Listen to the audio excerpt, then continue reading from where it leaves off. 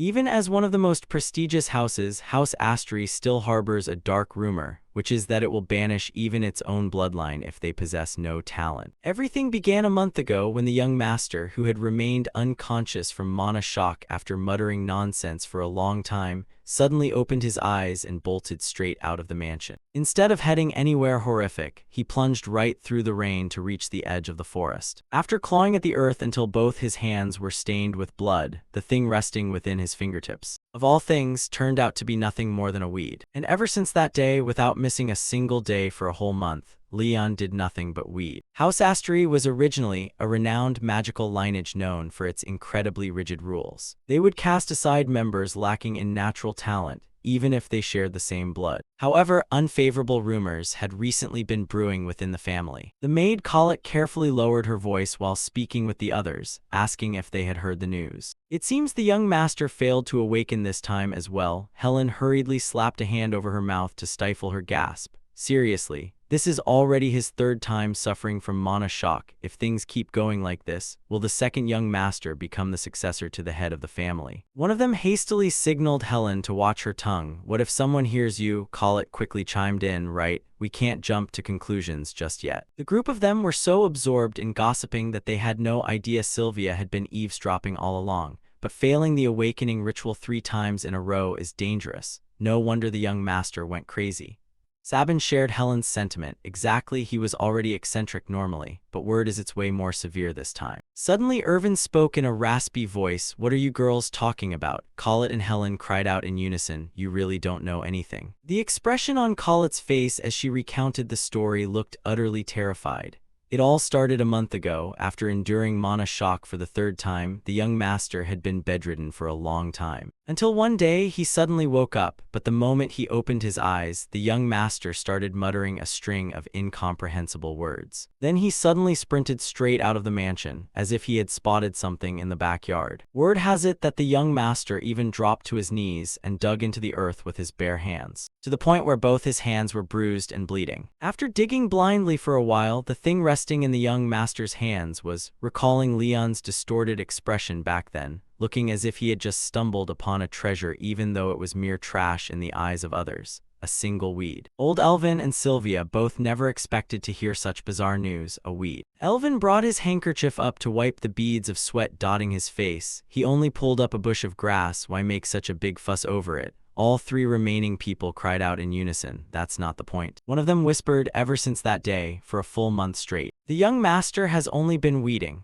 Little did they know that Leon was merely completing a system quest to gather blue cinnamon herb. He kept pulling up bush after bush until they piled up into a heap in front of him before he felt satisfied. Harvest is enough for today. Leon's hands were caked in mud plus. He felt extremely bewildered seeing several figures lurking around him. Why are so many people out here watching me today? Being the eldest son of a major magical household really isn't all that great. His name was Leon. No, to be more precise, he was originally Baek Hyun, a Korean. In the past, Leon used to be a team leader at a very ordinary small to medium enterprise, but unable to stand the oppression from the company and his superiors. In a fit of rage, he handed in his resignation letter on the spot. Once he quit, the only thing Leon had an abundance of was time, so he went back to playing the game he used to grind like crazy back when he was applying for jobs. When he logged back into play, he was hit with a harsh reality check. Which bastard is this cruel? They wiped all my characters.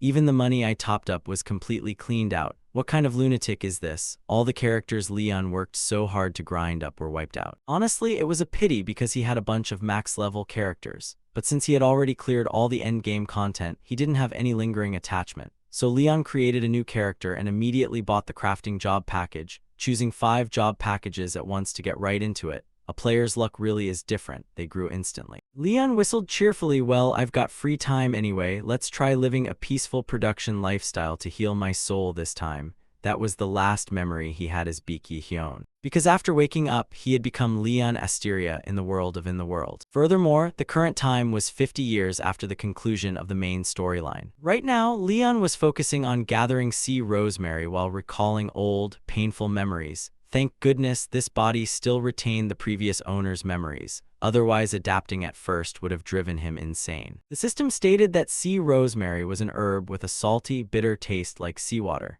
Gathering it meant he had completed the apprentice herbalist stage and received 1,000 shillings, and the exclusive shop would unlock once he had enough money. Leon was quite surprised. That's pretty fast. There's even a personal shop. He mentally estimated it probably takes about 100,000 shillings to unlock. If I grind diligently, who knows, I might escape this situation soon. Leon swiftly uprooted the cluster of blue cinnamon herb and sea rosemary right in front of him. Thankfully, the system windows still popped up normally, and the skills he had bought in the game were also preserved. Speaking of which, this body seemed to have just failed its third awakening right. House Asteria was a place that valued strength above all else. Someone like Leon who failed the mana awakening ritual wouldn't find it strange at all if he were kicked out of the family immediately. If he wanted to go out and make it on his own, he needed money first. How could he earn money while safely getting out of this place? A crazy idea suddenly flashed through Leon's mind. What if I bribed the head of the house? The moment he thought of that, he instantly wanted to sweep the entire front for herbs, so I need to level up fast and find something really good to present to him. This blue light effect is. Leon darted toward the bushes like lightning. It's definitely a rare item. As Leon anticipated, that was indeed a solar red herb. Without a moment of hesitation, he yanked it out, got it. Immediately, the system popped up a notification detailing both the characteristics and uses of the new herb, solar red herb. Leon was happier than striking gold. Another new achievement unlocked. That floating sensation made him unable to hear the calls of the people around him.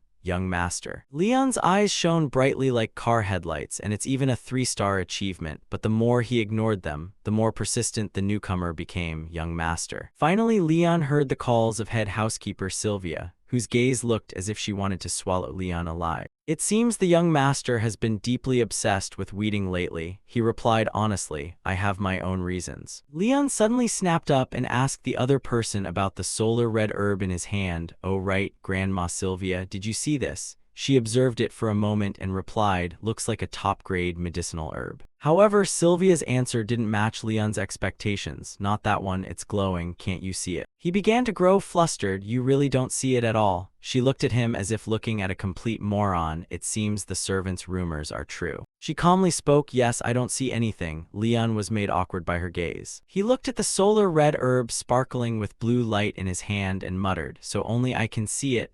Leon was just confirming whether the light surrounding the herb was visible only to him. Sylvia couldn't bear to watch Leon in such a wretched state any longer. Please return with me, young master. You've been awake for quite a while but still haven't come to pay respects to the head of the house. He's been having people look for you. Leon was startled. He's looking for me. Asteria was a family that subscribed to absolute meritocracy, where even inside the house the law of the jungle prevailed, and the outstanding got everything here. The head of House Asteria was Patrick, whom Leon absolutely had to butter up first before running away. Leon felt anxious about his bleak future, thinking that since he was useless, the old man wouldn't bother paying attention to him anymore. Never expected him to send people calling this early. What should I do? I haven't even prepared a bribe yet. It seemed he had just thought of a brilliant strategy to deal with Patrick. Leon messaged back to the person in front of him, Grandma Sylvia, could you tell him I'll come meet him later? Also, I'd like to ask you a favor. Sylvia actually helped Leon pass the message to Patrick. Oh really? He calmly toyed with a blazing red magic flame in his hand. That brat still hasn't regained his senses yet. Kondo quickly answered, yes, ever since waking up, the young master goes out weeding every single day. Patrick continued to question him, is there anything else? Kondo lowered his head and reported truthfully, he still can't sense mana, but his health is completely normal and his memories have no issues. Patrick grew so angry that the wrinkles on his face looked as though they were about to fold into each other. Dismiss yourself. Kondo knew this was a chance to escape death, so he quickly bowed and withdrew. Patrick's voice became ice cold. Sylvia, what on earth is that brat doing right now? She calmly replied, still weeding. Everyone in the mansion knows about this. Obviously, this information didn't get through to Patrick at all. Sylvia added fuel to his burning anger. Lately, the young master's weeding range has even expanded to the forest outside the mansion. Smoke began to billow from Patrick's head. I didn't ask about that. It seemed Sylvia wanted to drive Patrick up the wall. Oh right, the young master also said he'd come pay respects to you later. Sure enough. Patrick broke down. What later?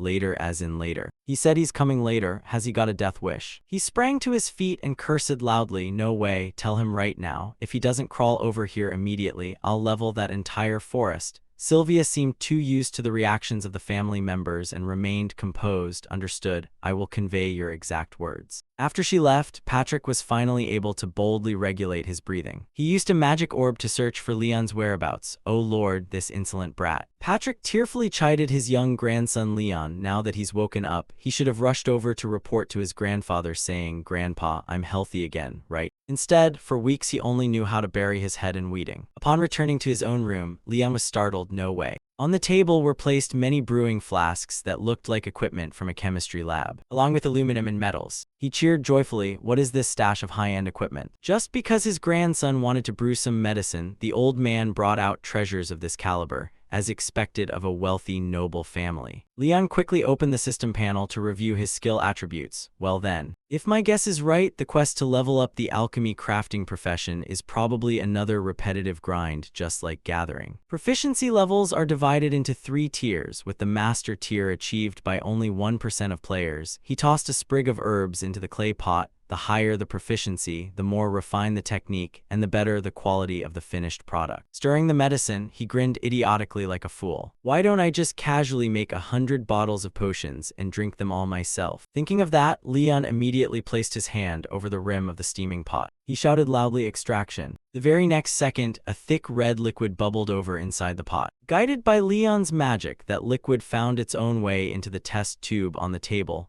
and the system chimed with a notification announcing the successful crafting of a stamina recovery potion. Leon was thoroughly satisfied with the stamina recovery potion before him. Success. Without even bothering to test for poison, he chugged a bottle of that herbal extract straight into his stomach. Having high-end gear really is true love. Right at that moment, the system notified him that he had used a potion and become an apprentice alchemist. Leon grinned foolishly, just as I thought, Grandpa. The entire room, and even his mind at this moment, had lost all light. Wait for me. The more he drank, the higher the system progress went. Leon drank potions with total disregard for his life, until finally he was down to his last shred of strength. I can't drink anymore. The table was littered with nearly empty potion bottles. His stamina was already at 100%, yet he was forced to drink extra recovery potions. How was that any different from torture? Just one last gulp, hang in there. Leon forced down the final drop of potion, his entire body trembling uncontrollably. Yet the sweet reward of 1,000 shillings truly belonged to Leon. Finally, he had successfully unlocked a new recipe. Leon muttered to himself, awesome, I've skimmed through the contents, now let's begin. He frantically tossed the herbs he had gathered into the cooking pot. While gathering herbs, he had always been pondering what kind of gift would be appropriate to give the old man. Since grandfather possessed a colossal amount of mana, giving him mana recovery potions made no sense.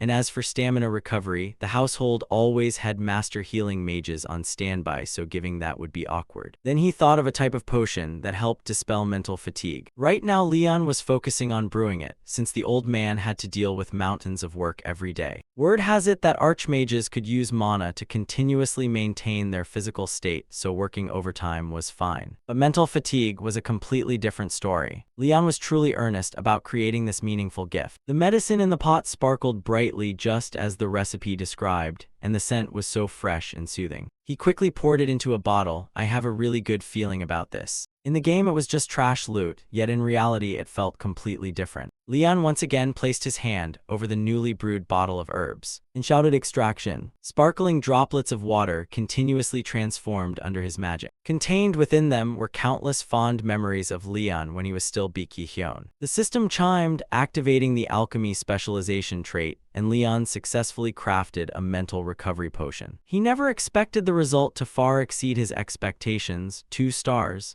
This was something that required at least level 8 proficiency to create. Amazing, with this stuff, it's definitely qualified to be used as a bribe for the old man. He had been utterly exhausted, but just smelling the scent cleared his mind instantly. It had effects even before drinking it. He had successfully crafted a potion that exceeded his current skill level. The system informed Leon that a mana ring had formed and activated mana coordination. Now he could manipulate mana with greater subtlety. Leon quietly waited for the new skill to stabilize, keeping a firm grip on the new potion bottle. Now Leon had successfully awakened his mana. He was overjoyed. Is this mana? Leon involuntarily burst out laughing, but that smile grew increasingly inhuman. He had no idea someone had been waiting outside for who knows how long. Finally, finally I've. Turns out Kondo had been secretly observing him through the crack of the room's door. Displaying no excess emotion, he ultimately turned away. Kondo briskly walked away from the perimeter of that room. For Leon, everything that happened today was entirely too smooth. This body originally couldn't even sense mana, but now he had both mana and money. Absolutely wonderful. Looks like the plan to leave the family will go very smoothly. Harsh sunlight streamed through the window into the room. He hurriedly closed his eyes to savor the pleasure he had just attained. Yet the very next second, his mouth immediately twitched into a grimace. Wait, did I forget something? After pondering for a long while, Leon let out a deep shout, "Grandpa." Patrick furrowed his brow slightly and asked, "Why hasn't Leon arrived yet?" He shook his head and sighed heavily, "Just brewing a few potions. Why is he making such a fuss out of it?" Patrick slowly spoke in an imposing voice, "Who am I? I am Patrick Asteria." He continued with profound pride, one of the pillars of the hero party. Patrick's gaze sank, his voice full of dominance. "The head of House Asteria can found an independent nation whenever he pleases.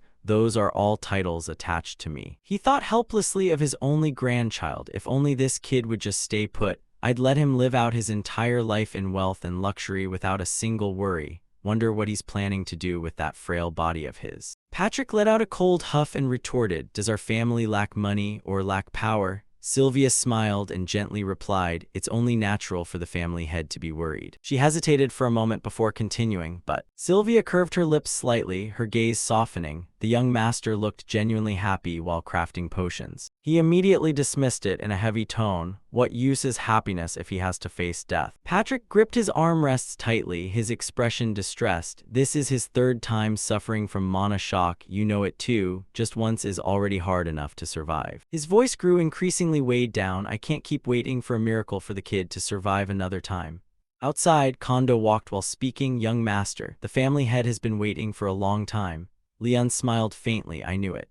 Patrick sat frozen, sorrow flashing in the depths of his eyes. I just wish the kid could live a bit more healthily. He bowed respectfully and announced, "Excuse me, family head." Kondo raised his head and slowly reported, "The young master has arrived." Leon stepped into the room and bowed his head in apology, asking him to forgive him for being late. He gazed at him intently and let out a mild scolding, nodding that it had been quite a while since he left his sickbed, so why was he only coming to see him now? Hearing Patrick say that, Leon let out a soft, worried sigh. He fell silent for a moment before speaking up, admitting that after this mana shock, he had been thinking a lot. Leon calmly stated the truth that everyone in the family knew he had no magical talent, prompting her to step forward anxiously and call out to the young master. He smiled softly to reassure her, saying it was fine, Lady Sylvia, as he was well aware of that fact anyway. Leon lowered his gaze and calmly confessed that he couldn't accept being someone unable to control mana, or rather, it was more like he refused to accept it. He clenched his hands slightly, his voice dropping because the moment he accepted that truth, he felt like he would no longer have a place in this family. Leon raised his head, his gaze gradually growing determined, but now things were different, and this was the fruit of his study and hard work. He wore a confident smile, ready to accept himself and become a young master who wouldn't bring shame to the Asteria name. Leon suddenly changed his tone, speaking sincerely as he added that besides,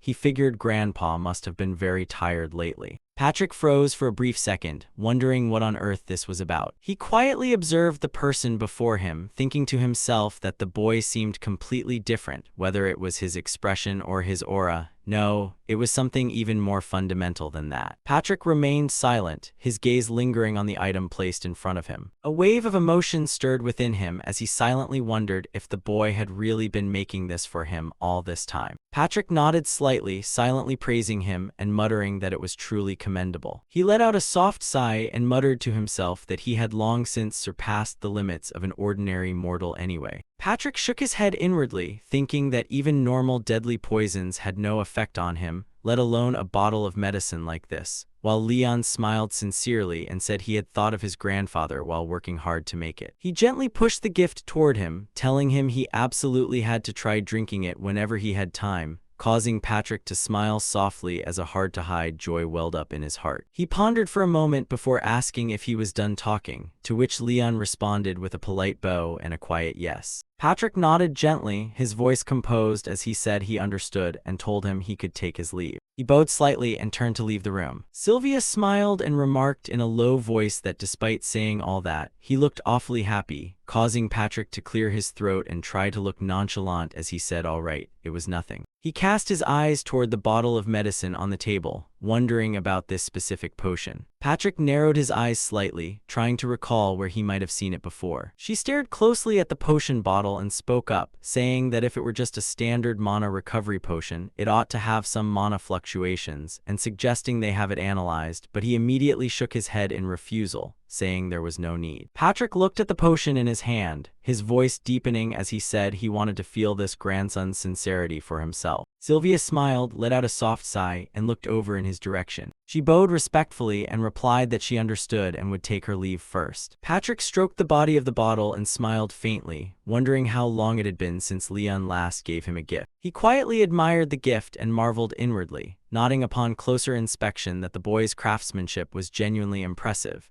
Because even with top-tier tools, one couldn't finish something like this overnight without being well-versed in pharmacology and alchemy, leading him to think this kid was really something else. Patrick chuckled softly to himself, murmuring that even though it wouldn't do anything for him, it was a gift from his grandson, so letting it go to waste would be a shame, and he might as well see what it tasted like. He slowly unscrewed the cap and took a sip of the medicine. Patrick leisurely leaned back against his chair, half closing his tired eyes. He grew momentarily dazed, silently feeling his mind suddenly grow peaceful and deeply relaxed. Fragments of memories unconsciously surfaced in his mind, flashing past like shattered pieces of the past. Patrick found himself naturally reminiscing about the days gone by. He slowly drifted off to sleep, quietly sensing it before sinking into a deep slumber, though it was just a short nap, barely even worthy of being called sleep. In his dream, Patrick smiled faintly, finding the dream unusually peaceful and sweet. A moment later, he slowly opened his eyes and gazed ahead. Patrick sat there dazed, filled with nostalgia as he realized it was a dream of the days he always longed for,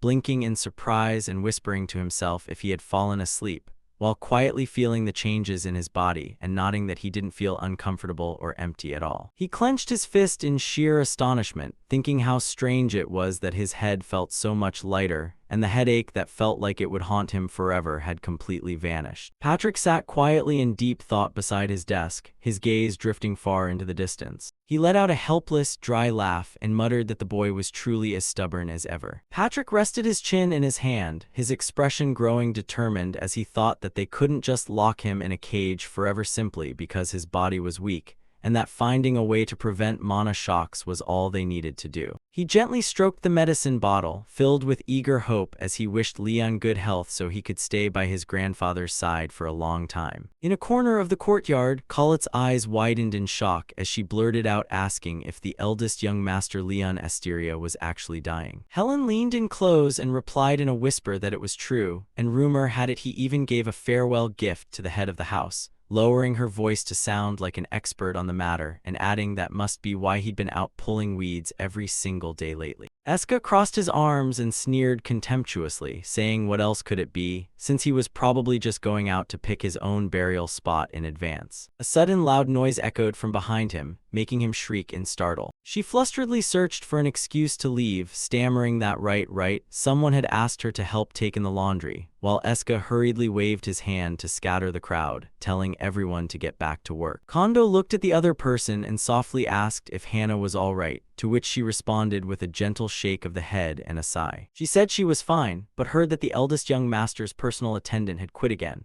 causing him to widen his eyes in disbelief and ask if it was happening again, prompting Hannah to clench her fists in annoyance and agree that those people were awful, because back then they all claimed serving the eldest young master was the easiest job in the mansion, and rejoiced at landing such a sweet gig. The more she spoke, the angrier she got, adding that now just because of some ridiculous rumors they dared to quit without a single word of warning, and since they'd taken a job within the family, they should have shared both the good times and the bad to the end, calling them completely devoid of loyalty. Hannah gave a light snort filled with indignation, asking how many favors those people had received from the eldest young master over the years, only to throw all that kindness away over baseless rumors, right before Kondo turned pale and hurriedly warned her that Hannah was right behind her, as an unexpectedly calm voice spoke up from behind. Startled, Hannah whipped around and stammered out a greeting to the steward, while Sylvia wore a polite smile and asked if she could enlighten her on what those rumors were about. Maintaining her gentle smile, she slowly added that she was quite curious herself. Sylvia bowed slightly and apologized for arriving late. He waved his hand dismissively and replied calmly that it was fine, asking if anything urgent had come up, to which she smiled, shook her head lightly, and said it was nothing major. Sylvia leisurely stepped closer and continued slowly, saying it was just sorting out some household affairs, before asking why he had called for her so early in the morning anyway. Patrick looked at her quietly, a subtle hint of anxiety flashing in his eyes. He pushed the medicine bottle forward and said in a deep voice that with her witch's eyes, she might be able to take a look at this vial of medicine for him. Sylvia lowered her gaze and intently observed the vial sitting on the table. She frowned slightly, her voice laced with doubt as she noted that this didn't look like something the young master could possibly make. Sylvia paused, a flicker of hesitation crossing her eyes as she murmured that this was. Her eyes widening in undisguised astonishment, she asked if this wasn't the hero's potion. Sylvia slowly reminisced about the past, recalling the hero as the savior of the world who had ended the war with the demon race 50 years ago and suddenly vanished. She continued with a tone of deep reverence, stating that not a single labyrinth in this world could ever trap him. Sylvia clenched her hands slightly, her voice sinking as she mentioned a legendary figure whom even the gods had to treat with caution. And a spark of hope suddenly welled up in her heart, thinking that he might be the only one capable of finding the contract hidden within this mansion's labyrinth and setting her free. The only one. Sylvia took a light breath and asserted that only a hero could possibly possess something like this, though Patrick remained calm and slowly pointed out that they shouldn't jump to conclusions, because if this really were the hero's medicine, its effects should be far stronger than this. She grew pensive, still harboring a lingering doubt as she started to say moreover. Sylvia shook her head slightly, silently dismissing the thought and telling herself that Leon couldn't possibly be the hero. He looked at her and slowly expressed his intention to have the boy brew a better batch anyway, because he wanted her to experience the same relief he felt, prompting a surprised Sylvia to blurt out asking if he meant for her. Patrick smiled and explained calmly that indeed, hadn't she been living in a state of exhaustion for hundreds of years, so if this medicine worked for an 8-circle grand mage like her, he figured it would help her too, even if just a little. Hearing that, she merely offered a helpless, faint smile. Immediately afterwards, Sylvia burst out laughing, her laughter echoing throughout the room. She shook her head slightly and spoke up, asking if he knew what the most useless thing in the world was, which was worrying about a witch since they were born with a 1,000-year lifespan, bodies immune to all diseases and supreme magic and skill. Sylvia gradually reined in her smile and continued in a softer tone, concluding that there was no need to bother their lovely grandson, though after a brief moment of silence she smiled and added however. Sylvia looked at Patrick with a tender gaze, saying she truly appreciated his kind intentions. He stood there silently, calling out softly to her in his heart as Sylvia. A moment later, Leon walked in from outside and asked why he looked like he had something on his mind. Patrick raised an eyebrow slightly and shot back immediately, asking what on earth he meant by having something on his mind. Observing the expression on his face, the young man kept probing and asked if he hadn't slept well last night. But when Patrick shook his head to deny it, Leon propped his chin up and thoughtfully suggested a lack of exercise, which the older man curtly dismissed with a firm no, prompting the youth to tilt his head in serious speculation and ask if old age was making him unable to handle greasy food anymore, causing Patrick to glare at the boy and call him quite bold.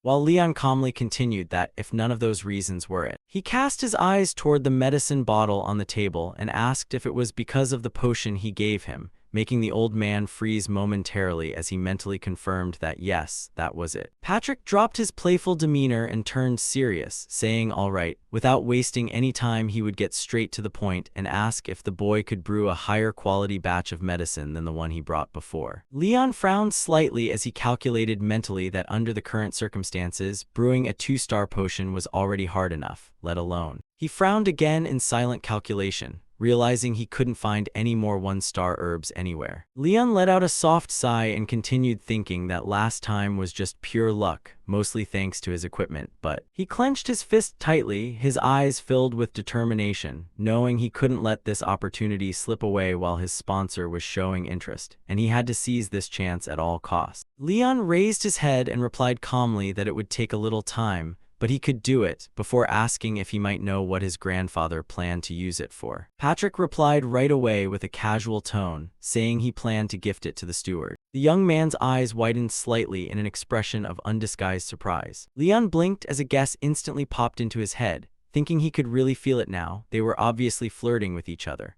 While in his imagination the older man nonchalantly said he just happened to find it lying around, and Sylvia blushed slightly and softly called out to the master, but a voice abruptly broke through his train of thought to say that wasn't how it was. The more he thought about it, the more convinced he became of his theory, figuring of course he wanted to give the person he loved something better than what he carried, and thinking the old man must have been very lonely for a long time ever since she passed away, while the protesting voice chimed in helplessly once more insisting that wasn't the case at all, prompting Leon to take a deep breath and say seriously that Grandpa, please give him 2 weeks and he would make a higher tier potion by then. Patrick immediately stared in wide-eyed shock, exclaiming what on earth 2 whole weeks. Seeing his reaction, the youth paused for a second before changing his mind on the spot and declaring decisively that he would have it done in 1 week, telling him to just wait for it. He silently pumped himself up. This was his chance to max out his favorability points, so he absolutely had to succeed. The old man could only watch in stunned silence as Leon hurriedly rushed out of the room and headed toward the garden. The young man clutched his head in frustration, wondering how on earth he was supposed to craft a 3-star potion. Leon walked along with a splitting headache as he calculated that there wasn't enough time to blindly grind levels just to churn out a good batch.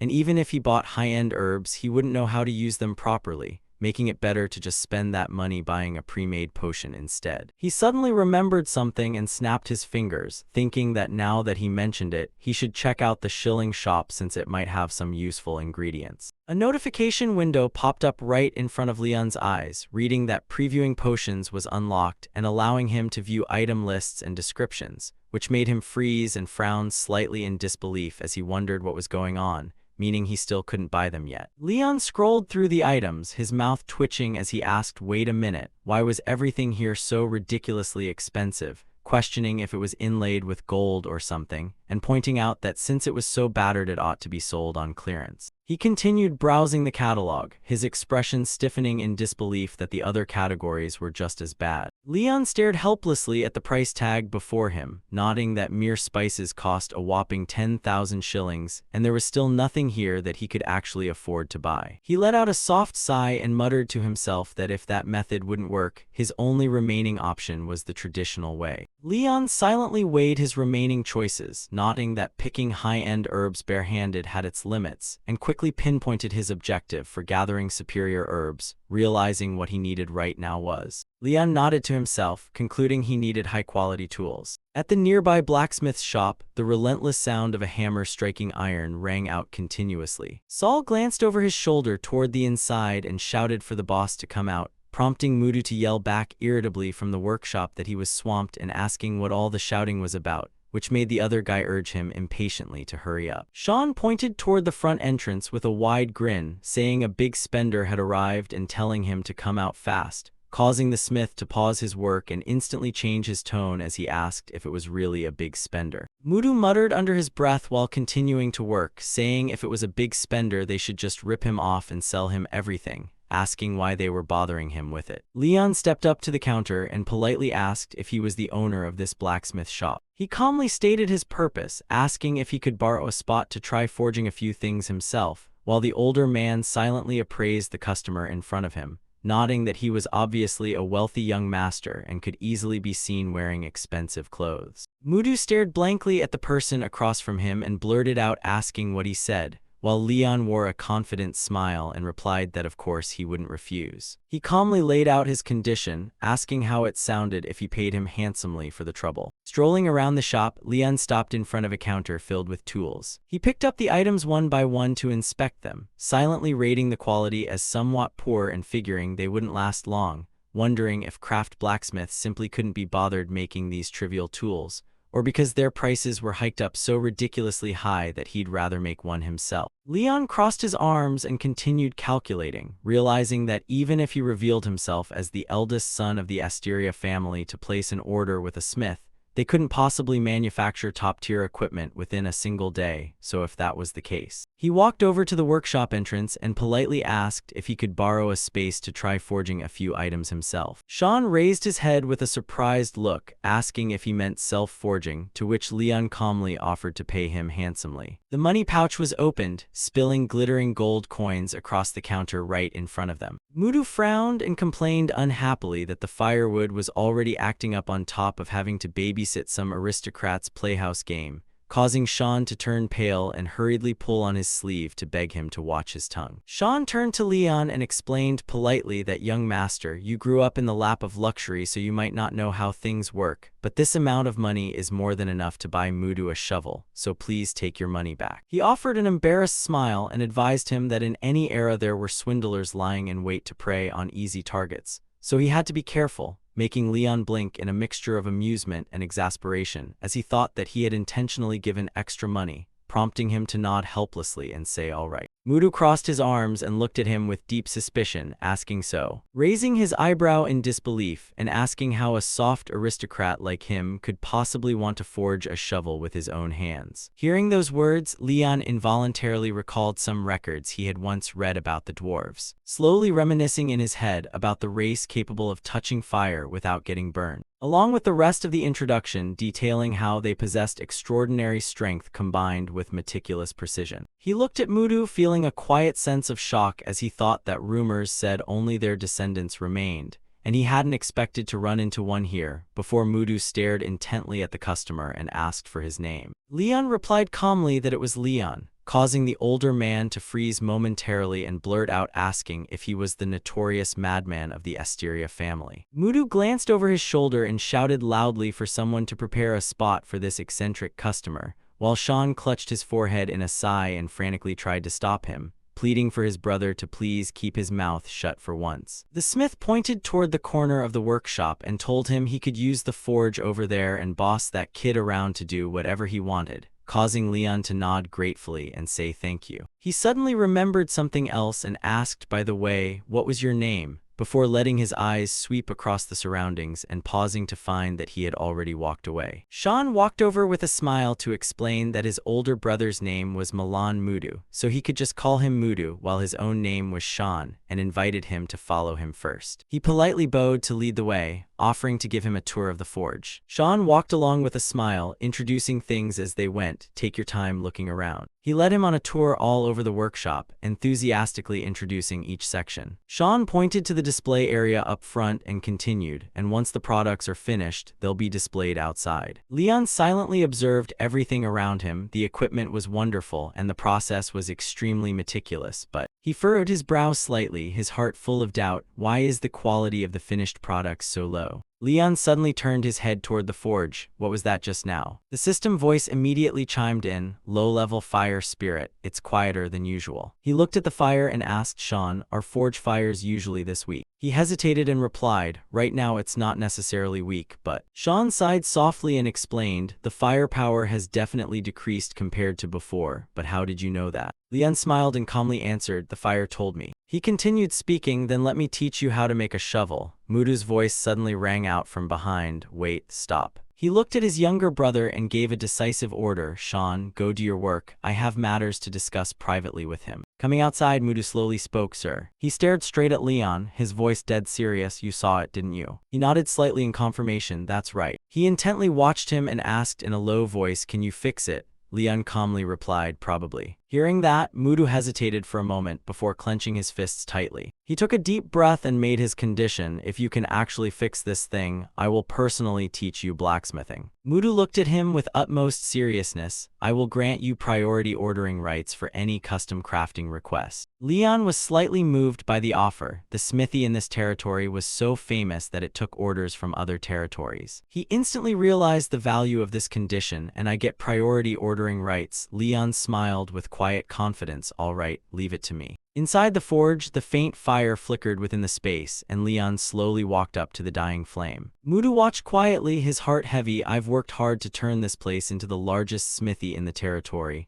but the fire spirit has run out of energy. He clenched his fists, thinking helplessly, without the spirit, relying solely on artificial firepower will ruin product quality. I'm reaching the limit of using skills to compensate. I'm a dwarf, so I don't even understand what the spirit is saying. At this rate, it's all over. Leon looked at the fire and calmly asked, so what if we just leave it there? Mudu mentally evaluated the person before him. He looked skinny and unreliable, but if he could really see the spirit. He listened for a moment and spoke. It says it's thirsty. The old man widened his eyes in surprise. Thirsty. A fire spirit being thirsty. Mudu scratched his head, thinking seriously, should we pour some water on it? Leon immediately turned to object. Pouring water on fire, are you crazy? He threw his hands up, looking deeply wronged. Hey, you're the one who said it was thirsty. What on earth do you want us to do? Leon took a breath and calmly explained, calm down, Mudu. We have to give it something a fire spirit can actually drink. Mudu looked at him with high hopes. If you can solve this, I'll give you my lifetime masterpiece or whatever you want. Leon raised an eyebrow to confirm, are you serious? He nodded without a shred of hesitation. Yes, I'm serious. The corners of his mouth curved up into a confident smirk. Leon smiled and decisively said, great, I'll get to work tonight. Night fell and the light in his room was still glowing faintly. Leon rubbed his forehead and sighed softly. I never thought I'd still be working overtime even after coming here. The system voice suddenly rang out. Low-level spirit is crying out. Spirit essence is depleting. Quench the thirst. He chuckled and replied, all right, I'll help you right now. Leon checked the info while analyzing silently. Right now, the low-level fire spirit is severely dehydrated. Normally, it wouldn't reach complete exhaustion. But the problem is this is the biggest smithy in the territory. Dying from overwork or dehydration, isn't that too ridiculous for a spirit? He quickly figured out the solution. Now I know where the problem lies. What I need is exactly see rosemary. A recipe panel popped up in front of Leon. See rosemary oil recipe. Reading while muttering, normally it's just an herb with a salty taste, but through a few processing steps, it turns into an oil that fire spirits can absorb. The system immediately confirmed, see rosemary oil finished product crafted. Leon looked at the finished product and nodded slightly. Done. He carefully brought the bottle of oil close to the flame. There, drink up. The system voice rang out again. Thirst has been quenched. The spirit's attributes and the sea rosemary oil harmonized. But the next notification quickly appeared. Thirst is not yet satisfied. Leon exhaled and rolled up his sleeves. All right, I'll make more. Right after that, he set to work processing more ingredients. Leon briskly completed each step without a moment of delay. The system issued another notification. Thirst has been quenched. Essence has been restored. Another line of text continued to appear. The spirit is grateful. Communion experience increased. He smiled softly at the flame. Thank you. Mudu stood silently for a long time before blurting out, this eccentric brat, you actually pulled it off. He looked at him with an expression of deep admiration. You really are an amazing person. Mudu's expression shifted when he saw Leon sway. Are you all right? He waved his hand and forced a smile. I'm fine. Leon maintained a calm facade and explained, it's just from staying up all night, nothing to worry about. He immediately shook his head, panicking no. Mudu caught him, saying frantically, you can't just drop dead like this, kid. A short while later, in a kitchen filled with the aroma of food, lovely Thorn and Leaf curiously leaned close to the dining table to ask, Big brother, what's your name? Before the young man could answer, the two kids chimed in competitively. I'm Thorn made of gold and I'm Leaf made of jade. The cuteness of this pair made anyone smile. You two are really close. Seeing them so close, he suddenly felt a pang thinking about his own sibling. Come to think of it, I wonder if I have any brothers or sisters. What would they look like? If I recall correctly, they're quite prickly and above all, I don't think they like me very much. Pondering for a long time, he brushed it off to comfort himself. Oh well, as long as we don't cross paths, we should be fine. Anyway, I have no interest in the family head position. A loud shout from behind startled Leon into turning around. Oh my kids. Rhea rushed over to scold the two mischievous little ones. Go play over there. The young master is eating, so he's the young master. He smiled gently and reintroduced his name. My name is Leon. Thorn looked excited because he preferred nicknames, but calling you young master sounds cooler, so I'll call you young master. Sure, call me whatever you like. Chased away, the two children ran and teased each other playfully. These two really stopped disturbing the young master's meal. Young master, young master. Leon sat having breakfast with Mudu's wife. I'm very sorry, young master. We're still too young. It's fine. Seeing the kids this energetic is actually a pleasant sight. By the way, this soup is delicious. I'm so glad the food is to your liking. She couldn't hide her anxiety when recalling old events. Young master, you have no idea how shocked I was when my husband brought you back this morning. Rhea expressed deep gratitude for his help. I heard you went through so much trouble because of him, and on top of that you stepped in to solve the problem. I don't know how we'll ever repay this debt. It's nothing, you gave me a place to rest and fed me too. Let's call it even. Right at that moment, a child's voice echoed, "Daddy's back." The children swarmed out to joyfully welcome their dad home. "Daddy, did the young master cure the spirit? Your face is covered in soot again, you little rascals." Leon smiled gently and suggested, getting ready to depart. "If you're done eating, let's go." Mudu broke into a confident, refreshing smile. "I've got everything prepared." He was extremely surprised by the sight before his eyes. Leon was completely stunned by a luxurious gold-rimmed wooden board placed beside some newly finished sharp farm tools.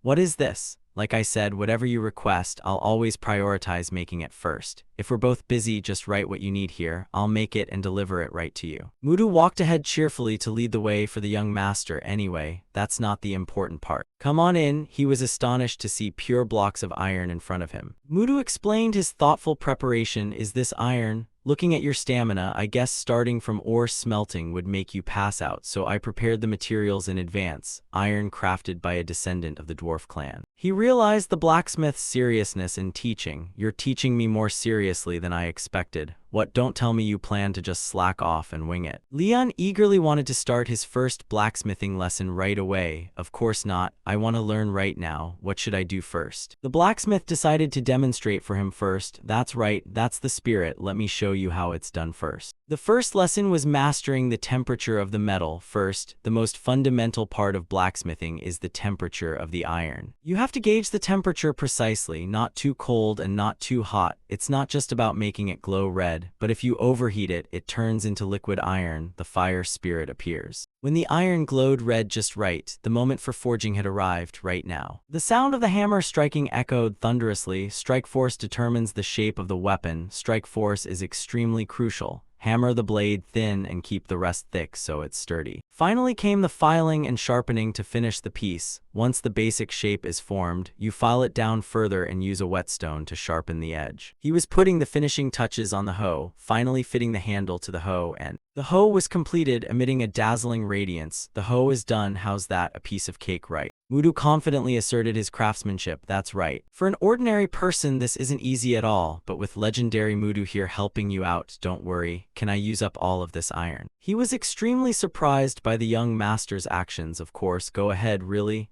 I understand." Leon tossed the iron straight into the fire, making him panic. "What do you mean you understand?" He calmly faced the blazing fire. "I'll give it a try." The sound of hammering iron rang out powerfully and decisively. He wiped his sweat tiredly after the first few hammer strikes. "I expected this, but it's way harder than I thought." The system notifications continuously popped up with challenges. "Hoe incomplete. Status cannot be restored. Oh man, this needs to be remelted in the fire before it can be used again. Hoe incomplete. Completion rate 15%. Unclear if this hoe can even be finished." Leon didn't get discouraged and persevered with his training. "This is tough, but I can't stop now." Repeating this over and over would somehow lead to success. The grueling training began with countless consecutive failures. He began to grasp the secret of maintaining precise temperature. "That's it." Leon confidently delivered powerful hammer strikes down onto the glowing red iron. "Just keep it as accurate as before." Dazzling light radiated from each of his decisive hammer strikes. The system suddenly announced that he had awakened a brand new talent. "You rascal." The blacksmith was astonished looking at the glowing red iron bar in his hand.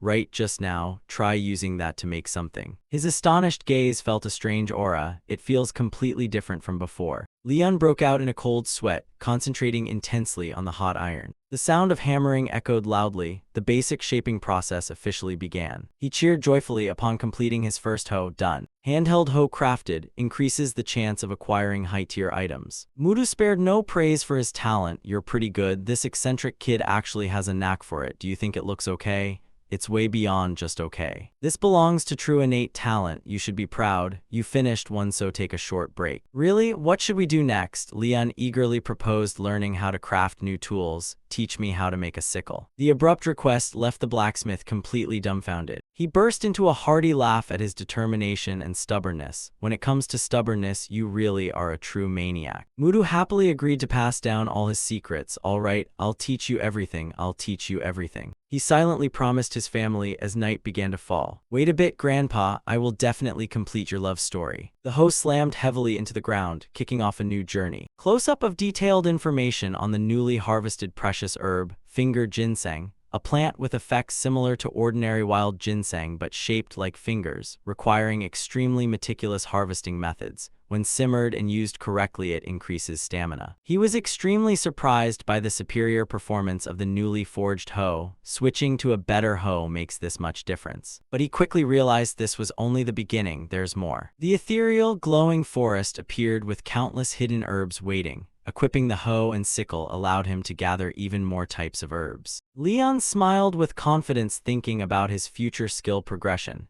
If my digging proficiency increases a bit more, 3-star potions are entirely achievable. He eagerly dove straight back into work to train further. Why don't I try digging more to get used to it? New item information continuously popped up during the harvest: banana sweet potato leaves, banana sweet potato vines. Discovering the tuber exposed under the deep dirt pit, he cheered with excitement. Just as I guessed, this shape is a sweet potato, which means beneath this layer of soil. The moment he swung his hoe down hard, a burst of bright flames flared up, startling him. A fragrant roasted sweet potato appeared along with a surprisingly triggered blessing notification. The low-level fire spirit's blessing hidden within the hoe had been activated. Received perfectly roasted banana sweet potato thanks to the fire spirit's blessing, a roasted sweet potato. Leon carefully read the guide and deduced the fire spirit's blessing has a certain chance of yielding a perfectly roasted item. I guess this works on anything edible. Simply amazing. I only swung the hoe once, and I already got a perfectly roasted sweet potato. The golden, fragrant roasted banana sweet potato in his hand made his mouth water. Without a second thought, Leon decided to eat it immediately. Eat first. Right after saying that, he took a huge bite. The very first bite sent him floating in a wave of bliss. It's hot,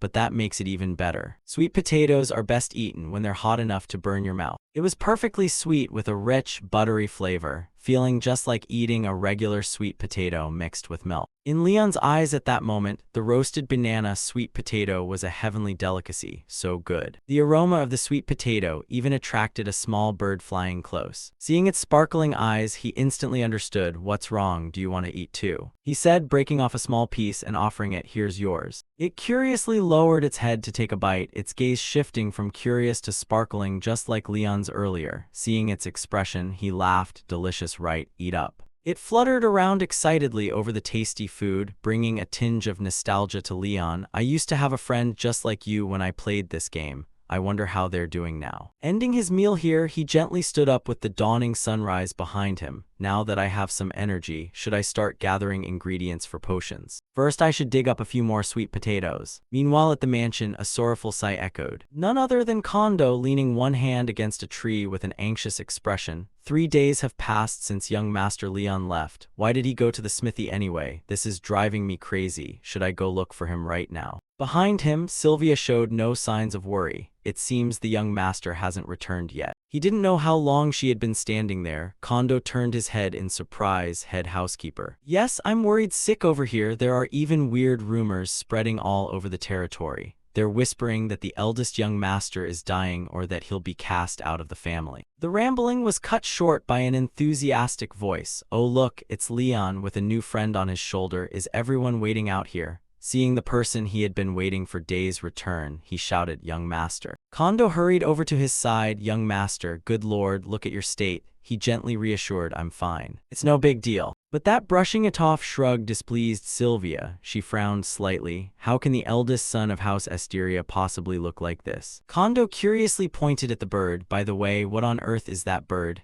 Leon only then noticed something perched on his shoulder. What the heck? When did you start following me? Suddenly Sylvia stepped forward to interrupt. Young master. You don't need to do that anymore. He instantly grasped the meaning behind those words. Grandfather told you everything, didn't he? He let out a helpless sigh. Old man Patrick really had no tact at all. This attitude left Sylvia completely frozen in shock, while he continued. Anyway, the 1-week deadline I asked for hasn't run out yet, so please wait just a little longer. It's a bit late due to taking some time to gather the ingredients, but I've managed to find all of them. She was startled. You've already gathered the materials. Leon hurried inside while turning back to answer. So just wait a little longer for me. I'll craft it as fast as I can. Kondo, I'll be fine, so go back to your work. The boy wore a pitiful, hesitant expression and stammered, "But, young master, at least let me put some ointment on those scratches." Kondo ran after him, calling out, "Young master, you two are leaving Sylvia all by herself to dwell on this." She thought to herself, as a witch, almost all currently available medicines are useless on me. I don't know what Patrick said to the boy, but among all the members of the Asteria family I've ever seen, Leon is the most frail and the child who breaks my heart the most. Yet, seeing him do grueling blacksmith work all night long just to gather herbs. It's so foolish, but a faint, tiny sliver of hope has started to rise within me. The memories of him as a little boy are the exact reason why she truly doesn't dare to be sure if Leon can pull off this impossible feat. Can he really manage to craft that kind of medicine? A few days later, Sylvia went to see Patrick directly. "You've been allowed in, you're here. Looking at your expression, I'm guessing the medicine worked." Sylvia no longer wore a gloomy look. Proudly, she explained, "My mind and emotions, which had been fatting and withering away for decades, suddenly became crystal clear.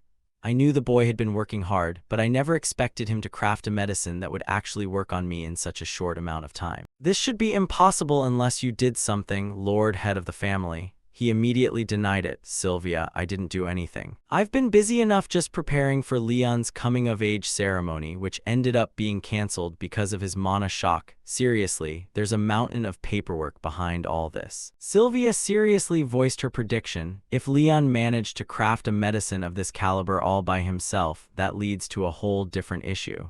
This is truly, it's just like a hero's potion. According to legend, the hero is an entity that appears alongside monsters to save the world before it is swallowed by darkness. But their personal life could never be called happy. They had to fight countless battles to save a chaotic world, constantly tasting despair and emptiness with every choice they made. Once peace was restored to the world, they suddenly vanished, like a single-use tool whose sole purpose was world salvation. Patrick agreed, "That's right, they vanish without a trace, as if they simply evaporated." Their surviving companions and descendants tried searching for that hero, but we still haven't found any trace. If by some miraculous chance Leon really is the hero, what should we do? Losing the comrade who stood by my side on the battlefield was already enough. I don't want to experience that pain all over again with my own grandson. Sylvia paused for a brief moment. The next second, she broke into a smile. "Then it's time to hide our precious child really well." This old woman Sylvia is officially retiring now. Hearing this, he was startled. "What? You can't do that? That's absurd. You're willing to give up your own freedom just to hide Leon. You don't want to live bound to this house forever, do you? If it were me, I'd find that hidden contract and let you rest."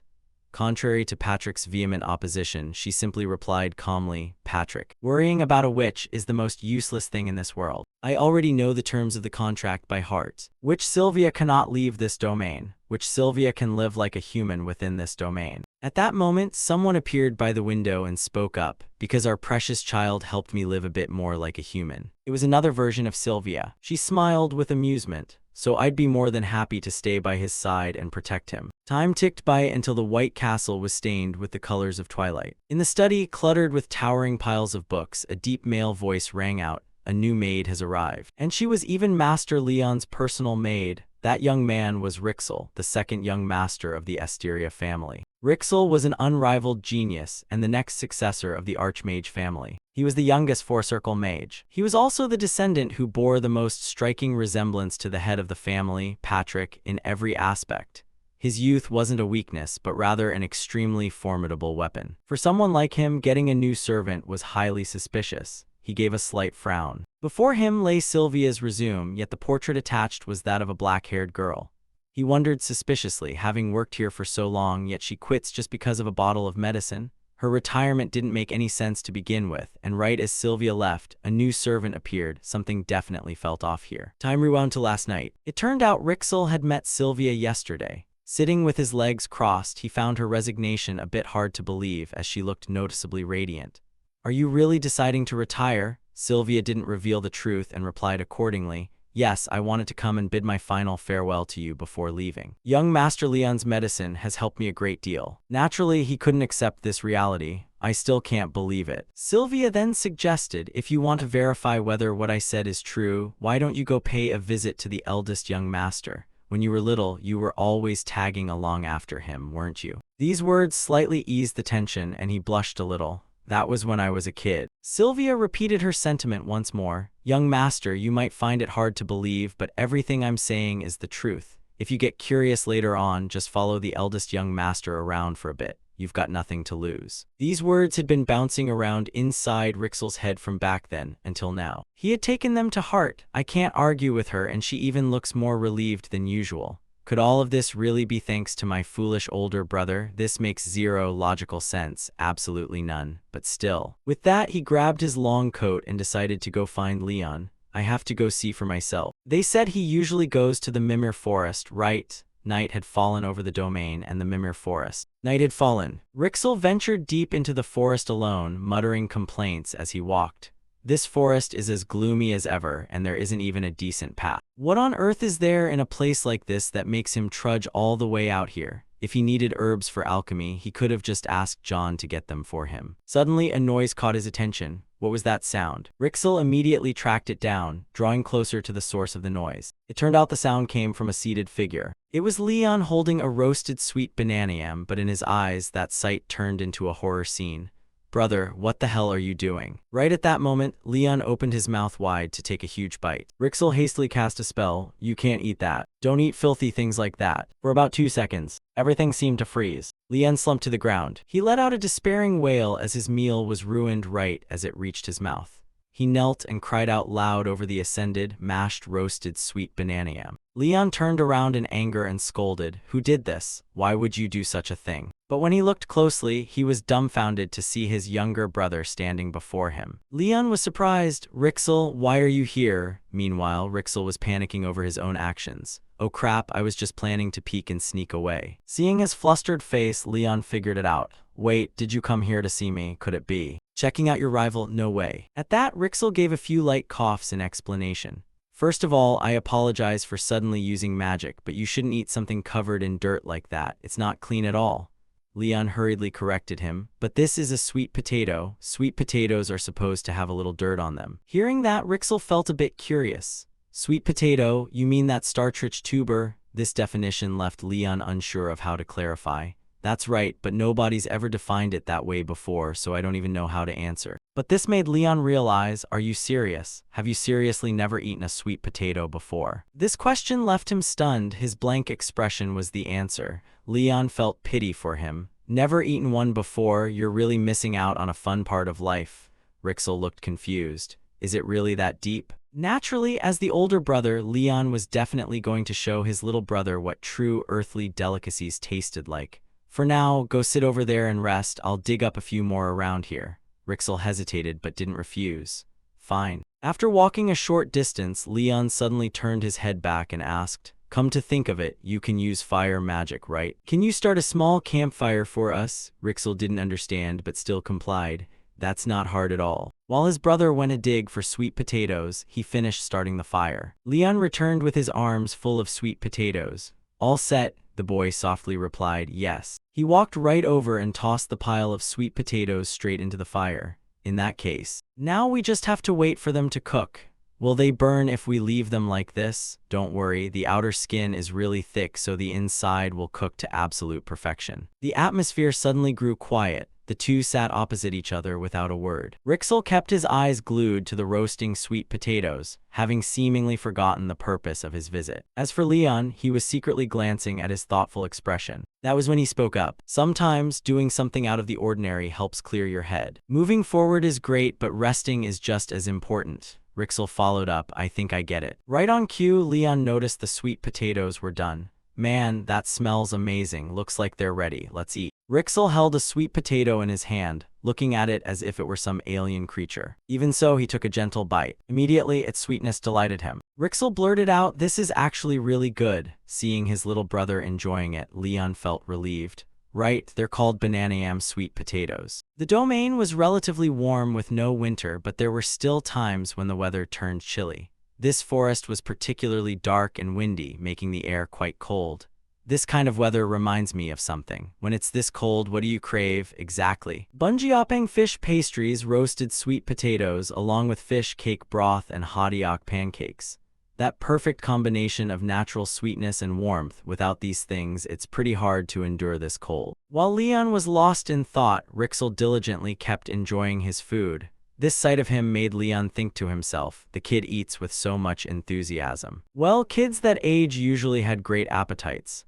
Back when he was in school, he used to eat constantly: breakfast, snacks, lunch, more snacks, instant noodles. A moment later, the boy was thunderstruck, his eyes wide with shock, because under his feet were piles of sweet potato skins.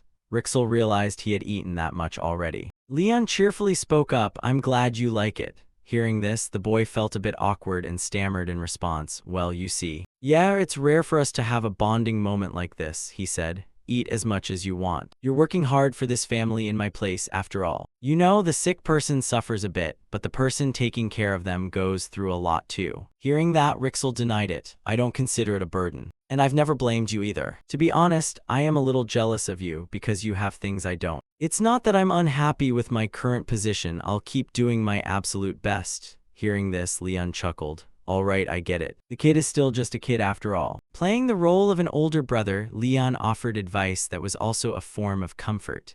"You're at an age where you're allowed to be a little selfish. If there's ever a time you get sick of studying, it's totally fine to just do whatever you like every once in a while." As he spoke, he stepped closer to Rixel and gently patted his shoulder. "You've done well." These words made him feel warm, and all the pressure of succession seemed to lift significantly. It was only then that he understood the implication behind Sylvia's words. Just like Granny Sylvia said, "I'm glad I came to see you, big brother." Having eaten his fill, Leon quickly returned to his room. He excitedly opened the system panel to check his current balance. "I've saved up 71,500 shillings. The system store is almost usable. To make that medicine for Sylvia, I worked myself to death, but thanks to that, I leveled up quite a bit too." He then felt a momentary pang of awkwardness. Too bad old man Patrick got rejected by Sylvia though. Oh well, it's their business, there's nothing I can do. If Patrick heard this thought, he would undoubtedly freak out and correct him. "It's not like that at all, you brat." Leon's mood right now was exceptionally refreshed. "I've also gotten pretty close with Rixel. Right now, I don't need to worry about getting kicked out, so I can just relax and enjoy myself." From outside, a knock suddenly sounded. Leon gave a light cue, "Come in." Immediately after, a clear female voice rang out, "Hello." Sylvia, now in the guise of a maid, calmly introduced herself. "My name is Elvia, and starting today I will be the maid serving you, young master." Leon was momentarily stunned. What is this? What is this weird sense of familiarity? He pondered quietly. She must have some kind of mysterious backstory. No wonder Granny Sylvia suddenly announced her retirement, so this was the reason. It'd be weird if a fantasy world didn't have other races anyway. There are even dwarves here. Then Leon warmly stepped forward to greet her. "Take care of me, Elvia," Sylvia bowed respectfully in response. "Yes, whenever you need anything, just call me." At this point, he added sincerely, "Thank you. Thanks to you, my little brother and I have gotten a lot closer." Hearing this, Sylvia fell silent and stared at the other person for a split second. Afterwards, she returned to her calm yet puzzled demeanor and asked, "I apologize, young master, but I don't quite understand what you mean." Leon just laughed it off. "It's nothing." While packing his things, he skillfully broached the topic. "Let's talk later, all right?" With that, Leon excitedly stepped toward the door. "Today I have to go out with Rixel." Golden sunlight blanketed the bustling, crowded street. Rixel's eyes were full of confusion. No matter how he thought about it, this made no sense at all. Why? Looking at Leon walking up with an exhausted look made him wonder why his stamina was still this terrible even though he climbed mountains every day.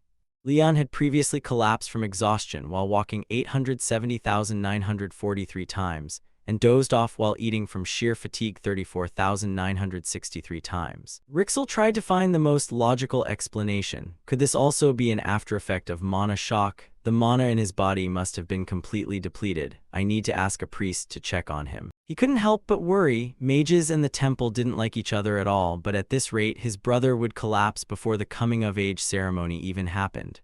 Rixel carefully stepped up to support him. "Let me walk slower." Leon clutched his chest in difficulty. "Why am I so tired today?" Rixel carefully calculated in his head. "So we have to avoid getting found out by both the family and the temple and make sure he can safely see a priest.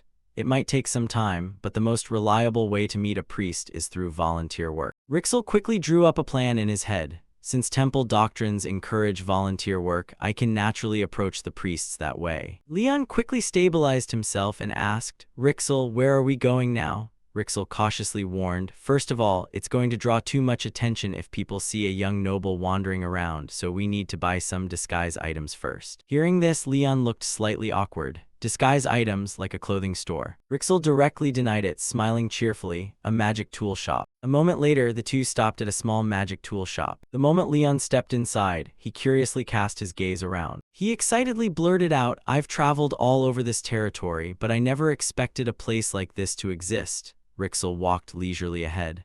"Only people who know about it come here. There probably aren't any contraband items here, right?" Saying that, he felt a bit guilty and looked away. "Probably." Hearing that, Leon stiffened. "What do you mean by probably?" Leon continued to inspect the other items, but he noticed things like earrings and pens lined up on the shelf. A lot of cool stuff, but why do they look like kids' toys? Rixel gave an embarrassed dry cough and explained, "Back when I was studying at the academy, I happened to find out about this place. They might look like that, but a lot of these items have amazing uses." Leon showed an amused look of understanding. "Ah, is that so?" Right on cue, the store owner cheerfully stepped out to greet them. "Of course they do." The man warmly pitched his wares. "My shop has everything except hair growth tonic. My nasal decongestants and automatic shampooing magic tools are selling like crazy right now." Rixel cut straight to the point. "We're looking to buy some disguise items." The shopkeeper happily led the two deep inside. "Disguise items, of course we have them. They're right over there, follow me." Right after that, he pointed at a neat stack of glossy magic tools. All of these are disguise items. From slender party bracelets to height-boosting inner soles, he enthusiastically introduced. "The ordinary items that slightly alter your appearance are over on this side." Then he pulled back another curtain. "The high-end items that can even change your hair color are on this side. The stuff here is super effective, but the price is much steeper too." Rixel and Leon's gazes quickly landed on a shiny item. This is the ultimate disguise magic tool, capable of changing you from head to toe, guaranteed so thorough that even your parents won't recognize you. The two brothers exchanged a brief glance through their eyes, seemingly sharing the exact same thought. Immediately after, the door closed alongside the store owner's cheerful farewell. "Come back again next time." Rixel carefully asked, "What do you think? Is it good?" Leon smiled with delight and answered, "This place is really interesting. I'll come back later to check it out more thoroughly." Saying that, he looked back down at the heavy pouch in his hand. "Could it be that because we bought expensive items they threw in some extra goodies?" Rixel speculatively guessed. "Nothing special. They aren't known for liking to give gifts anyway." Leon lowered his gaze and suddenly spotted something. "This is an item repair kit that allows you to fix gear below the master grade." Leon thought in astonishment. "They threw this in for me. It's way more valuable than the hairpin, probably because it's too old, huh?" Rixel noticed his reaction and calmly said, "I have no use for these anyway, you take them all." Leon asked in disbelief, "Items this good? Seriously?" Rixel nodded in confirmation. "It's fine." Leon eagerly handed him a hairpin. "Awesome, so let's go use our disguises first." Rixel carefully looked around. "This alley looks pretty quiet. Let's go in there." Right after that, their golden hair quickly shifted color, and their eyes turned a bright turquoise hue. Leon immediately marveled as he looked at his own reflection. Amazing. Disguising like this makes it completely flawless. Rixel strode outside comfortably. "With this, we can walk around without a single worry. Shall we head out now?" Leon enthusiastically replied, "Let's go." A moment later, Leon's voice echoed amidst the rushing sound of water. "Rixel, you said we were going volunteering, so why are we at a flour mill?" He stared at the scenery before him in bewilderment. "Aren't we supposed to go volunteer?" Rixel calmly explained, "That's right, flour is on the donation list, so we have to drop by and check it out." Stepping inside, he continued, "And the fun part is this mill also bakes bread to sell. I heard the bread made from freshly milled flour here is exceptional." Leon was enlightened. "Oh nice, I thought mills only ground grain or pressed oil." Deep down, Rixel felt a slight pang of guilt. "Of course I had another motive for coming here." A man named Nicholas immediately stepped forward to greet them. "Welcome. I've been waiting for you two for a while." Rixel had planned this all along. The reason was to meet this man, who was one of the few devout believers in the Asteria territory, famous for being generous, charitable, and well-connected. If I build a relationship with him, I can naturally gain access to the temple, and who knows, I might even get a chance to meet a priest. Then Rixel quickly probed, "Is the order done, sir?" Nicholas warmly replied, "Of course it's done." He excitedly turned around and pointed at the sacks inside. "It's been ages since I got to grind high-quality wheat like this. I'm thrilled to death. The wheat doesn't have a single bug in it, but..." Pausing there, Nicholas grew curious. "Why do you need so much flour?" Rixel explained the situation. I happened to see some starving children and felt so sorry for them that I decided to donate a little. Hearing that, Nicholas grew even more excited. What a wonderful decision. Have you decided where to donate yet? Rixel conveniently asked for his advice. I'm still thinking. Do you have any suggestions? Nicholas stroked his chin in thought while Rixel silently prayed, please say the temple, please say the temple. Right after that, Nicholas offered, if so, would you be interested in donating to the orphanage managed by the temple? Deep down, Rixel was thrilled beyond words. Absolutely, outwardly maintaining his composure. Is it the temple's side? Rixel calmly inquired, how many kids are there? Nicholas estimated, not that many, I think around 30. Rixel expressed doubt. I thought the temple's facilities would be better. Nicholas hesitantly explained, well, it used to be, but times are tough now. I heard the temple's subsidies have been cut down too. Knowing it was a sensitive topic, he grew a bit awkward since this is the Asteria territory where magic comes first. They face a lot of difficulties with donations, and given the status of prestigious magical households, they probably feel hesitant to support an orphanage directly affiliated with the temple. Then Nicholas's gaze silently shifted back to assess the person before him. Pondering to himself, looking at such a huge flower order and his demeanor, he must come from a very prestigious family. I hope this connection helps improve the orphanage's situation. Leon suddenly interrupted, wait, you said you bake bread here too, right? Even if we donate flour, it will take time for them to make something out of it. He eagerly rolled up his sleeves and proposed, how about we bake a few loaves of bread for the kids right now? Leon continued to persuade, even with flour, the kids probably lack other ingredients. Plus, wouldn't it be amazing if they got fresh, hot-baked bread right away? Nicholas didn't hesitate to happily agree. Is that so? Of course, my shop is famous for baking the best bread in this region. Rixel only then snapped back to reality, realizing he had been too focused on his own agenda without considering the orphanage's actual situation. I can't believe I overlooked these small details. Then he looked at Leon with deep admiration. Big brother is always so thoughtful. Rixel quickly chimed in, that idea is truly brilliant. Nicholas immediately perked up, awesome. The three of them headed inside to get to work. Well then, let's start baking right away. On the table were whole wheat flour and premium olive oil. Leon thoughtfully observed, let's see, we have plenty of flour and olive oil. The flavor is going to be exceptionally great. Nicholas introduced briefly, the bread we're making today is basic barley bread, very popular. It's simple to make yet extremely delicious, and kids love it. Saying that, he proactively rolled up his sleeves. First, I'll demonstrate a small loaf, okay? Nicholas began pouring out the ingredients, mixing a specific ratio of flour with salt, yeast, and milk in proper proportions to make the dough, then placing the dough in a tray greased with olive oil to ferment. Explaining while kneading skillfully, next gently press the risen dough to push out air bubbles, finally mix in some crushed sunflower seeds, and a smooth ball of dough quickly formed and we're done.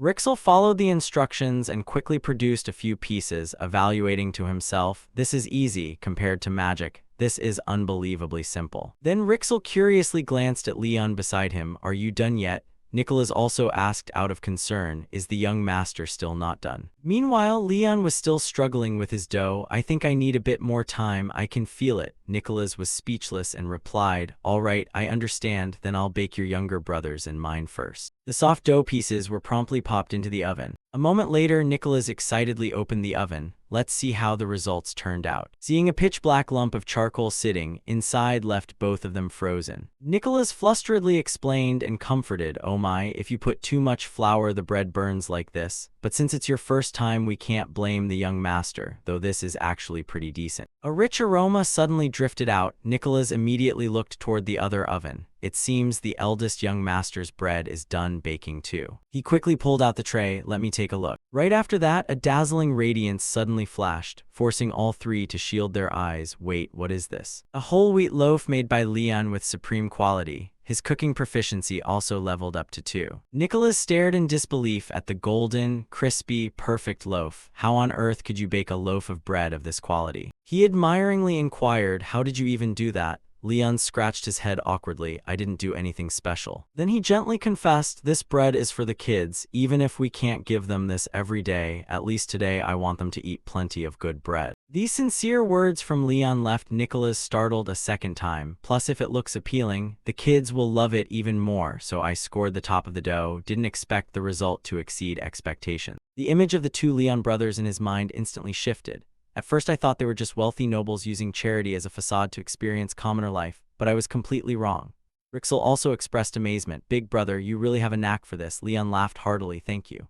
Nicholas continued his train of thought. These two young masters are baking bread for the kids with all their heart in that case. He suddenly proposed, young masters, would you mind continuing to bake here for a moment? There's somewhere I must go right now. Rixel was slightly startled before hastily agreeing. Of course, you must have your own business to attend to. We've kept you here for too long anyway, Nicholas replied comfortably. It's fine. Saying that, he hurried off. I'll be back as fast as I can. Leon watched Nicholas's rushed figure in confusion. He looks awfully busy. Did we inconvenience him by asking to learn how to bake? Rixel calmly reassured, it'll be fine, brother. He'll be back soon, so let's keep baking. Right after that, he regained his spirit. I'll work hard too so I don't fall behind you. Leon laughed cheerfully. Well then, I can't lose either. The two of them went back to working on the fragrant loaves. The achievement progress for the apprentice baker title continuously rose. Under Leon's dedicated guidance, Rixel also began producing delicious batches of bread. Before long, Nicholas's voice echoed, I'm back, young masters. Leon turned his head and blinked in surprise. You're back, but behind Nicholas were many other people. Leon awkwardly asked, you didn't come alone. A woman warmly explained, Nicholas isn't normally like this, but he told us how deeply moved he was by the young master's kind hearts, so we came to lend a hand. Ria unexpectedly came to help out too. That's right, my husband wanted to come for the kids' sake,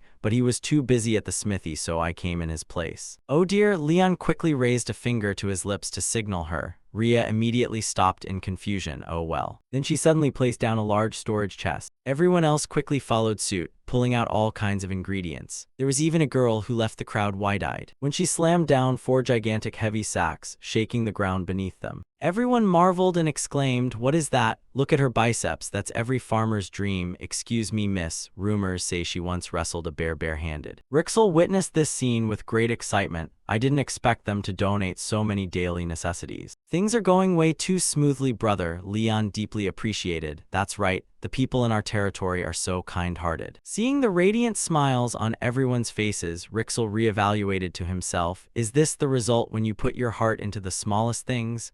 I only thought about approaching Nicholas to meet the priest. Thinking about it makes me feel so ashamed. Pondering that, he smiled, looking at Leon, thinking, as long as brother recovers his health, Rixel confidently believed he would surely accomplish great things. A few hours later, at the orphanage attached to the temple in Asteria territory, the donated goods were delivered very quickly. Thank you all so much. The director was moved to tears. I don't know how to repay the noble young master's kindness, Leon casually replied. Please don't mention it, sir. We're very happy to help. The curious kids ran over. What is this? It smells so good, oh kids. The director flusteredly reminded, you should greet them properly first. Right after that, the small courtyard was filled with the children's laughter. Look at this. There are so many things. Let me see too. There are clothes as well, so pretty. The director gently proposed, young masters, if you don't mind, could you hand out the bread to the children yourselves? In the meantime, I'll move these donated items inside. Rixel enthusiastically agreed. Of course, we'd be more than happy to. The two quickly pulled out the bread baskets. All right, kids, come over here to get your bread. The little ones eagerly ran up. Looks so good, thank you. At that moment, Leon's gaze was suddenly drawn to a small corner on the side. Under the shady tree, a little boy was standing alone. Noticing Leon's gaze, the boy immediately turned around and ran away. Leon inquisitively asked, Director, who was that kid who just ran off? The director quickly looked in the direction of his finger and replied, that child is Peter. She softly explained, I'm sorry if he was a bit rude. The kids are still young, so they don't always know how to accept kindness. Please don't mind Peter, young master. Leon thoughtfully watched the retreating small figure, Peter. Leon looked around at the kids who had all received their bread, cheerfully saying, looks like we've handed out bread to almost everyone. The director saw him walking past and asked, oh, where is the young master going? Leon hugged the bread basket and smiled cheerfully. Peter hasn't received his bread yet. At this time, Peter was hugging his knees, sitting all alone in a corner. He recalled everyone's stories about the kid. Peter had his adoption canceled up to 3 times because of his timid personality.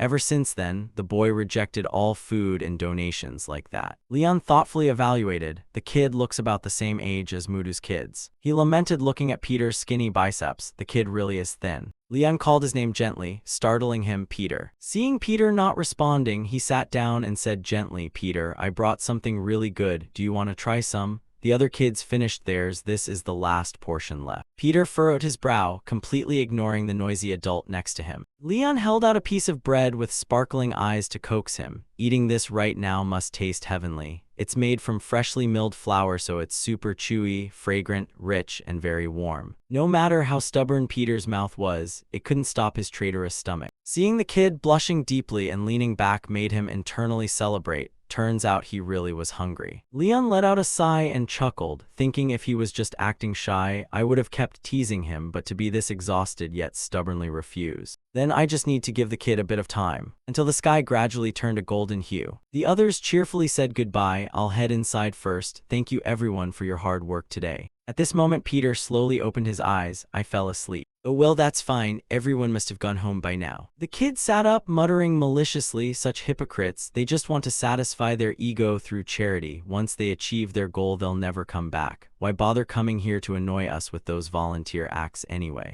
Before he could even finish his sentence, Leon, who had been sitting there all along, narrowed his eyes and asked, You awake? Peter was startled and yelled, perplexed by this baffling adult. What the heck? Why are you still here? Why haven't you left? Leon smirked and replied, You looked like you were sleeping so well I didn't have the heart to wake you. Without letting the kid recover, he held the bread out right in front of him. Aren't you hungry? I'm starving, want a bite? Peter stubbornly furrowed his brow and turned his face away. Are you sure? Leon pulled the bread back and said, Fine then, if that's the case. Right after that, he immediately tore the loaf of bread in half. Before Peter's shocked eyes, Leon decisively took a bite of one half. What are you doing? Leon gave a reluctant reply, Eating bread, of course. You said you didn't want any, right? Leaving it behind would be a waste, so I have to finish it. Saying that, he continued to open his mouth to eat, leaving Peter flabbergasted. Wait a second. The kid hastily snatched the half loaf from Leon's hand and yelled, I'll eat it myself, okay? Holding the piece of bread, Peter didn't hesitate to take a huge bite. The moment he swallowed the bread, his eyes lit up brilliantly. So good. He smiled gently, watching Peter's cheeks puff up as he ate. Until the half loaf was gone, Leon pulled out another loaf. Here. He nodded refreshingly and said, Actually, this was my portion, but I'll give it to you. Seeing the fragrant bread before him made Peter feel bewildered. Strange. There were clearly no special ingredients, just an ordinary piece of bread. Peter stood frozen, feeling completely baffled. Then why is it this good? The kid pressed his lips together in resentment. Things like this are usually just for show. Memories of being returned to the orphanage flashed back like a movie reel. Humans are like that after all. People who used to be nice to me end up abandoning me here anyway, making excuses that I didn't look at them like real parents, throwing me away one more time. Thinking about it made Peter feel a pang of heartache, pressing his lips tighter together. Chowing down aggressively, he coldly muttered, Hypocrites, all adults are liars. Before the kid could finish, Leon cut him off. Hey Peter, did you know? Noticing the kid's gaze fixed on him, he continued, When adults are upset, they usually skip meals, not realizing that only makes them feel worse and they'll regret it later. But even though you're very sad, you still ate deliciously without skipping a meal. The afternoon breeze gently swept away a few strands of Leon's hair, revealing his radiant face. When I baked this loaf today,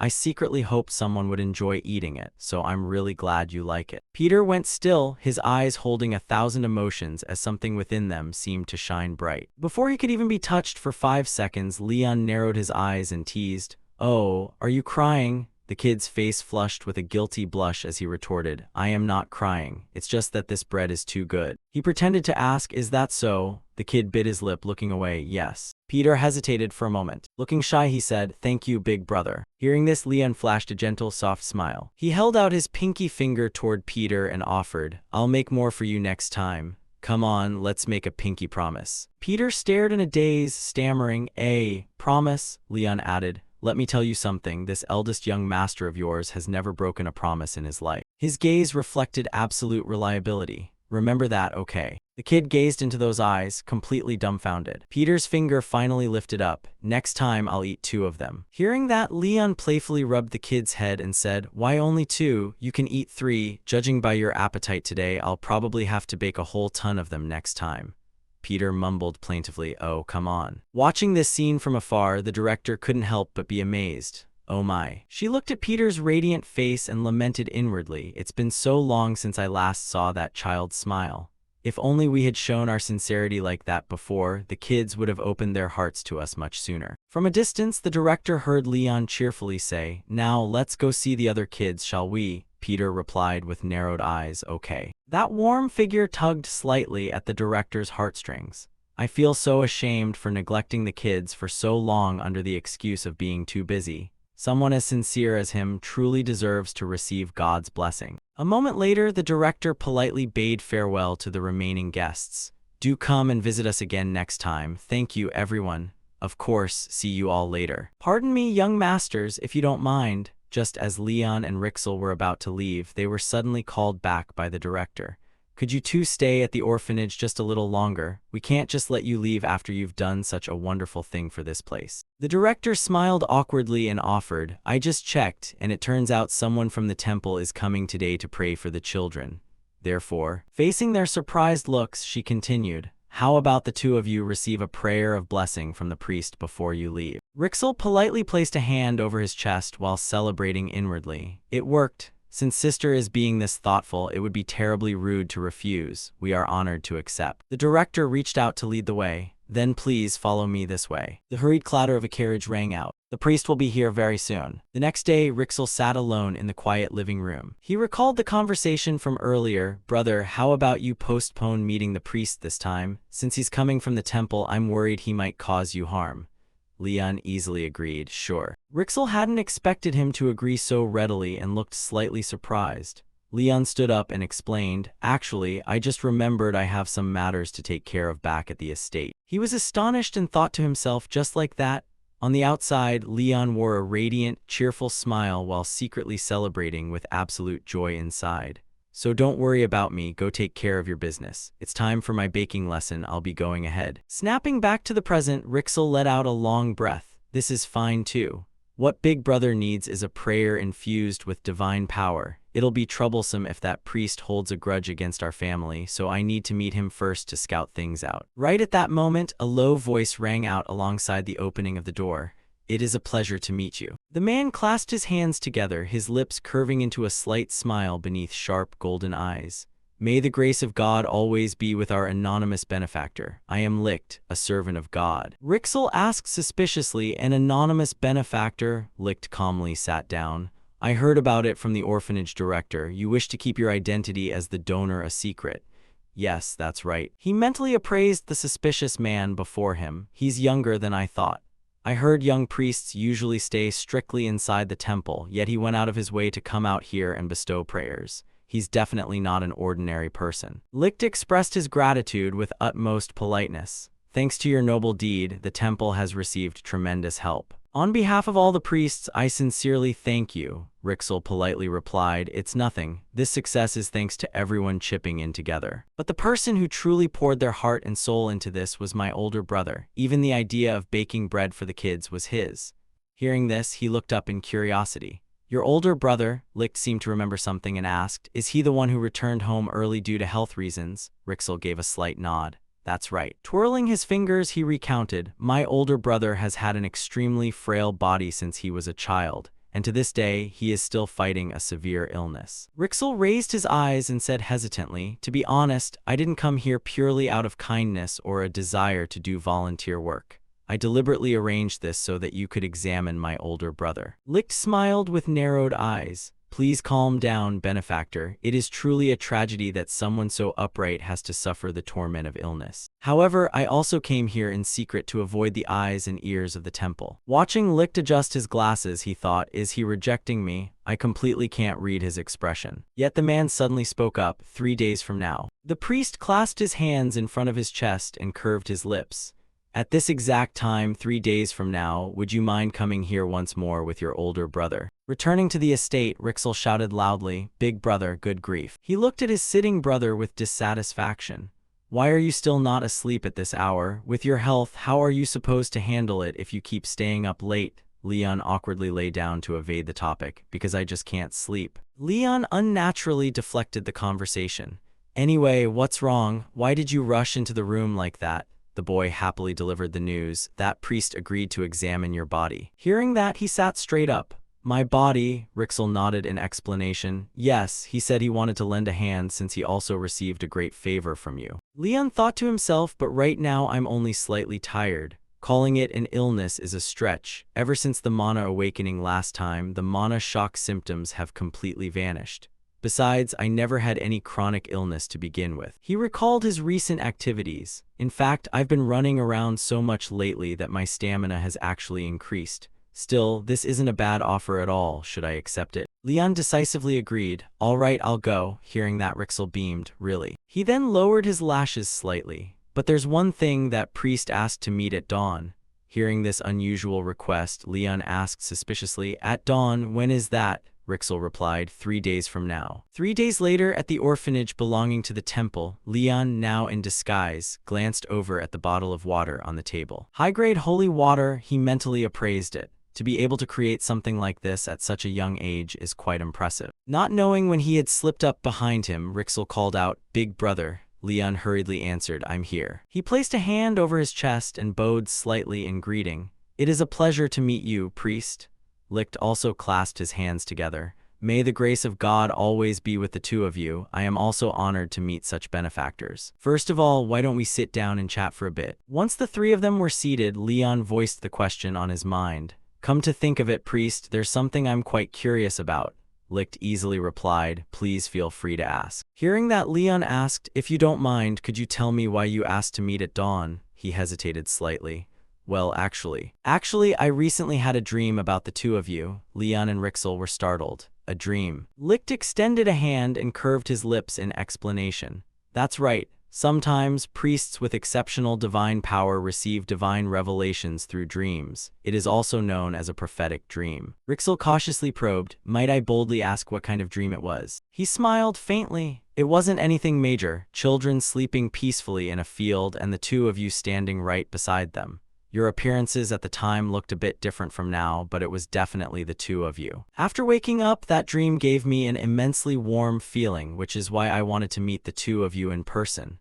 Licht added inwardly, besides, I also need to confirm something. He observed the two before him. I want to see what kind of people the ones appearing in my dream actually are. Licht cast a sharp, perceptive gaze toward Rixel. First, the younger brother is a mage. He speaks quite politely, courteously, and looks very young, so young that he has to use a disguise like this. He must belong to a prominent family. Considering this region, there's a high chance he's from the Asteria family. Is his goal truly to cure his older brother? It would be troublesome if mages are trying to steal information from the temple. I'll find out as soon as I examine the older brother. Licht spoke to Rixel. Now then, as we agreed, may I begin the treatment? The boy nodded gently and stood up.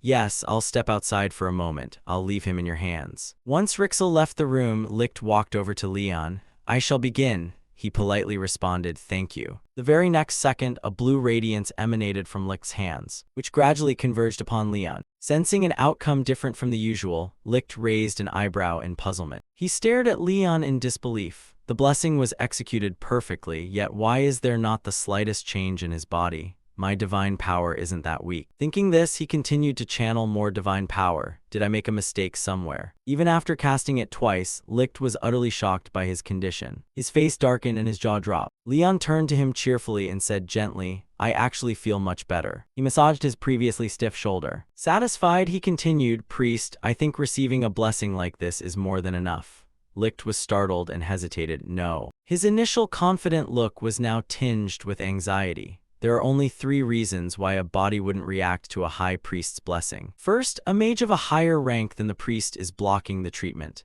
Second, they are already completely healthy and have no need for a blessing. And finally, they are terminally ill by birth. Leon nodded gently, smiling brightly with gratitude. Thanks to you, I feel extremely refreshed. Licht suddenly changed his tone, speaking softly, my friend, if you ever need my help in the future. He stepped closer and tightly grasped both of Leon's hands, then raised them together with deep sympathy. Please come to the temple and look for me, when the physical pain becomes unbearable and you cannot close your eyes to sleep. A fiery passion welled up in his heart. I will definitely help you no matter what. Do you understand what I mean? Leon, who still understood nothing, could only say yes. He opened the door, not forgetting to say a few parting words. Thank you so much for your kindness, priest. It is nothing. Well then, I hope we meet again. Watching Leon's retreating figure, Licht dropped his smile. He watched on devoutly and prayed, may the grace of God be with you for the rest of your days. Leon gently scratched his head and muttered, "Why do I have such an uneasy feeling?" Scene cuts to the Asteria estate. The carriage brought both brothers home. Rixel said happily, "Brother, I'm so glad you look a lot better. Today's early morning trip was truly meaningful." Leon agreed, "I think so too." He massaged his shoulder slightly, thinking cheerfully, "Since my body is already very healthy to begin with, I couldn't really feel the effect of the divine power, but it really is a very useful energy. Casting it just once would have been enough, but he kept doing it over and over. Thanks to that, my sore shoulders from baking all night are now completely fine, and the muscle aches are gone too." Yet looking with concern at his younger brother, he asked, "By the way, Rixel, your complexion doesn't look too good. Are you tired? The dark circles under your eyes are so deep." Rixel smiled with narrowed eyes to reassure him, "I'm fine." He turned as if to leave. "I must be going now. I have mana training this morning." Leon was startled. "What?" He sighed and muttered, "You pulled an all-nighter again last night, didn't you? If you keep pushing yourself this hard, your body is bound to revolt sooner or later." From behind, Sylvia appeared and spoke. "An heir's training schedule is always harsh, but lately he seems even busier than usual." Leon rubbed his chin and thought, "True, I'm worried he's going to ruin his health." She stepped closer and said politely, "If you're this worried, why don't you try talking to the head of the family? After all, you'll need to meet him soon anyway to discuss the coming-of-age ceremony. You can bring this up then. Besides, the head of the family must have a lot on his mind lately too." Hearing this, Leon brightened up as a plan formed in his mind. Sylvia smiled faintly, "Or perhaps I should bring him some sweets." A moment later, Leon and Sylvia arrived at the kitchen. He skillfully picked up a rolling pin to flatten the dough below. Leon turned to her cheerfully, "Good idea. Thanks, Sylvia. Cookies aren't too heavy and they have just the right amount of sweetness. Even Grandpa, come to think of it, I wonder if Grandpa likes sweets." With an expressionless face, she corrected his address. "I am Elvia." "Who is Sylvia?" "The head of the family doesn't particularly care for sweets, but he will eat anything you make, young master, so you don't need to worry." Hearing this, Leon said with slight awkwardness and shyness, "Even so, if he's going to eat them, I want him to truly enjoy them." Suddenly, Leon let out an "ah," as if remembering something. Sylvia paused slightly, guessing, "Don't tell me." Seeing Leon reach for a sweet potato on the table, she asked, "Are you planning to use that?" Leon picked it up and replied, "That's right." Watching Leon peel the sweet potato, she hesitated and remarked, "That is certainly a strange combination." He cheerfully replied, "This is the perfect opportunity for him to try it and see how good it is." Leon gradually sliced the sweet potato into thin pieces. "Instead of using sugar, I'll chop up some banana yam sweet potato and put it on top of the cookie dough. With the natural, gentle sweetness of the sweet potato, Grandpa will definitely enjoy it easily, right?" Once he finished preparations, he reached for the cookie molds. Next, like this. Every piece of dough was pressed into molds shaped into all sorts of cute figures. "They look so cute. Next time I'll have to ask Mudu to make me some new cookie cutters." Leon put them into the oven and said cheerfully, "Next step. Now we just need to put these shaped cookies into the oven and bake them." Looking at the glossy, fragrant cookies, he said eagerly, "They're done, special banana yam sweet potato cookies." Leon looked at the newly appeared system panel. "Why does food have the exact same effect as a potion?" Sylvia expressed polite praise in surprise. "You are truly amazing. I only shared the dough recipe, so basically you made all of this entirely by yourself." Frowning slightly, she said, "The final step of cooking is tasting, so you should try one." He picked one up and said, "I'll take a bite." Leon picked up a freshly baked cookie to taste it. The moment he tasted its sweetness, he beamed brightly. "I think this tastes even better than chocolate chip cookies from my past life." Cooking proficiency increased, recipe saved. Sylvia also cheerfully advised, "Sweets help relieve fatigue and eating too much isn't good for your health, but since these aren't overly sweet, the head of the family will probably love them." Hearing that, he turned to her and said sincerely, "Thanks for your help, Elvia. You've been a huge help." She smiled faintly and shook her head. "I'm just doing my duty. Shall we pack the cookies now?" As if thinking of something, Leon refused. "I'll handle the packaging myself. You can go take a rest." Sylvia looked slightly surprised. "Pardon?" He turned around and said secretively, "I still have one more thing I need to make." Once Sylvia left, he nimbly operated the system and muttered, "I couldn't just open the storage while Elvia was standing right there. Now that my cooking level is at level 3, I've unlocked plenty of recipes and have enough ingredients." He eagerly massaged his shoulder slightly. "Next up is the drink." The system panel appeared, providing a resonance effect when consumed alongside the drink. Leon selected ingredients from storage. "The next thing I'm making is a training support beverage." The red drink required a potion, fruit-flavored oil, and flower roots. He figured both Grandpa and Rixel will definitely like this. After staring at the ingredient list for a moment, Leon felt slightly puzzled. These ingredients look so familiar. Where have I seen them before? Oh well, whatever, it pairs perfectly with the cookies, so I just need to focus on checking the quality. After careful selection, Leon placed a plate of fruit on the table.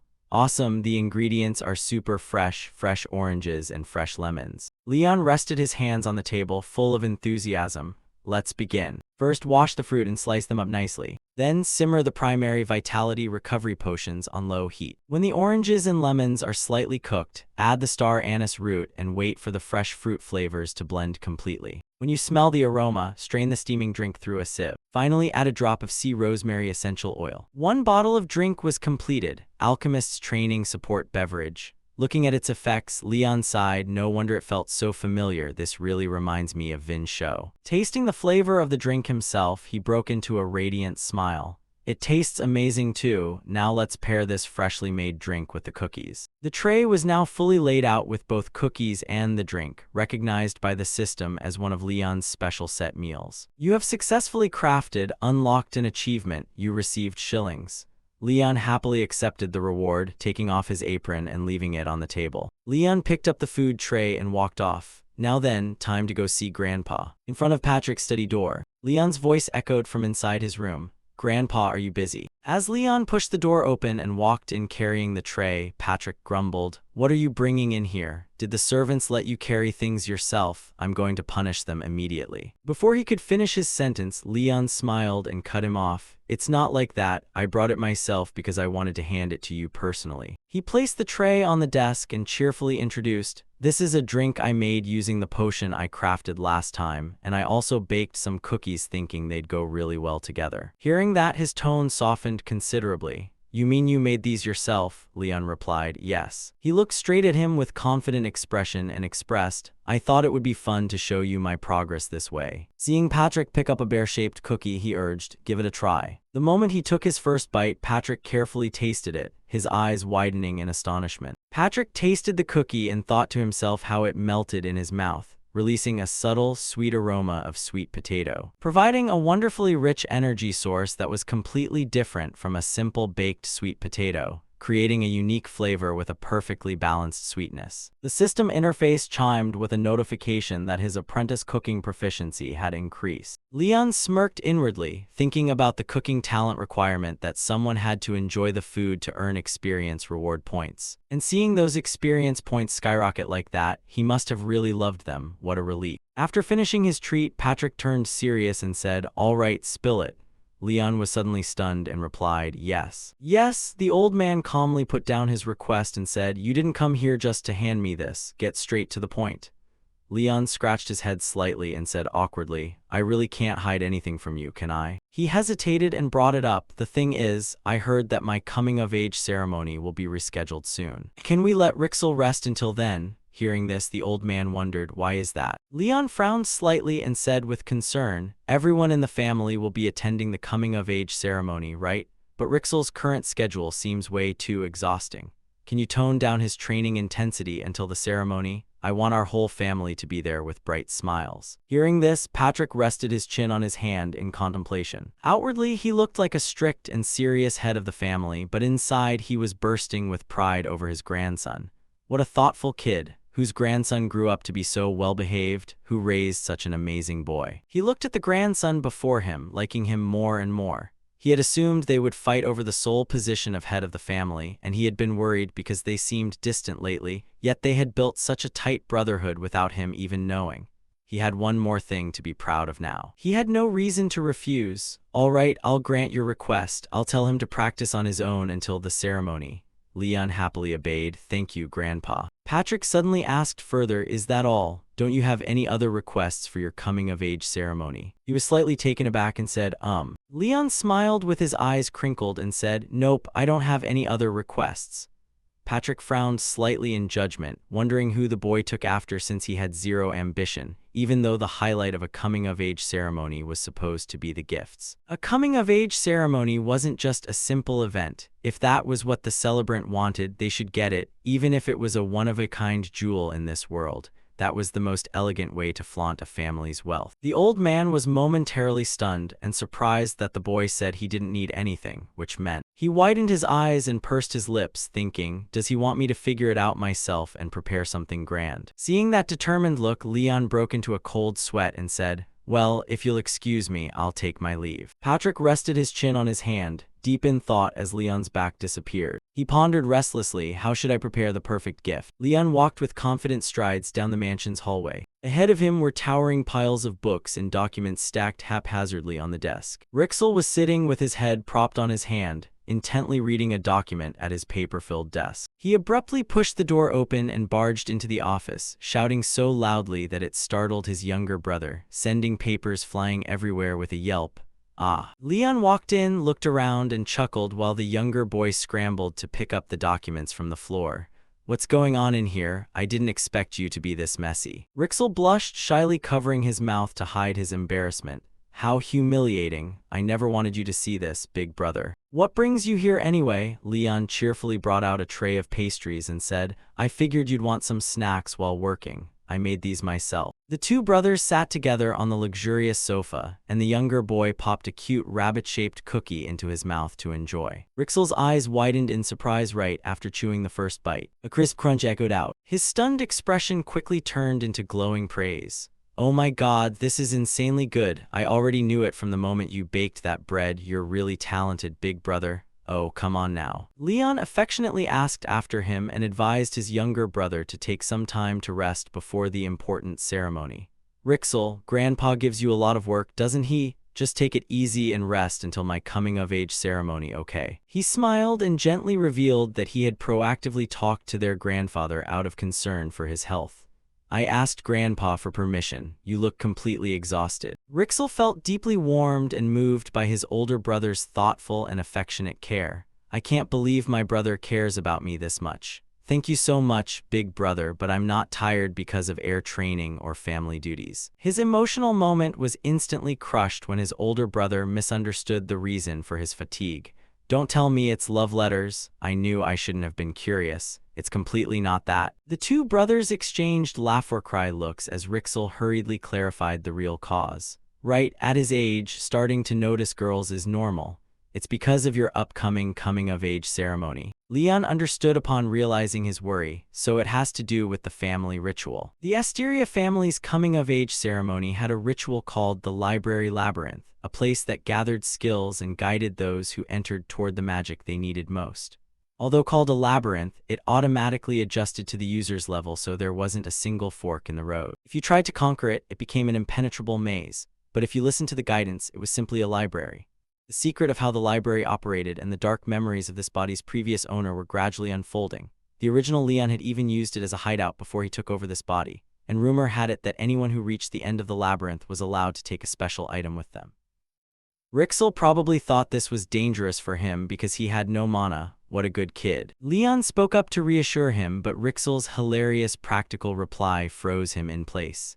It's all right, Rixel, that ritual is just a formality anyway. No, it's not, I'm worried about the clothes. Leon looked up with a blank expression, sweating as he asked back, the clothes. Yes, pointing at the office panorama. Rixel, holding a document, asked him, have you looked at the outfit the head of the family prepared for you to wear on your coming-of-age ceremony? No, I haven't seen it yet. Rixel decisively slammed the blueprints onto the desk. Here it is. The head of the family has one fatal weakness. The blueprint of the ceremonial outfit was revealed, a bizarrely bright blue bodysuit paired with green pants, a blazing red cape, and bright red high heels. He has zero sense of style whatsoever. This is bad, it's going to be a disaster. Forget the ceremony, it's all ruined. Both brothers broke out in a cold sweat, their faces darkening in despair. Leon spoke up, this outfit must definitely not be worn to the coming-of-age ceremony, especially considering his image as an 8-circle Grand Archmage. The younger boy nodded tremblingly, I completely agree. The two brothers clutched their heads and screamed in the chaotic room. Leon wondered, he used to dress pretty normally though, why the sudden change in taste? Rixel explained, because up until now, Sylvia has always stopped him every time. Leon was moved upon learning the truth about Sylvia. Sylvia, so she's been silently protecting us all this time. I'll find a way to stop this. Now you're grateful to me. I want our whole family to match. Proceed according to plan." The children cheered happily. "It's the young master, it's the young master." Leon wore a simple cloak, warmly greeting the two local kids. "How have you been lately, Thornleaf?" He bent down to offer a bag of colorful cookies, smiling as he said, "It's been a while, everyone. Here, please try some. I baked these cookies myself." The two kids happily hugged the bag of cookies and ate them with relish. "Oh my God, something this precious. By the way, what brings the young master here? I want to ask you all for a favor." Rhea looked surprised upon hearing the unexpected request from the other party. "A favor? Do you remember the tailor who used to do volunteer work at the orphanage with us?" Leon continued with his request to find the talented tailor of the past. "Can you introduce him to me?" "Huh, what?" The image of the brilliant tailor appeared impressively in his memory with exceptionally skilled hands. "I caught a glimpse of his craft when we were volunteering, and he is truly incredibly skilled. He tailored clothes for every single child to fit perfectly right on the spot, and then quickly sewed new clothes from a few scraps of fabric, looking like a true master." Returning to reality, Rhea thought for a moment before answering the urgent request to find a good tailor. "I need someone with his skill level. Is this too difficult?" "Not at all, I can arrange it." But her expression grew hesitant and awkward. Noticing her hesitant attitude, Leon asked, "Is there any other reason you're reluctant to introduce him?" "Well, once you get there, young master, you'll understand." Leon draped his hooded cloak, carried a bag of items, and traveled alone to a desolate and dreary wasteland. Standing before an old wooden sign covered in dust and cobwebs, he muttered, "Is this the place?" The wooden sign suddenly wobbled and creaked, almost falling off and startling him thoroughly, filled with utter confusion. "Did I come to the wrong place?" The door swung open, revealing a long row of mannequins lining a dark, run-down hallway, creating a somewhat gloomy and spooky atmosphere. "This feels wrong. Why would someone so talented work in such a shabby shop?" Leon timidly called out into the dark space, "Is anyone here?" Suddenly, a mysterious figure appeared right behind him, making him jump. "Yes, a customer." Andrew brightened up, spreading his arms in excitement mixed with astonishment. "You're a customer." The tailor was stunned to realize, "Aren't you the young master I met at the orphanage? But your hair and eye color are different." Leon scratched his head awkwardly and explained, "I'm really sorry I couldn't tell you the truth that day. I'm the eldest grandson of the Asteria family, but I had to disguise myself that day for certain reasons." Andrew smiled broadly, clasping his hands together to show respect. "That's no problem at all. It's understandable for a young noble to have his reasons." He wondered, "But with your status, why did you go out of your way to a place like this?" Leon smiled faintly and replied, "I'm looking for a good tailor." Andrew startled, breaking out in a cold sweat as he asked back, "A good tailor? For someone from the Asteria family, you certainly don't need to patronize someone like me." Cutting through the awkwardness, the tailor remembered his manners and hurriedly led the way. "Instead of standing here, please come inside. Shall we sit down and chat more properly? Right this way, please." He stepped inside and was captivated by a vast array of colorful fabric rolls, along with prestigious awards and gold cups placed ceremoniously on the shelves. Leon admired, blushing with excitement. "Aren't those the highest awards from the Empire's most famous competition?" Andrew said sheepishly. "I feel so embarrassed hosting someone of your status in such a shabby place." Andrew invited his guest, "Please have a seat while I brew some tea." He cheerfully replied, "Right on cue, I brought some cookies. Let's enjoy them with tea." As the steaming tea was poured into the cups, Andrew spoke apologetically. "I'm so sorry. I'd love to treat you to something higher end, but my current situation is a bit... It's totally fine." Andrew was immensely surprised by this unexpected gift. "I baked these cookies myself. I hope you like them." Baked by the young master himself. Andrew looked at the cute little bear-shaped cookie with a sweet heart embedded in the center, recalling an old story. Thinking back, he said the bread donated to the orphanage was also made by him. That bread was shockingly delicious. He decided to enjoy the heartfelt cookie from the young master. "I wonder how this cookie tastes." "Thank you, I'll indulge." The moment he took the first bite, the explosive flavor of the cookie completely conquered Andrew's taste buds. Such an explosive flavor. The delicate sensory experience began with a crisp crunch followed by a soft melt, delivering an incredibly rustic and comforting sensation. It starts with a crisp crunch and instantly melts in your mouth, feeling at first like a rustic country boy. But immediately afterward, that flavor shifted powerfully and captivatingly like a dramatic romance story.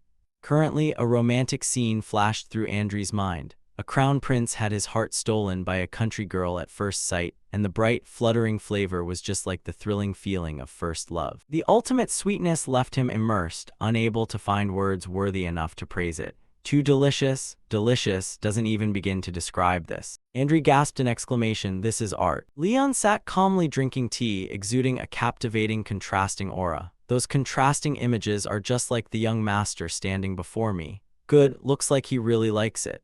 He might be considered the family's good-for-nothing, but in reality, he's an enigma no one has ever decoded. The white porcelain plate had a slight crack, with only a few small cookie crumbs left on it. Andri used a napkin to wipe his mouth and sighed with fulfillment. This is truly amazing, young master, thank you. Leon asked with a smile, was it good? He clenched his fists, his face beaming with excitement. Definitely, I almost cried. This cookie has reignited the inspiration within me. Andri turned serious again.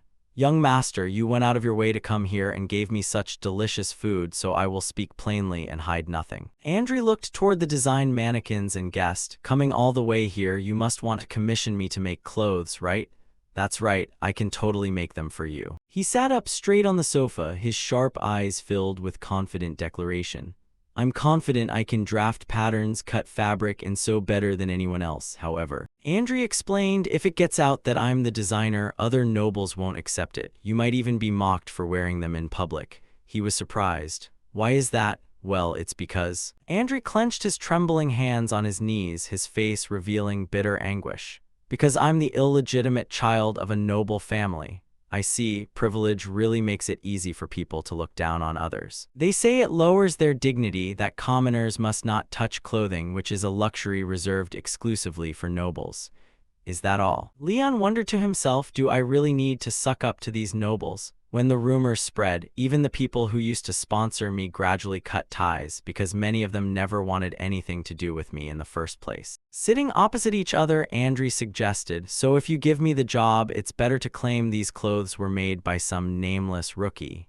He interrupted, hold on a minute. Can I look at some of the clothes you've made before first? Andri explained the current state of his shop and the items he currently owned. I threw away all the clothes I used to sell to nobles, so now I only keep things for commoners. That's fine, I just want to see your craftsmanship.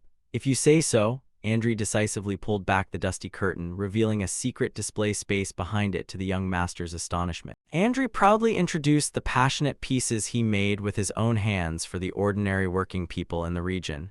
These are the items I sell to the locals. Unbelievable. Before Leon's eyes, a series of glowing item stat windows popped up, proving his outstanding professional-grade craftsmanship. Truly top-tier quality apparel, ready-made bolero jacket by a 2-star skilled tailor. Leon looked around the tailor shop. This is definitely the person I need. He assessed the tailor's exceptional skill. Ready-made cotton pants by a skilled tailor, ready-made ceremonial dress by a skilled tailor. If these get 2 stars with this fabric, it proves all other conditions are spot on. Leon began to spark a grand idea when looking at the stack of top-grade fabrics. What if someone like this were provided with top-grade fabrics? He made an unexpected proposal that left Andri astounded. Andri, I really want to wear clothes made by you for my coming-of-age ceremony. He anxiously advised the young master, but young master, this is a big opportunity for me, but you will definitely lose face. I guarantee not a single person will dare say a peep about it. Now just tell me whether you can do it or not. Leon casually raised 3 fingers, making a demand regarding the timeline. 3 outfits before the coming-of-age ceremony. The heavy pressure caused Andri to break out in nervous sweat. Is this even feasible? He confidently boosted morale. I'll take full responsibility, so just speak your mind. Are you ready to go all out? Andri clenched his fists as his burning desire to showcase his talent welled up. To create beautiful clothes using top-grade fabrics, to freely showcase my talent without having to worry about anything else. Is there any tailor in this world who could refuse such an enticing offer? Andri blushed, bravely accepting the thrilling challenge. Just give the order, young master. Wise choice. He was extremely eager to prepare the clothing design. What kind of clothes would you like me to make? What details should I include? Leon began giving out tricky requirements. I want them to look refined and neat while maintaining a minimal sense of elegance. Since the whole family will match, I want unity, but each person should have their own distinct touch, and it shouldn't look too old or too childish, meaning refined yet elegant, identical yet unique. Andri realized in shock, wait a minute, does that mean even the head of the family will wear clothes made by me? That's right, is there a problem?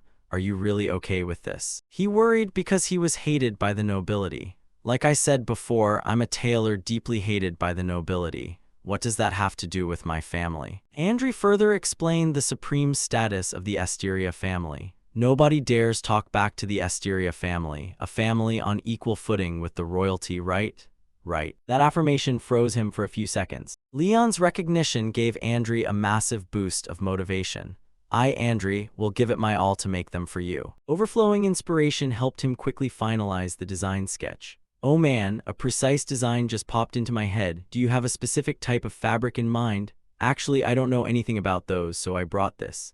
The family's treasure catalog left Andri astonished. This is our family's fabric catalog. This is the fabric catalog of the Asteria family, the legendary one whispered about among tailors. He excitedly asked for permission to open the legendary book. Just being able to lay eyes on this is enough to fulfill me. May I open it? Of course, take your time looking. The sound of turning pages echoed out. Andri couldn't help but be stunned upon seeing the sparkling pages. Oh my god. The catalog contained the rarest fabrics on the continent. All top-tier fabrics from across the land, elf silk, famous for being made by only a handful of elves. Legendary materials that seemed to exist only in imagination. Fairy's breath, crafted from the devotion of archmages. I can't believe these fabrics actually exist in real life. Leon smiled and probed for Andri's satisfaction. Well, did you pick out any material? The problem is there isn't a single fabric here that I don't like, young master. Suddenly, he halted before a mysterious page. This is. Leon curiously leaned in closer when he saw Andri's expression. What's wrong? Is there something wrong with that fabric? Back in my heyday, there was a fabric a certain lady loved to use. Andri explained the strange disappearance of this fabric from the market. It was completely impossible to find, so it's astonishing to see it in this catalog. I never forget any fabric once I've touched it. I've always wondered what kind of fabric it was, but unfortunately, there's no information recorded about it here. Leon bent down to gaze intently at the fabric swatch. Let me take a look. The system info window popped up with astonishing stats about it. The deep love of the Grand Archmage. Could this thing have been made by Grandpa himself? Andri had definitely said a lady used this fabric to make clothes. He pondered thoughtfully as he looked at the fabric description. And the description says Grand Archmage, then that means, since it's matching couple family outfits, we simply must use this fabric. Leon immediately made his decision regarding the material for the attire. Andri, can you make clothes out of this fabric? Of course I can. Andri smiled and prepared to get to work. Then let's start by taking measurements first. A new character appeared, interrupting their work session. Big brother handling business. I heard some news, so I came a bit late because I was busy rounding up some supplies. The younger brother's appearance surprised the two people in the room. Supplies? Sounds like it's getting pretty noisy outside. Shouting echoed from outside, startling them both. Move it all inside. Understood, sir. Andri dropped his jaw in astonishment at the grand scene outside the courtyard. What on earth is this pile? A slew of expensive tools was swiftly brought over. I heard you found a tailor you like. If it's preparation for a once-in-a-lifetime coming-of-age ceremony. Rixel proudly introduced the grand support from the family. This level of support is only natural. Leon could only chuckle. You really prepared thoroughly. Well, can you use these? I figured you were used to your old tools, so I guess this pile is. Not at all. Andri suddenly hesitated, making a new decision. I'll use them. He was deeply moved by this sincerity. I'd be immensely grateful if you replaced this whole lot. He expressed his appreciation. Eldest young master, thank you for patiently waiting while we finished taking measurements. Andri, full of passion, promised to create a masterpiece. I will pour all my ability into creating a masterpiece. Take your time. Leon smiled and turned to make one final, small request. And there's one more thing I'd like to ask of you. The proposal to learn tailoring left everyone stunned. Could you teach me some sewing skills when you have free time? What? How could I ever dare to teach you, young master? Andri frantically tried to dissuade him out of fear that the young master would get hurt. No, I mean, if you're learning to sew for the first time, you'll end up pricking your fingers with needles constantly. Besides, sewing machines can cause unexpected accidents. It's fine. Leon reassured him that he only wanted to try it out for fun. I'm not planning to make anything difficult right away, I just want to try it out for fun. May I boldly ask the reason why? The young master's deep understanding deeply moved the tailor. The reason? After talking with you, I realized just how much skill and passion you possess, and how exquisite your meticulous sense of aesthetics is. It would be such a pity if I couldn't fully appreciate the hard work you put into making these outfits. That's why I figured I need to understand the techniques first in order to truly grasp the intention of the person who made them. Andri choked up with emotion at the young master's cherished words. I never expected you to think so deeply about it. It's true that with every single stitch, every technique applied, and the way the silhouette is constructed, a tailor pours a specific intent into it. Andri devoutly expressed his gratitude and loyalty. I am more than willing to teach you everything I know without holding anything back. He thoughtfully advised the young man before temporarily stepping away to prepare his work. First off, would it be all right if I go take the second young master's measurements before we start? If you have any questions about any of the things in here, feel free to look around and try them out. Thank you so much. The peaceful scenery of the wooden house as dusk fell, dyeing a corner of the sky in golden hues. Leon stepped into the tailor's workshop and couldn't help but marvel at the surrounding space. No matter how many times I look at it, it's truly admirable. He approached the desk and looked at a piece of rough fabric, while a system information panel popped up to evaluate the fabric quality. Journeyman tailor's worn cotton trousers pattern. Fabric quality is extremely terrible, stray threads are sticking out everywhere. How on earth is he able to make clothes with such low-quality fabric? He picked up the trousers to examine the structure and learn the tailor's cutting and sewing methods. Let's see, so you just need to piece them together like this. Should I try sewing it myself? Looking down at his still clumsy hands, he muttered to himself, I haven't been properly taught yet, nor have I mastered the basics, so using those convenient cheat items right from the start doesn't feel quite right. I suppose I should try hand sewing first. Suddenly, Leon remembered that he possessed a treasure perfectly suited for this situation. Thank goodness, I happen to have something that fits this scenario like a glove. Craftsman's repair kit. This is the repair kit I got as a bonus at the magic tool shop last time. His hands began to move at a blinding speed, pouring all his focus into completing the product. If I don't use it now, when else am I gonna wait for? Leon was utterly surprised when he saw the needle. Did its appearance change? He couldn't help but feel excited about this special magic item. It transforms to look brand new when you use it. Magic items are truly fascinating. It even threads the needle automatically. Sitting down at the workbench, Leon eagerly dove right into it. All right, let's see. The brilliant afternoon sunlight cast its rays over his focused figure as he sewed. The captivating nature of sewing took him completely by surprise. Why is this stuff so addictive? The more he worked, the calmer and more focused his mind became. I thought I'd get bored quickly with something requiring this much precision, but it's actually soothing my mood. The more focused I get, the more even my stitches become, and I'm starting to pick up speed. A magical guideline appeared to help him complete the work easily, and I can even see a clear guiding path right there.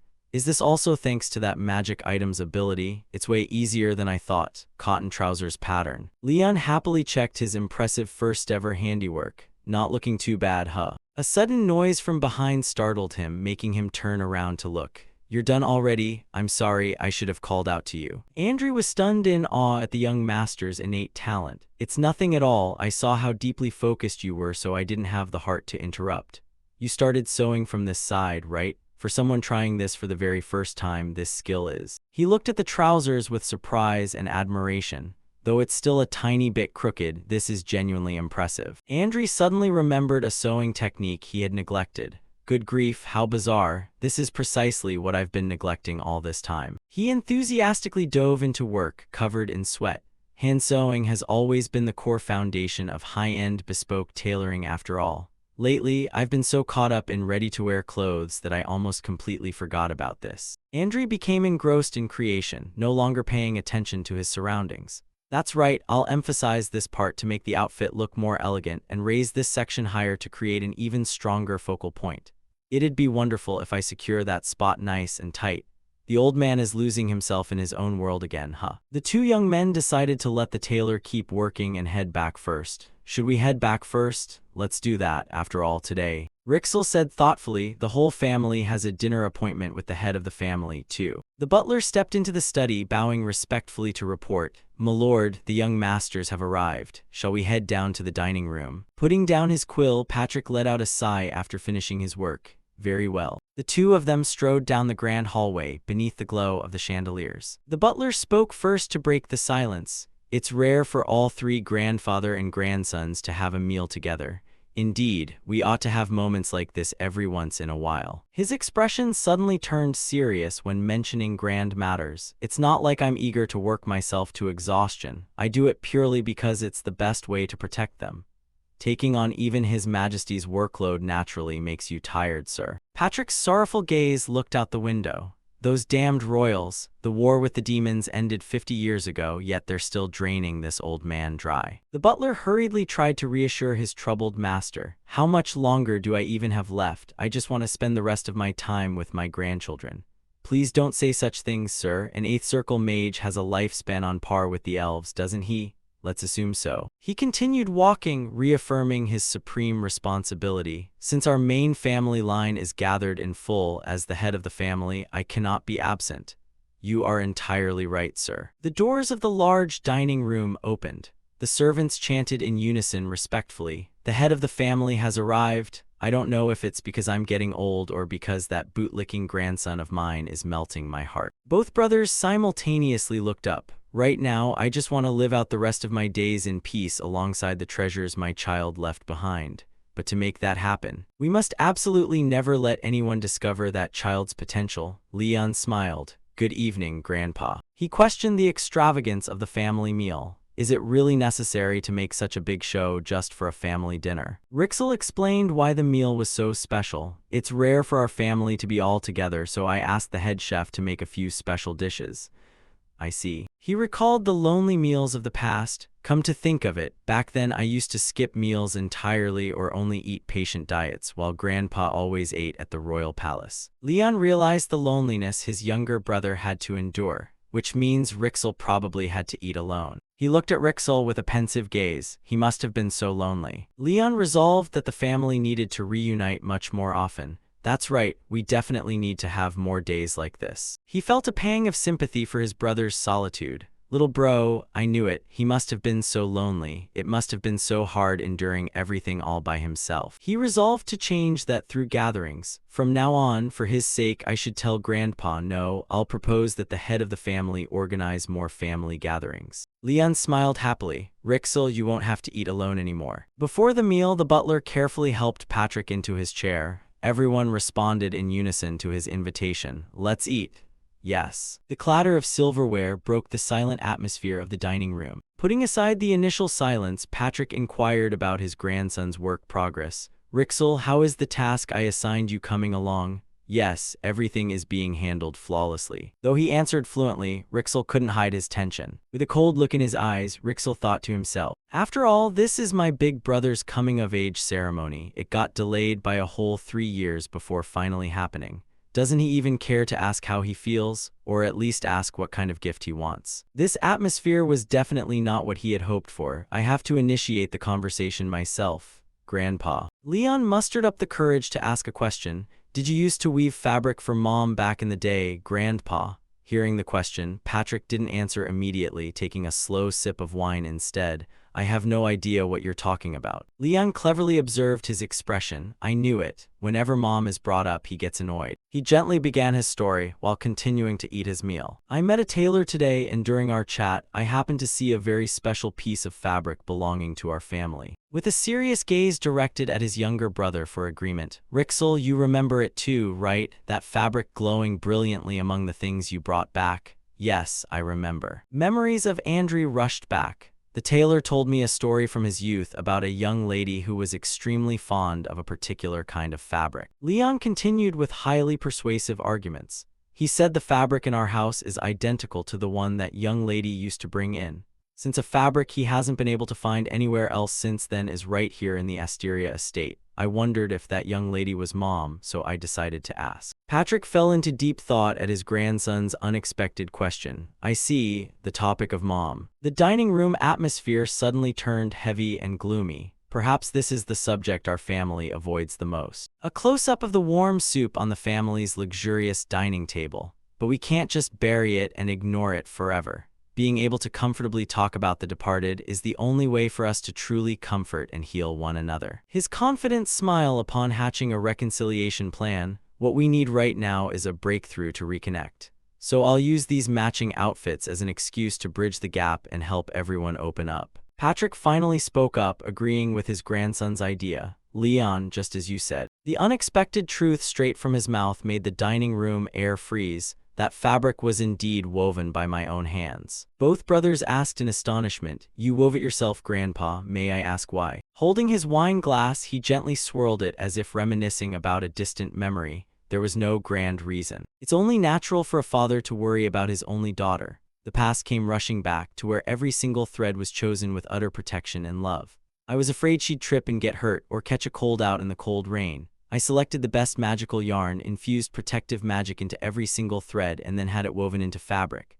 Yet, memories of his late daughter flashed through Patrick's mind. I never expected that fabric would still exist after all this time. Rixel looked down at the table, a wave of choked emotion rising within him at the mention of his mother. Mom's fabric. Rixel never showed it, but he must have always wondered about his mother. Caught up in my own broken heart, I left my grandchildren all alone. To break the gloomy mood, Leon spoke up in an enthusiastic tone. "I'm planning to make a few suits out of that fabric. We won't run out of cloth, right? No need to worry about running out. Stop overthinking things." "Thank you, Grandpa." But his grandson's next question once again left him stunned, nearly dropping his wine glass. "So when are you free to visit the tailor together with us?" "What?" Patrick showed utter surprise at his grandson's proposal. "I thought only the two of you were going to wear them." "What are you talking about, Grandpa? Of course you have to wear a set too." Rixel quickly spoke up to offer a reasonable suggestion. "Big brother, while I agree that everyone should wear them, the head of the family has a very busy schedule. Why don't we invite the tailor to the estate instead?" "Good idea." The old man finally yielded to his grandson's clever persistence. "Fine, as you wish. Since you're the one in charge of this project, Leon, I'll defer to you." "Thank you, Grandpa." Leon secretly cheered inwardly as his initial plan succeeded. "Great. With Grandpa's approval, I don't have to worry about his weird fashion sense ruining my design anymore. Everyone is starting to talk more naturally, too." He beamed brightly as the burden lifted. "Now I can safely focus on preparing for the coming-of-age ceremony." The atmosphere within the estate grew warm and filled with light. Afterwards, everything went very smoothly. Andri arrived at the estate and began taking measurements professionally. Thanks to Andri's visit, preparing the suits went smoothly. The maids and servants in the estate bustled about preparing for the banquet. The decorations for the ceremony were also coming together. The family's solidarity made everything progress at lightning speed. Plus, they received wholehearted support from Grandpa and Rixel. "Big brother, don't overwork yourself. Just leave all the annoying chores to me. Are you seriously worried about the expenses under my roof?" Strictly speaking, he barely had to lift a finger for anything. Needle and thread were prepared for the final stages. But thanks to that, determined to carve out time for his hobby, he began a tailoring training session. "I finally have time to fully dedicate to practicing sewing skills, but something feels off." Everything seemed to proceed as usual until an unexpected notification popped up. Usually at this hour, a new talent had to awaken right while he was sewing. New talent, tailoring. Tailoring proficiency has reached apprentice level 1. Instead of rejoicing, Leon felt suspicious. A notification like this should pop up, right? Why is nothing happening? Doubt quickly turned into fear. Why is that? While it's not quite on the level of when I was a blacksmith, surely the quality of what I made is pretty decent. I made it entirely with my own hands without using a sewing machine. Why hasn't the talent awakened yet? This time I didn't skip any basic steps. He quickly denied his fear and tried to find an explanation for the delay. Could it be that I don't have an aptitude for this? No, don't jump to conclusions. How much time have I spent sewing already? If I really lack talent, it's probably more likely in cooking. He began questioning the difference between these two skills. So what's the difference between tailoring and cooking? Is it the tools? Or do I need a guiding mentor like I had with Elvia when learning medicine? Doubt quickly escalated into absolute terror. But my alchemy depends more on tools than teachers. Where on earth is the catch? A servant suddenly walked in and spoke up. "Young master, Andri has arrived." Sylvia rushed in to report the costume preparation situation. "The clothes are done." It seems so, but his expression looks a bit strange. He looked blankly at her hesitant attitude. A strange expression, yes, it looked as though. Sylvia's face clearly revealed worry and intense tension. Something terrible just happened. Leon hurriedly strode down the hallway after hearing the news. "Andri is here, but something feels off. I've temporarily invited him to the drawing room. Would you like to meet him now?" He walked while wondering what on earth had happened. What is that supposed to mean? Leon pushed open the door to the drawing room and was stunned by the sight. What in the world is this? The room was overflowing with dazzling displayed suits. Did he seriously haul the entire dressing room over here? He couldn't help but marvel at the scale of these outfits. How on earth did he manage to bring all of this here by himself? I think everything looks fine, though. Leon cheerfully greeted his familiar designer. Uncle Andrew, you're here. I've been waiting for you. Andrew politely handed him the completed outfit to try on. This is the young master's ceremonial attire. Would you like to try it on right now? So gorgeous, the high-end ceremonial attire of a master tailor. Leon quickly slipped into the meticulously tailored coat. He glowed brilliantly as he stood before the large mirror. So gorgeous, the high-end ceremonial attire of a master tailor. But Leon quickly noticed the sorrow on Andrew's face. Is something wrong? You don't look happy. Andrew's expression flickered with hesitation. No, even I have to admit it looks gorgeous. It's just that there's one thing worrying me. The system notification popped up to deliver good news, only to immediately pour cold water on him. You have acquired an outfit of exceptional quality, however, it cannot be worn to a banquet. What? Something is missing. Find what's missing and put Andrew at ease. He looked around for a moment before snapping to his senses. I get it. Leon touched the collar of his shirt. The collar area looks way too empty. Andrew's face flushed bright red, his eyes shining as if he had just found a kindred genius. Exactly that, young master. All around him were sketched accessories. The outfit is perfect, but it lacks a focal point.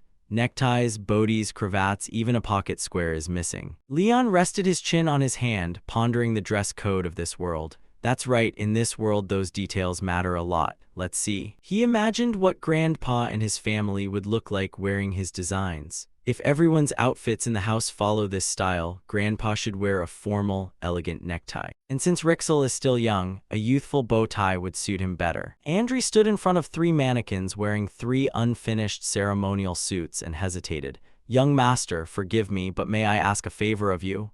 A favor. Andrew stood in front of 3 mannequins wearing 3 unfinished ceremonial suits and hesitated. Young master, forgive me, but may I ask a favor of you? A favor. Leon's jaw dropped and his eyes widened in utter shock at the request. What? Andrew offered to teach him everything. I will teach you everything from making neckties to embroidery. Hold on, leaving that aside. Leon expressed surprise and concern regarding the proposal. Wouldn't it be rude of me to arbitrarily alter a master's work? Andrew began recounting a story from the past. Is there a reason you're asking me this? Well, Andrew explained the connection between his mother and the clothes. Actually, before taking measurements for the head of the family the other day, I realized the young lady I used to make clothes for back then was none other than your mother. Though I was just a humble, unknown tailor back then, she thanked me. The profound meaning of clothes made out of love. That was when I realized, both back then and now, the clothes she made for the people she loved held an immensely profound meaning. Andrew advised him to complete this outfit with his own hands. If the head of the family poured magic into every single needle and thread for his child, then the little young master himself should be the one to complete this outfit. Because this outfit requires something that Andrew cannot provide. His happy smile and realization of the truth, that definitely wasn't an easy decision for a proud tailor. So making pretty clothes isn't everything. Leon clenched his fists, smiling with absolute confidence. He's being this kind and thoughtful toward me, I've got to give it my all, I understand. He took off the trial coat and said, I'll leave it all in your hands, uncle. Of course, let's start picking the styles, please have a seat here. Leon sat at the drafting table, immediately picking up his pen to sketch. Actually, I just had an idea. The sketchbook page displayed sharply hand-drawn illustrations of a necktie and a bow tie. I understand what you mean. You want the head of the family to exude refined elegance, while the second young master looks youthful yet luxurious, right? Yes, I want anyone looking at them to immediately know they're the heirs of the family. Splendid. Andrew turned to ask him, what kind of style would the young master like to choose for himself? Leon made his decision. I'll decide after finishing everyone else's. I see, then let's start practicing with a basic necktie. A strip of silk to be used for a necktie appeared against a sparkling background. The structure of a necktie goes like this. The loop going around the neck is the protective fastening section, and the narrower end is called the tail.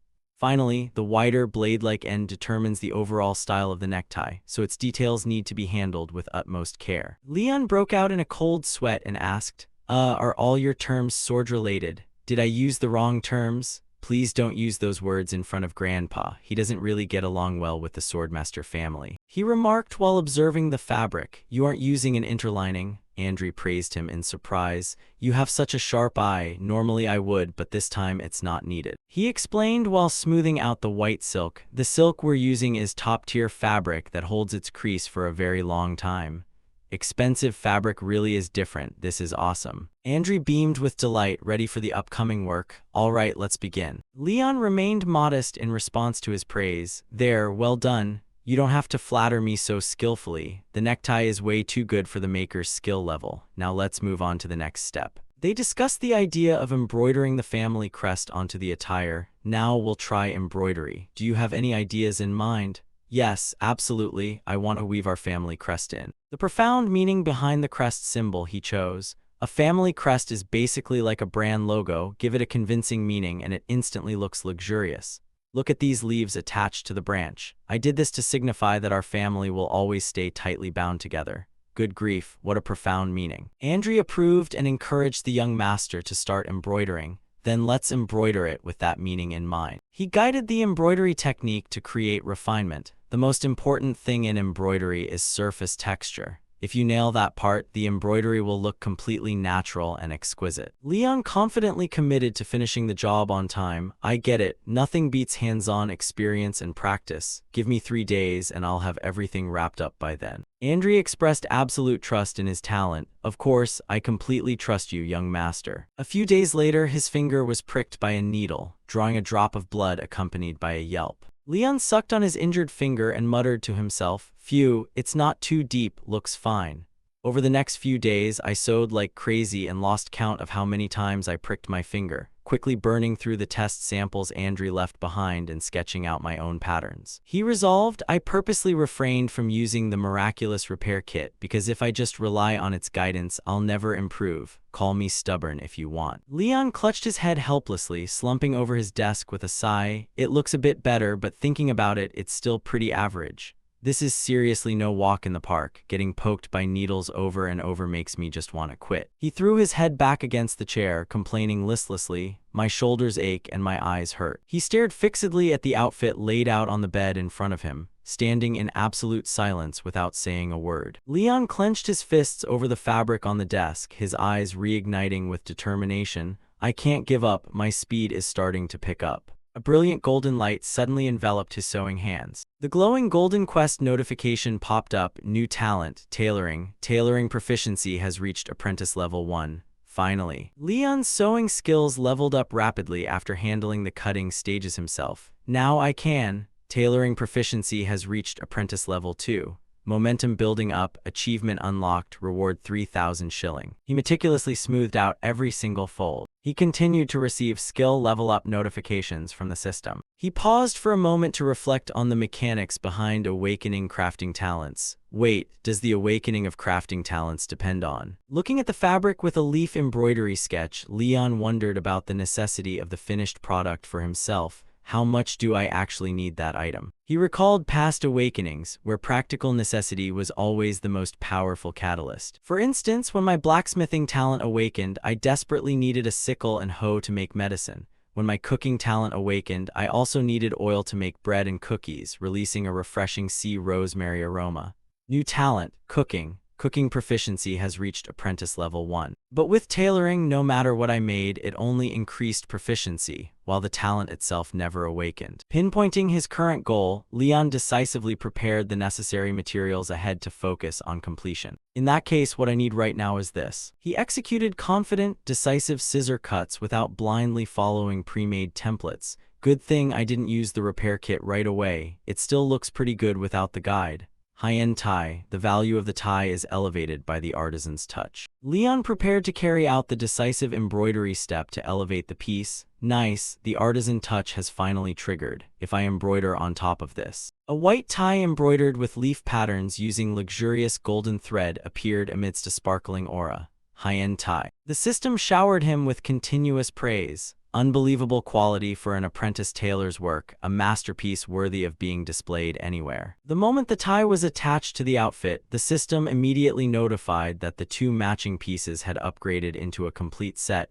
Resonance effect grants 1 bonus point. Leon looked at the brilliant result before him, cheering happily. "I did it!" Before him lay the high-end ceremonial outfit, looking utterly magnificent. He gazed at the finished product, thrilled as he muttered, "My very first 4-star item. This ceremonial outfit can maintain stable body temperature regardless of external weather." Leon couldn't help being startled upon reading that. "There's a bonus effect too." At the same time, the system notified him that the Great Tailor achievement was 1/3 complete. Seeing those words, he beamed with excitement and exclaimed, "That's awesome. If Rixel's and my clothes turn out this gorgeous, I'll clear the achievement in no time." Afterward, Leon picked up the scissors and cheerfully encouraged himself, "Stay calm and focus on the next one." Sharp scissor blades glided swiftly across the soft fabric. He used his deft hands to transform the white fabric into a bow, with a gemstone pinned in the center, flashing a streak of light under the lights. Once the bow was attached, the bonuses stacked up further. Now, it not only regulates body temperature but also grants immunity to a certain amount of physical and magical damage. Progress bar has reached 2/3. Leon smirked triumphantly. "Nice, Rixel's clothes are done too." Next, he cast a troubled glance at the outfit beside it. "Now, my own clothes are the real problem." Leon brought a hand to his chin in thought, furrowing his brow as he muttered, "With our family's reputation, I can't dress sloppily, and it'd look weird if the star of the party didn't wear a tie, right? To avoid matching Grandpa's or Rixel's ties." Realizing something, he suddenly struck upon a brilliant idea. "I'll shorten the long tie and turn it into a brooch tie." Leon picked up a pen, sketching soft lines on paper while muttering to himself, "Then the highlight of the tie will be the gemstone. Let's see." Next, he turned his head toward a box placed nearby. "I guess I'll use one of Grandpa's old gemstones." Leon stared at the sparkling gemstones, thinking with delight, "This one looks perfect. It looks exactly like the eye color of the people in my house." Then he gently pinned the purple gemstone to his collar, exclaiming in excitement, "Pinning the gemstone here wraps it up." The moment Leon finished that action, the Great Tailor achievement quest was completed as well. Along with a generous reward, the system stated that because Leon had accomplished something extraordinary, he would receive extra cash. Leon couldn't hide his surprise, even extra cash rewards. Right at that moment, the system notified him that he had over 100,000 shilling, meaning he could buy out everything currently available. Reading those lines, Leon immediately lit up with enthusiasm. 25,000 shilling all at once. And the shilling shop has finally unlocked. I've got to go check it out right now. Leon was lost in bliss, completely unaware of the rapid footsteps echoing behind him as the door was suddenly flung open with an earth-shattering bang, startling him into a loud shriek. Leon looked at Rixel's frantic appearance and stammered in fear, "Rixel, what are you doing here?" Rixel marched in with a darkened face and a grim voice. "Tomorrow is your coming-of-age ceremony. Why are you still sitting here sewing, big brother? I heard you've pulled 3 all-nighters in a row. At this rate, you're gonna pass out before the ceremony even starts." Leon's hair stood on end in pure panic as he wondered to himself, "I was just caught in a deadline crunch and had no choice but to stay up, but how does the kid know about this?" Rixel maintained an icy expression and dropped a chilling ultimatum, "Go to sleep right now." Leon probably let out a yelp, terrified by Rixel's glaring whiteout eyes. At that exact moment, Sylvia appeared out of nowhere with a blanket, wrapped Leon up in it, and beamed cheerfully. "The second young master is right. Come on, let me put you to bed." Wrapped up like a silkworm chrysalis, he let out a silent cry of despair. "No way, the shilling shop just unlocked. Why are you making me go to sleep before I can even take a peek? Just a little bit. Please, just let me look for 1 second." Outside, a magnificent, majestic castle basked in dazzling sunlight. At that very moment, a voice echoed from inside the castle, "Young master." Sylvia stood beside Leon, gently observing, "You look very dashing today, especially that tie. It suits you well." Leon breathed a sigh of relief with a smile. "Really? Oh, thank goodness." A stream of thoughts flashed simultaneously through Leon's mind. All that hard work finally paid off, even though I passed out the second my back hit the bed. The butler wiped away tears with a handkerchief and sobbed emotionally, "Young master." Sylvia tilted her head slightly, her lips curving into a smile. She looked at Leon's tall, grown-up figure and whispered to herself, "The fragile child of back then is having his coming-of-age ceremony now. I used to be afraid this day would never come for you. Time really flies." At the same time, Rixel walked over cheerfully. "Good morning, big brother." Leon blinked in surprise. "Rixel, are you waiting for me?" The younger boy looked at him with gentle eyes and nodded once, "Yes." Then Rixel raised an eyebrow and declared boldly, "From here on out, I'll escort you." The sound of doors opening echoed through the space, accompanied by his soft voice, "Because today." Inside the room, the party was buzzing with lively energy. Rixel firmly asserted with a serious tone, "You're the star of this party, big brother." Melodious music from a symphony orchestra flowed through the luxurious room. A young noblewoman blinked around in astonishment and exclaimed, "The decorations are so grand, talk about the Asteria family style." A middle-aged man beside her chuckled, "This is even grander than a royal banquet." Another man with a glass of wine turned to speak, "I heard Marquis Patrick and his eldest grandson didn't get along, but turns out it was just a baseless rumor." A man with a mustache shrugged indifferently, "We'll see about that." Amidst the noisy clamor, a loud announcement rang out, "Marquis Asteria and the young masters have arrived." Hearing that, everyone immediately turned their heads toward the source of the sound. Whispers and murmurs immediately rippled through the crowd. "It's the Marquis, as majestic as ever. Walking beside him is young Master Rixel. And following right behind the two of them is Leon, with a gentle smile on his lips. Today's guest of honor, young Master Leon." He wore luxurious attire, taking measured steps forward amidst the applause of the party attendees. A woman caught sight of Leon and muttered mockingly, "He doesn't look as imposing as I thought, feels a bit overshadowed by the air, young Master Rixel." A man beside her chimed in, "I heard rumors he's a bit of an oddball, too." Suddenly, Patrick frowned and called out to Leon. Leon greeted him cheerfully, "Yes, Grandpa." Then the old man looked toward the crowd of nobles ahead and warned sternly, "Listen up, don't go mingling with that crowd over there. They aren't the kind of people you should get mixed up with." Leon looked surprised and questioned back, "Are you worried about me?" Patrick sighed, furrowing his brow as he reminded him, "Remember, this is a crowded place and you have to give the opening speech later, so pull yourself together." Catching the stern look on the old man's face, Leon couldn't help chuckling out loud. "Don't worry, Grandpa, I won't do anything to shame the Asteria family name." At the same time, he thought to himself fondly, he really still cares about me in his own weird way. Leon adjusted his collar nonchalantly and thought to himself, "I couldn't care less about chatting with a bunch of sycophants anyway. My sole goal is." Next, he bowed politely and introduced himself gently. "Hello everyone, I'm Leon Asteria, and I've officially come of age today." Continuing his train of thought, to leave a good impression of the family in everyone's eyes, Leon spoke up with utter confidence and zero shyness. "I sincerely thank everyone for coming today, especially the future heirs who will lead this country. Today Rixel froze upon seeing this image. He observed his older brother and asked himself in astonishment, "Big brother, has he always been this reliable?" Right then, a young noblewoman whispered, "Young Master Leon looks rather charming today, doesn't he?" The girl next to her broke into a sweat and hesitated. "Turns out I wasn't the only one who thought so. It's hard to put into words, he looks normal, but..." The noblewoman in the yellow dress raised an eyebrow. "Doesn't his outfit look unusually special?" Hearing that, her friend immediately realized, "Now that you mention it, it has this very refined, minimalist beauty." The other girl confirmed firmly, "It's not just the clothes, it actually makes the wearer stand out even more." The first girl agreed without hesitation, "Spot on, as expected of the most prestigious family in the empire." Then the noblewoman blushed and asked curiously, "I wonder what designer made that?" Another girl glanced over and replied, "I heard none of the usual tailors managed to land that order." After observing for a moment, Patrick crossed his arms and remarked, "The boy knows how to use his head." Rixel turned to him in surprise. Then, with flushed cheeks, the younger brother stammered, "Big brother, did he foresee things to this extent?" The old man thought for a second before his lips curved into a smile. "I'm not entirely sure, but he's always quick-witted, just like someone I know." Rixel still seemed to have lingering questions he couldn't figure out. Right then, Leon's gentle voice rang out, "From here on out, everyone, please feel free to enjoy yourselves until tomorrow. Relax and have a wonderful time at the party. Once again, thank you all for traveling such a long way here. I'll take my leave now." With a bright smile on his face, he cheerfully added, "Wishing everyone a wonderful party." Crisp applause echoed throughout the hall. The moment Leon stepped off the stage, Rixel looked thrilled and remarked, "Big brother, you were amazing." Looking at him with eyes full of admiration, he asked in disbelief, "You've been so swamped, where did you even find the time to prep such a great speech? Did you practice in secret?" Leon laughed awkwardly, "Not really, I just kept it simple. But thanks for the compliment."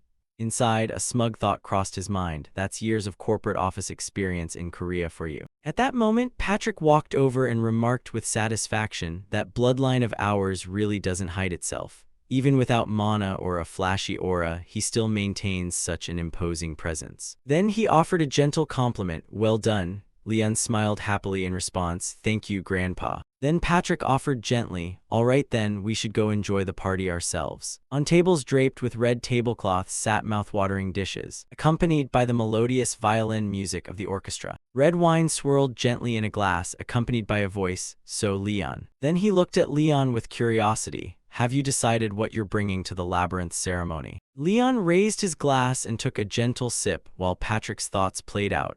"I hear whatever you receive in the labyrinth depends on the item you bring along. Those who bring spellbooks gain new magical knowledge, while those who bring spell staves receive new attack spells. For a normal mage, the outcome is pretty predictable, but since you're not a mage, it's a complete unknown." In that case, Leon twirled the glass of red wine in his hand and hesitated. Then with a confident smile, he asserted, "I'll probably bring the potion I brewed myself." As soon as Leon said that, a wave of inner frustration hit him. "I don't have magical talent, and right now I don't even have any decent equipment. Even this 4-star outfit was made by Uncle Andrew, and I just added the tie myself. So I might as well just bring the best thing I crafted with my own 2 hands." Patrick paused in thought for a moment before letting out a sigh. "True, that's a good way to look at it. The labyrinth will grant you knowledge suited to your current capabilities anyway. And I have one more thing to ask. Are you interested in politics or the heir position at all?" Leon didn't even need to think twice to give a firm answer. "Not at all." That left Patrick slightly confused. "You answered that instantly?" Sensing the other person hadn't fully taken in his stance, Leon hurriedly expressed his position as if he were on fire. "I'm sure, not even a little bit. That is never going to happen, Grandpa. Besides, I figured Rixel would be taking over as the next head anyway." Meanwhile, Rixel was overflowing with emotion as he looked at his older brother, Big Brother. Patrick cleared his throat and addressed his younger grandson. "If that's the case, Rixel, will you cherish your older brother as much as your own life?" The boy quickly placed his hand over his chest to swear a solemn oath. "Yes, I swear on the family's honor and by my own mana." Expecting a long-winded ceremonial lecture to follow, instead, the old man simply took a sip of wine to clear his throat and muttered with a nod, "All right, settled then." Patrick completely ignored his grandson's puzzled looks and mentally set off fireworks. "I can't believe the succession issue I was most worried about got resolved this quickly. It makes me just want to go brag about it to the whole world." As of now, the most threatening families to Asteria are the royal family and the Sword Saint family. Those wandering thoughts inadvertently annoyed Patrick, causing him to glance into the distance, where the 2 heir candidates were having dinner and chatting. Those old royal fogies are already tearing their hair out over their own succession fights, so we don't need to worry about them for now. Just when he thought it ended there, Patrick shifted his gaze toward a girl in the distance. The real issue is the Bidentes family. The bloody purge under the guise of their succession ritual just ended not long ago. I heard a young girl shouldered all that bloodshed to revive the entire family. I don't know what kind of barbaric era we're living in to let something like that happen, but thanks to that, them being tied up with family affairs works to our advantage. Still, since they're super touchy right now, it's best to avoid crossing paths if possible." Realizing he had stayed silent for too long, Patrick cleared his throat to start a conversation. "All right, Leon, I understand your mindset. So just go ahead and live the life you want as a member of the Asteria family." When Leon narrowed his eyes and asked a polite question, "What if I cause trouble, though?" the old man calmly gave a concise reply, "Go ahead and try if you want, however." The way he intentionally dragged out his sentence without getting straight to the point left Leon utterly confused. "However," Patrick suddenly revealed his menacing underworld side, "if you get hurt, I won't let it slide."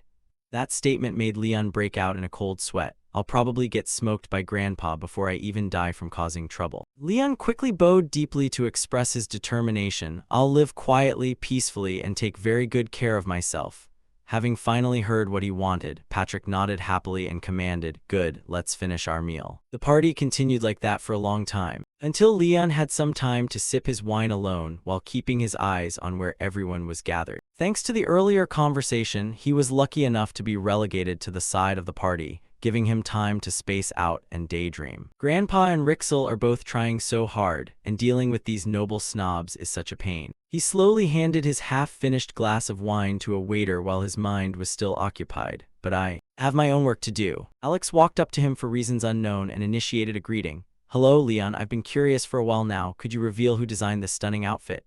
That question triggered Leon's business instincts instantly. "My very first customer is right here. No matter how loudly he was screaming inside, on the outside he maintained the polished etiquette from his grooming lessons. Of course, absolutely. To Leon's surprise, right after he said those words, a bunch of other potential customers showed up, eagerly chiming in, "Leon, me too. Me as well. Please share it with me too." While he stood there dazed and baffled, more people gathered than I expected. Is this the power of the 4-star item effect? Leon's mouth automatically went into service mode to capture the noble's attention. Everyone's curious about who made this outfit, right? However, I'm a bit hesitant. That off-script answer naturally left Alex and the others bewildered. Pardon. Leon suddenly put on an embarrassed expression as he dropped a fascinating piece of lore. As it happens, this designer is the illegitimate child of a noble family, and because they also sold clothes to commoners, they were ostracized by the nobility. Naturally, the nobles took the bait almost instantly without a single question. Oh, please, in this day and age, people still discriminate against tailors over that? Well, people tied to the first prince tend to be pretty uptight about those things. Hearing the royal family mentioned in the murmurs, Leon paused for a few seconds. Wait, come to think of it, the second prince is an illegitimate child too, right? Could Uncle Andrew have fallen victim to public opinion due to the shadow war between the two princes? Still, he quickly regained his momentum, adopting a friendly, corporate-smelling tone. Anyway, because of that, I can introduce him to you all. But if that makes you uncomfortable, before Leon could finish his sentence, the nobles couldn't help laughing and chattering away. Not at all, please tell us.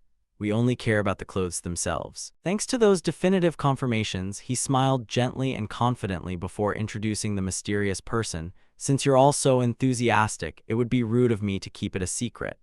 Let me introduce him. The tailor who made this outfit is Andrew, and his shop is located in the southern part of our family's territory. Alex had been waiting forever to hear the tailor's identity and gasped in immediate awe. I knew it, so it really was him. I kept wondering where he disappeared to. Turns out he was under the Asteria family's protection. Before anyone could say another word, Leon suddenly dropped a bombshell right in the middle of the party. You guys should hurry up if you want to book an appointment. As far as I know, there are only about 3 slots left. This new info left the nobles stunned. Only 3 slots. Just as he intended to continue expressing his thoughts, Clarentia suddenly made her presence known. Hold on. Completely ignoring the way people avoided her, she calmly dropped a question to Leon, that tailor. Does he really accept orders for any kind of clothing? While the people around her were busy murmuring amongst themselves, what is she planning to order? Probably a gorgeous dress, right? He maintained his friendly service persona to reply, of course, Marchioness Clarentia Bidentes. While Leon was calculating in his head a clothing order from the Sword Saint family, his mouth smoothly steered the conversation to the main point. If you don't mind, may I ask what kind of clothing the Marchioness wishes to have made? Clarentia answered immediately without a shred of hesitation, as if she had anticipated the question. I plan to order training gear and comfortable everyday wear. However, her next sentence made everyone's skin crawl. My old ones are all torn up and unwearable now. The chilling aura radiating from Clarentia terrified the nobles into fleeing on the spot. Oh man, my back suddenly hurts. Oh lord, my head. I forgot to turn off the stove at home. Oh gosh, I suddenly have an urgent matter to attend to. I'll definitely book an appointment next time. Thus, the massive banquet hall was left with only Clarentia and Leon, which left him slightly awkward. And just like that, they all ran away. Well, given the rumors that she's the sole survivor of that bloody purge, it's totally normal for people to be scared of her. But a customer is a customer, no need to mind those rumors. That rational mindset helped Leon calm down, turning on his salesperson mode as he began. Since the quantity of clothes is quite large, it might take a bit longer than expected. Is that all right with you? Clarentia agreed immediately without a second thought. That's not a problem at all. Do I need to pay a deposit in advance? Without needing a moment to think, Leon gave a fitting answer. Let's sort that out after the banquet ends, all right. The moment Clarentia left, Leon couldn't help letting out a sigh of relief. To think it would end so unexpectedly simple. Now, what's next? He quickly turned around to address those who had fled earlier. The remaining slots were snapped up in the blink of an eye. Does anyone else want to put their name down on the waiting list? Just like that, he reeled in a whole batch of potential customers signing up for the tailoring service, resulting in a backlog of orders nearly as thick as a regular notebook. Before he knew how much time had passed, he looked at his ledger and couldn't help beaming brightly. Awesome. Uncle Andrew should be satisfied with this many orders. Suddenly, Sylvia appeared out of nowhere, delivering a soft notification. Young master, the head of the family has announced that the trial is ready. Without overthinking it, Leon nodded in reply, "Right, I'll be right there." A moment later, Leon stood in a daze before the door to Patrick's study. Before he could open the door, Thuris abruptly appeared and struck up a conversation with Leon, as expected of the proud eldest grandson of the Asteria family famed for his magic. "You don't look nervous at all, do you?" That tone, 3 parts concerned and 7 parts sarcastic, irritated him to no end. This guy, he knows full well I can't use magic. But on the outside, Leon still had to force a friendly smile in response. Before he could finish what he was saying, however, Rixel immediately stepped in to rescue him. That goes without saying. Why should my big brother be nervous? His ability to stand toe-to-toe against an opponent with a much stronger backing made Leon break out in a cold sweat. This kid, Rixel, at times like this he looks exactly like the old man, totally different from how he treats me. Besides, the first prince was precisely the type of person Rixel loathed to his core. While the guy had some competence, his essence was that of a decadent hedonist living for pleasure. Unwilling to lower himself and lose face, Thuris immediately opted to retreat. "I'll take my leave and return to my seat." After the 2 princes departed, Rixel anxiously turned to his older brother to offer advice. "Big brother, the potion you mentioned is in here, right? Make sure you come back safely." Leon quickly nodded with an enthusiastic reply, completely contrasting his previous awkward stance. "Yeah, thanks, little bro." He slung the bag over his shoulder, letting a wave of nostalgia wash over his mind. This place holds so many memories. He had diligently trudged out here ever since he was a kid. For someone like him who couldn't awaken any talent, this place used to be a sanctuary and a hiding spot. Rumor had it that the first head of the family left a treasure here after the war with the demons ended. But what on earth could it be, if even they called it a treasure? Then it was undoubtedly something supremely valuable, even within the game. Sylvia abruptly offered Leon a sharp dagger. "Young master," he understood its function all too well, so he simply offered a soft word of thanks. Then he swiftly made a small cut on his finger, letting his own blood drip straight down onto the ground. The array beneath Leon's feet instantly activated, causing the massive mansion to shake continuously, leaving Thuris, who had just reached the main hall, unable to help wondering. To think just opening a door could cause a tremor like this. Meanwhile, oblivious to the guest's apprehension, Leon poured all his focus into the strands of spiritual power reaching outward. They tightly wrapped around his waist, before yanking Leon straight into the space behind that door, completely ignoring how panicked he was. The labyrinth library of the Asteria family, depending on the labyrinth's will, it could be cleared without any trials at all. However, if an entrant harbored greed and deliberately caused destruction, it would instantly turn into an inescapable dungeon whose terrifying force could trigger an earthquake powerful enough to shake the vast estate as if it were about to collapse, sending the 2 princes and everyone else into a frenzy of panic. What on earth is happening? Everyone, be careful. At the same time, Leon, who had just opened the library, strained to open his eyes and gaze at the blinding light after being pulled inside. Something's wrong. The library doesn't usually open like this. What on earth is going on? Suddenly, the moment he saw what was right in front of him, he let out a startled shriek. Because Leon suddenly realized he was being dragged into some strange, dark void within the library. Seeing the panicked expressions of Patrick and Rixel squeezed his heart, forcing him to stifle any sound. "Grandpa, Rixel, what is happening to me?" Before he knew how much time had elapsed, Leon's entire body was floating in a strange, mystical space. The system here abruptly unleashed a lengthy notification, paying no heed to whether the user had regained consciousness. "You have achieved the Book Labyrinth achievement. You have been granted permission to read all books in the library. Wisdom points increased by 10, mana permanently increased by 10. A high-grade pure mana circle has been formed." Returning to the banquet, the continuous shaking of the space had everyone screaming in terror. The swaying candles now shifted back and forth erratically. Wine glasses began tumbling uncontrollably to the floor as everyone scrambled to find an escape route to save their lives. "Save me, where is the Marquis?" Suddenly, the ornate chandelier overhead swayed wildly, causing the cable connecting it to the ceiling to snap rapidly. The massive chandelier plunged downward in free fall. Alex was the only one who noticed it and froze in horror. The chandelier is falling. Luckily, before the chandelier could crush her, Patrick's mana swiftly blasted it away. Having narrowly cheated death, Alex regained her senses and stammered, "We're alive. Dubert couldn't help crying out, "That's Lord Patrick's protective energy, he's protecting us." The chaotic scene within the Grand Asteria estate settled back down in a short span of time. Meanwhile, Patrick stood on an upper floor, channeling his magical power across the entire area. He anxiously issued orders. "Rickson, head out to the banquet hall and guide the people. I've already erected several layers of protective barriers."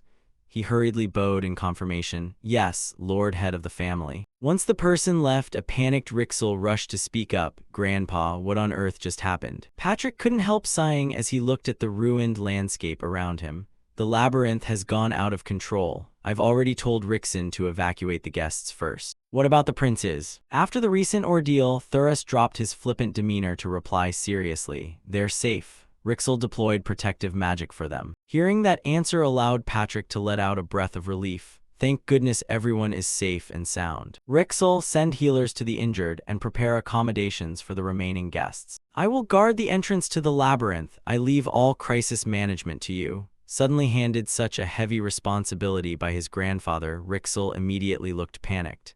"Sir, that's too dangerous, Lord Head of the family. I'll stay here too."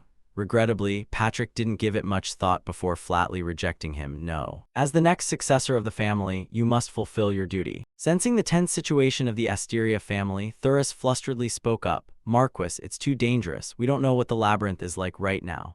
He abruptly turned around with his usual stern expression to reply, "Does this tiny bit of chaos expect to put me in danger? Or perhaps I never knew my esteemed guests cared for me so deeply." "Rixel, go." His tone brooked zero argument, leaving the boy utterly stunned. As the atmosphere grew heavy, the two princes cautiously spoke up. "Right, Lord Leon will probably be safe. Let's go, I'll lend a hand too." Completely ignoring the two of them, Rixel worriedly muttered to himself, "Big brother." With that, the three young men quickly departed from the dangerous floor, leaving Patrick alone with numerous lingering worries as he gazed toward the library door. The labyrinth's condition is fluctuating abnormally. If by any chance Rixel gets dragged into this too. Suddenly, a familiar, melodious voice rang out. "You're still staying behind in a critical situation like this." The moment Patrick caught sight of Clarentia's face, he blurted out, "Head of the Bidentes family, why are you staying instead of leaving?" She ignored the question altogether and leisurely changed the subject. "It seems you're quite certain he's still alive, huh? As if you already knew the outcome beforehand." Patrick didn't reply, but his pensive expression gave Clarentia her answer in silence. That was why she calmly spoke up, startling him. "I'll help." Patrick frowned in puzzlement. "Why, it would be much more beneficial for your family if you didn't help us."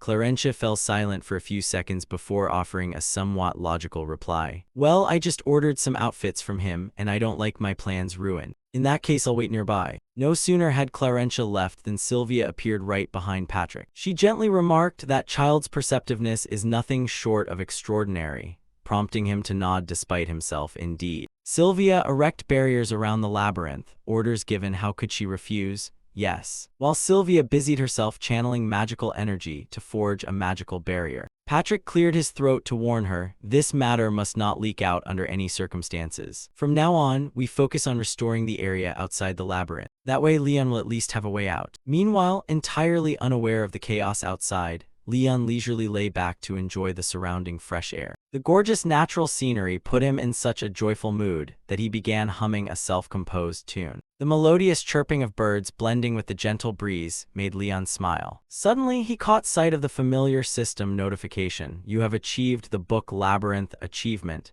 he muttered to himself. "This is giving me a headache. Seeing this achievement pop up means I've cleared the labyrinth. Yet I have no clue what the heck I even did to clear it." Annoyed, Leon sat up straight to clear his head while recalling what he had seen in the game. This was the reward area. Since the labyrinth had been beaten, this place should be safe. So how do you claim the reward? In the game, you just had to click on it. Being stuck in such a passive position frustrated Leon to no end. Meaning Leon originally wandered in and out of this place without encountering any obstacles.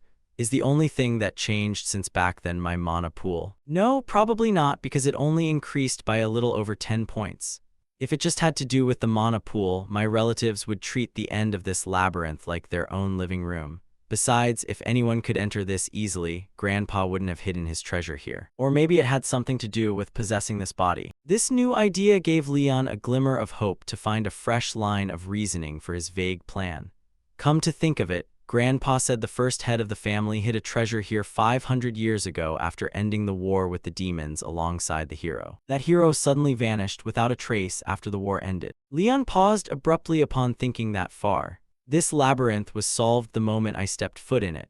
Unlike the original Leon who frequently visited the library, this is my first time here since transmigrated into this body. What if the labyrinth recognized me not as Leon Asteria, but as someone else? It sounded a bit absurd, but the war with the demons was the setting of the game, where players embodied the hero, fought the demons, and saved the world. If the treasure hidden here by the first head happened to belong to the hero, wait, then isn't this my character's item? Sitting on the grass, Leon rested his chin in his hand in thought while glancing around. If the hero's treasure hidden here was an item I once owned, the system probably marked it as a legacy item to be reclaimed. Then he slowly stood up and stated firmly, "Anyway, I can't stay here forever. With just one mana circle, I can't even touch tier 4 magic and above, so the only way out is to use brute force to break through this place." Next, Leon took a step forward. There has to be a way through, even though my level is low, but his marching foot suddenly halted. It seemed he had noticed something. Following that, Leon looked down at the white flowers growing beneath his feet. Come to think of it, these white flowers. Information on the rare pure white flowers popped up. This flower does not grow alongside others and is commonly used as ornamental foliage.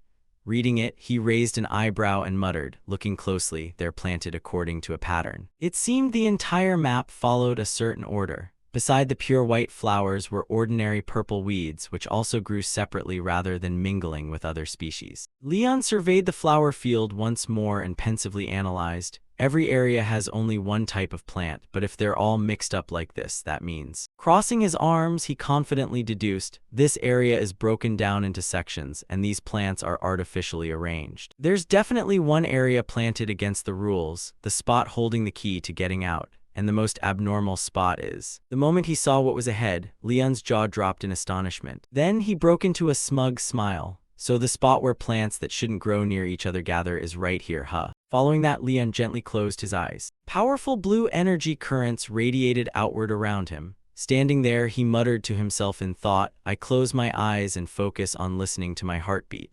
I let my consciousness sink into my body and sync with that rhythm. A magic circle materialized before his chest. Feeling it, Leon chuckled with amusement. A mana circle, how fascinating. Right then, the system notified him that the mana circle had been successfully targeted, and he could now view its data. Leon closed his eyes once more, murmuring to himself, all right, Leon, focus. Try funneling mana into your eyes. A surge of mighty energy welled up, and he suddenly snapped his eyes open. Skill Witch's Eyes activated. Duration over 10 minutes. The moment Leon spotted the red dots appearing across the flower field, he jumped in surprise. That was a close one. Areas containing all three types of plants are basically traps. Then he shifted his gaze to another floral area. Either there are no mana threads or it's rigged to trigger magic if touched incorrectly. Not this spot. Looking around, Leon smiled cheerfully. Guess I need to go a bit further out. The scene of him walking across the flower field appeared, with faint blue currents of power shimmering through the space. As Leon walked forward, he abruptly stopped in his tracks. Right then, the system announced that the Witch's Eyes skill had been enhanced and the area's hidden name was revealed. Spotting where the source of those illusory mana threads originated, he beamed with excitement. Found it. Kneeling before the energy source, Leon pondered doubtfully, do I need to dig down to check? Next, he cheerfully opened the system shop. If so, I need something to get rid of this mana thread. Let's check the shilling shop. Since Leon's assets exceeded 100,000 shillings, all items were unlocked and his current membership tier was bronze. Leon gasped in amazement. Everything's unlocked and there's even a new page. Swiping his hand across the system screen, he raised an eyebrow. Survival. Since this is what I need most right now, let's check this category first. Looking at the item before him, Leon blurted out in shock, no, wait. Wear and tier status results in low success rate. Success rate 20%. Remaining uses 1. Reading through it once, he put his hands on his hips in anger. What kind of items are these? Is this a scam? Price aside, I can't even use any of this stuff. Isn't this a bit much? Simultaneously, the system offered to apply a filter. Seeing that, Leon couldn't hide his joy. Awesome, there's actually a filter function. He excitedly requested, show me items under 120,000 shillings, sorted from cheapest to most expensive, including discounted items. The system instantly loaded the information. A chime sounded. Satisfied that the system was being helpful, Leon muttered, "Nice, filtering is way easier now." But when he saw the results on screen, a hint of disappointment crossed his face. Most of this stuff won't help right now. Afterward, he looked at two items, the magic detector and the sharp scissors, and hesitatingly analyzed. These two seem like the best choices. The magic detector is tempting but too expensive. The scissors are definitely a more practical choice right now. With my current skills, I couldn't break through illusory magic anyway, even with a detector. Gritting his teeth, Leon made his decision and pressed to buy. "I'll take this one." Right then, the system notified him that the sharp scissors had been permanently bound to him.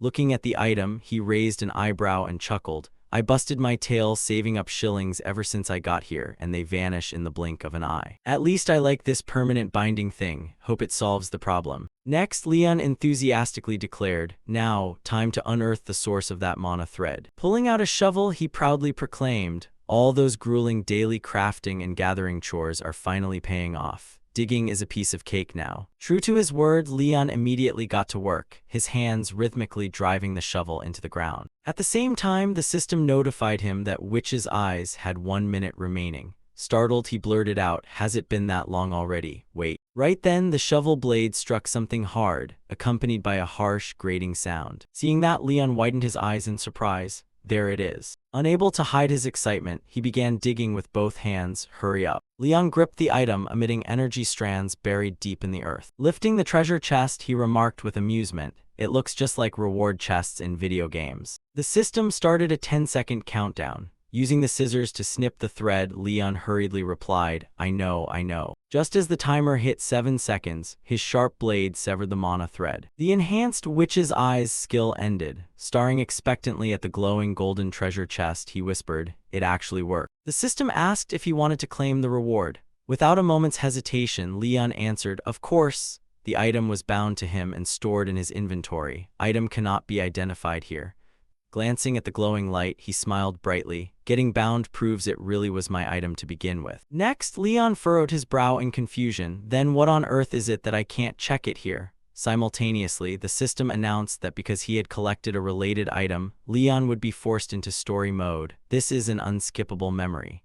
Leon broke out in a nervous sweat. With an incredulous expression, he widened his eyes and challenged, "Wait, what? What story mode? What's going on?" Before him appeared the image of a door, adorned with luxurious patterns. Patrick and Rixel stood before the door, the current atmosphere seeming rather tense. Suddenly narrowing his eyes, Patrick sternly inquired, "Rixel, I assume the fallout from the public rumors has been properly dealt with?" Hearing that, the boy reported honestly, "Yes, Lord Head of the family. We blamed the chaos on an earthquake. There are currently no signs of other incidents." Afterward, Rixel broke into a sweat and averted his gaze. "I also secured a cooperative commitment from the two princes on this matter. The head of the Swordmaster Bidenti's family has likewise promised to ensure no groundless rumors spread." Upon hearing that, Patrick nodded in assessment. Good. Thoughts raced through his mind. That will keep the rumors from spreading among the royal family and nobility. Who would have guessed the first prince's incompetence would actually come in handy for once? Next, he sternly demanded, "What about the temple and the underworld?" Breaking into a sweat, the boy replied, "We took action in both places before information leaked. At least my big brother's whereabouts remain unknown." Hearing that, Patrick furrowed his brow. Good, well done. Meanwhile, he affirmed inwardly, no matter what happens, information must never leak to those two places. The temple and the underworld, one possessed a grand archbishop obsessed with everything related to the hero, while the other was founded by one of the hero's companions, having since grown into a massive faction. His thoughts aligned seamlessly. Unlike others, those two places possess enough intellect to uncover the core truth. If we aren't careful, they might realize Leon possesses special power. And in truth, Leon was indeed connected to the hero. The first piece of evidence was the hero's potion. The second piece was what was happening right now. Trouble started the very moment Leon stepped into the labyrinth, the sanctuary of the hero's treasure. There was definitely something there that even Leon wasn't aware of. Until I find out what it is, information must be kept completely hidden. Suddenly, a loud noise rang out, making both Patrick and Rixel snap their heads in one direction. The surrounding space shook violently. Right then, someone panicked and screamed, "The labyrinth is moving." Patrick instantly raised an eyebrow and signaled, "Everyone, prepare for combat." Wearing a wary look, he hesitated before speaking. I can sense a massive power erupting from within. Seeing the light flashing across the door, Rixel panicked and blurted out, something's crawling out. Suddenly, something flew out and struck Patrick right on the forehead, to everyone's astonishment. After taking the hit, Patrick tried to suppress his anger until his whole body shook, while Rixel suspiciously held the object in his hand. This is. Looking closely at the object that had just been shot out, he exclaimed in surprise, a letter. After glancing over the handwriting on the paper, Rixel stated with certainty, although it looks hastily written, this is definitely my older brother's handwriting, and there are no bloodstains or signs of damage. Patrick asked with a bit of curious, sweaty concern, what does it say? With a pale face, he looked up and answered, Right at that moment, the system notified that Leon had successfully accessed the plot. After being knocked out for a moment, he slowly regained consciousness, sitting up while clutching his head. My head hurts. Have I entered the plot mode already? A short character plot segment appeared before his eyes, prompting him to speculate. Judging by the title, this looks like someone's memory. A man whose face was obscured handed over a small chest with a curved smile. I don't need it anymore, so Patrick, take care of this. Hearing the familiar name, Leon realized in a start, Patrick, this is the memory of the day my grandfather received the item from the hero. The voices in the memory echoed back and forth, not yet, we haven't finished everything. Why right now, for a necessary day? Sweating profusely, Leon panicked and clutched his head. Damn it, such important info and I couldn't hear any of it clearly. And why is the perspective like this? I should have been more careful during character creation. I used random mode, so now I can't remember what that was. Patrick accepted the chest and stated with a solemn tone, understood, I'll be responsible for keeping it.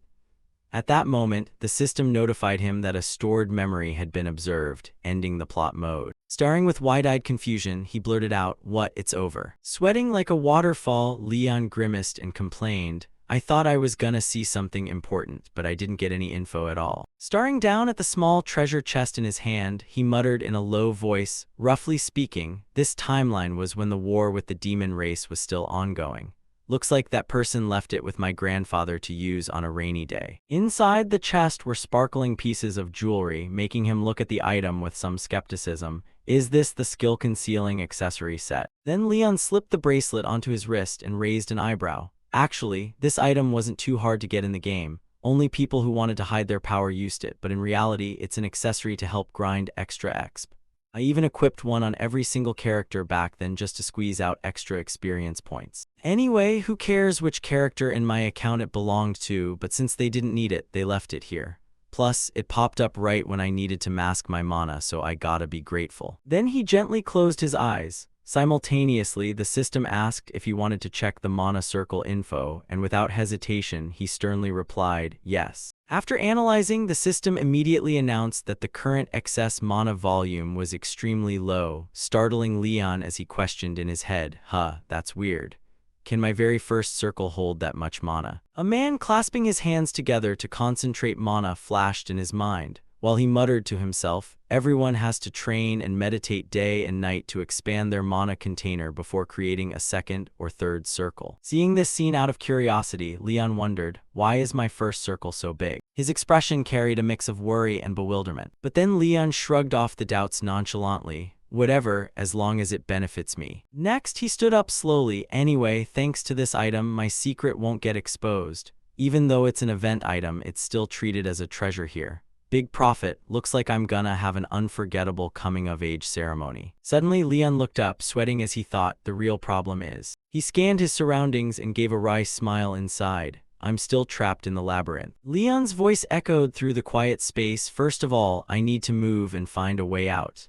At that exact moment, his foot accidentally kicked a book on the ground. Right then, the system issued an access denied warning, stating he couldn't access it without the library owner's permission, except it then informed him that he was the library owner. Blanking out in surprise, Leon blurted out, I became the owner. With a slightly worried expression, Leon grimaced and muttered, must be because I cleared the labyrinth. This wasn't part of the plan. Words popped up on the screen. The labyrinth entrance is damaged. Automatic repairs are underway. The system then asked if he wanted to teleport to the end point. Reading that, he couldn't help being startled. What? The interior got wrecked and now even the entrance is broken. If I leave it like this. Sweating profusely with a pale face, Leon muttered, Grandpa is definitely gonna chew me out. I don't want to get yelled at. What should I do?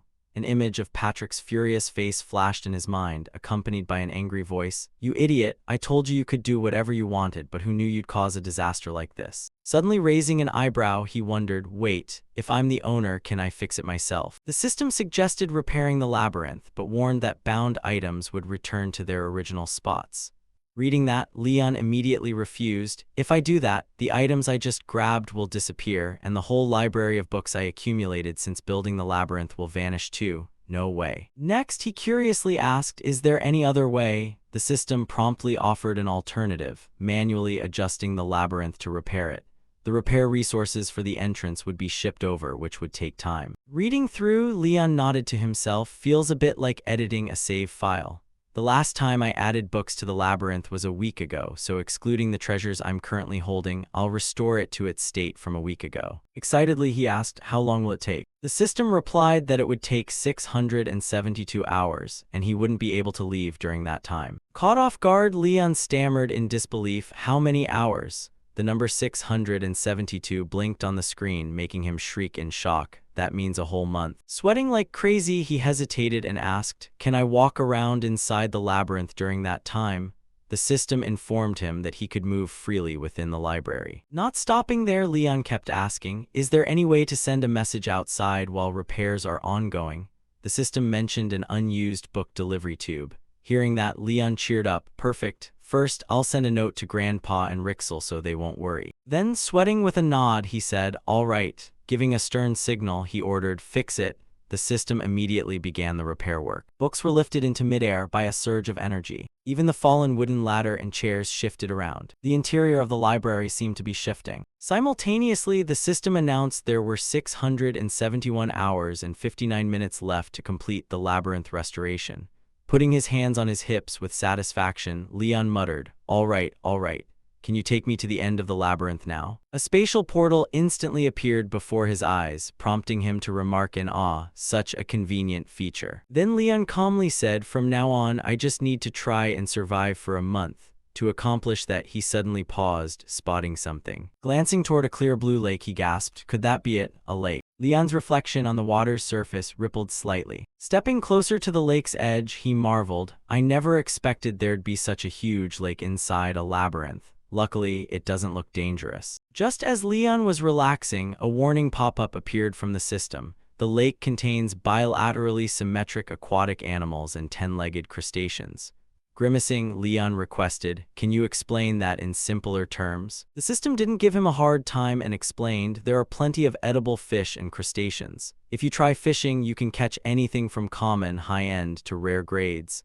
Without hesitation, he asked, "How many rare-grade fish are there?" The system replied, "Only one." At the same time, the system announced that the lake fishing feature had been unlocked thanks to the owner's authority. Startled, Leon blurted out, "Even if I hook one, I don't even have a fishing rod right now." "Oh wait, I have that." The fishing float bobbed up and down on the crystal-clear water, accompanied by his humming. Sitting by the lake's edge with his fishing rod, Leon cheered to himself, "Good thing I got fishing gear from the shilling shop, even though it cost me a fair bit. I thought I'd have to eat the bait if worst came to worst, but I actually managed to catch a few fish." Whistling casually, he chuckled with excitement, "Looks like I won't starve to death." Suddenly, the fishing float jerked violently, startling Leon into a shout. Sweating lightly, he stated with certainty, "This one's totally different from the ones I caught earlier." The fishing line pulled taut. Witnessing this, Leon gasped in awe, "This thing is strong. Could it be a big fish?" Grasping the fishing rod tightly with both hands, he tried to stay calm and reminded himself, "Easy now, don't rush." The head of a purple fish broke the surface of the water. Grunting, Leon shouted, "Come on up." Jerking the fishing rod hard, he yelled in excitement, "Gotcha!" Right at that moment, the system notified him that he had caught a labyrinth carp.